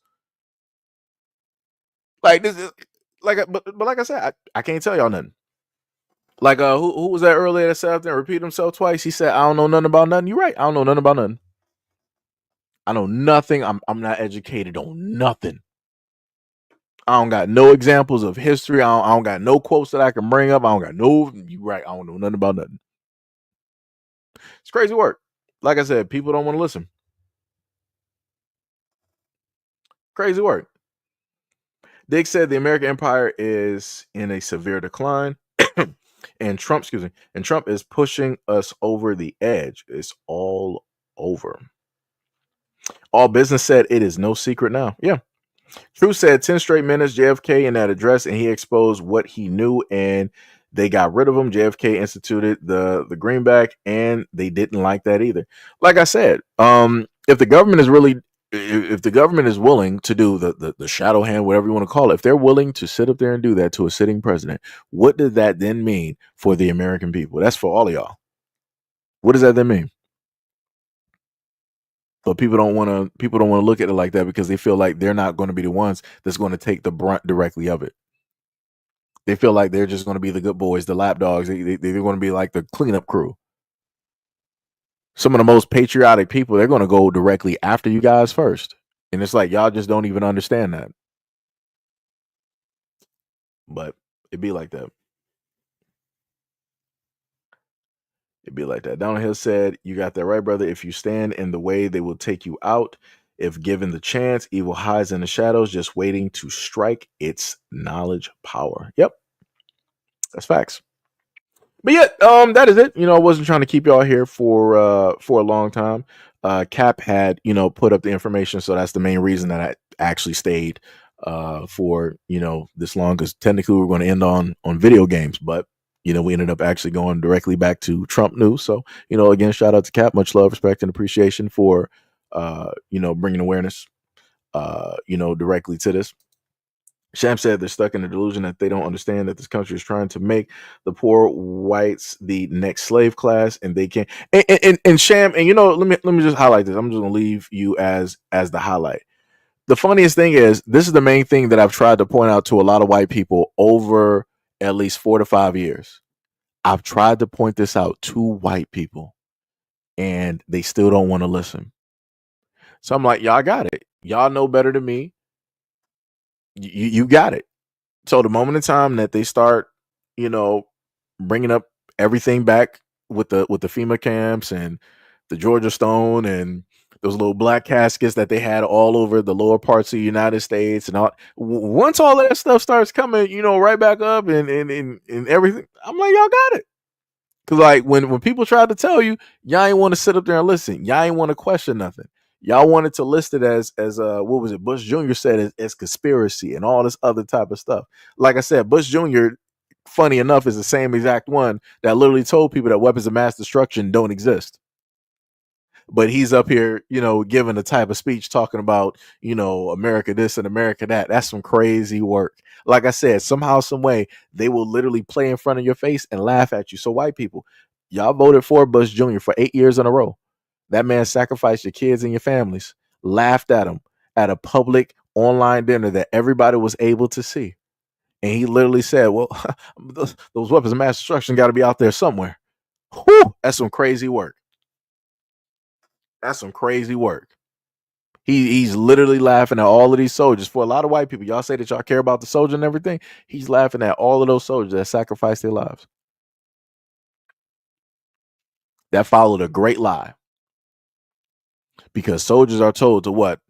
Follow and don't ask questions. And that's what they did.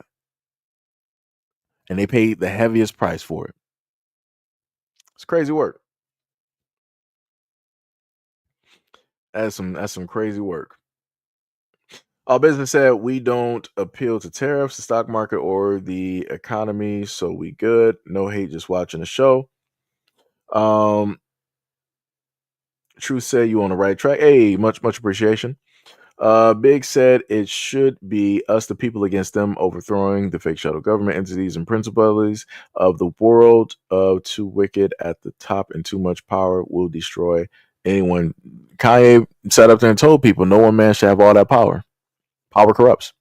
And you're looking at a corrupted government that's been corrupt for the longest time possible.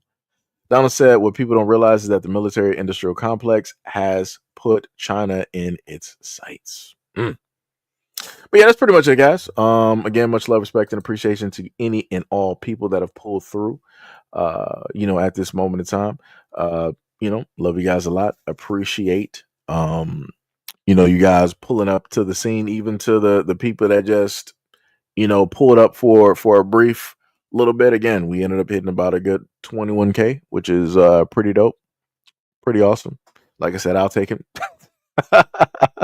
I will, happily take it. We got about, says what, 129 concurrent viewers. Crazy numbers, diabolical. Like I said, I wouldn't be able to do the things that I do without people like you. Shout out to anybody who has recently subscribed. Shout out to all the new subscribers directly to the platform and everything of the sort. Hopefully, you guys will find some content that suits you, find entertaining, or that may throw some information directly at you that you might not have known about or heard about. Let me look at the other one real quick. What we got? The other one we get about like 36, so that's actually pretty dope. I love it. I love it. But yeah, much love, respect, and appreciation to all 21 on the first channel. Love to y'all on the other channel. Let me roll over. It sucks that I got to do like the back and forth type thing. I don't have both of them open at the same time.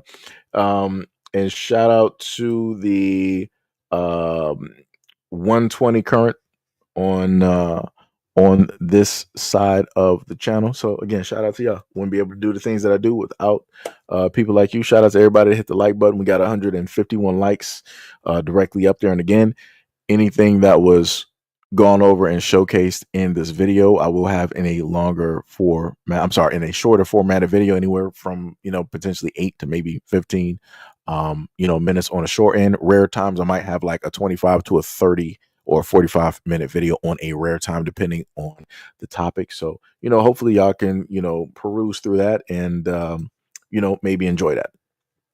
So again, shout out to y'all. Much love. Happy Saturday. Go out there and fix your feng shui. Spend time with family, significant other. Play some video games. Order some food. Uber Eats, preferably. Or maybe go out there to eat. But I will catch you guys on the next live stream and or video. Peace out.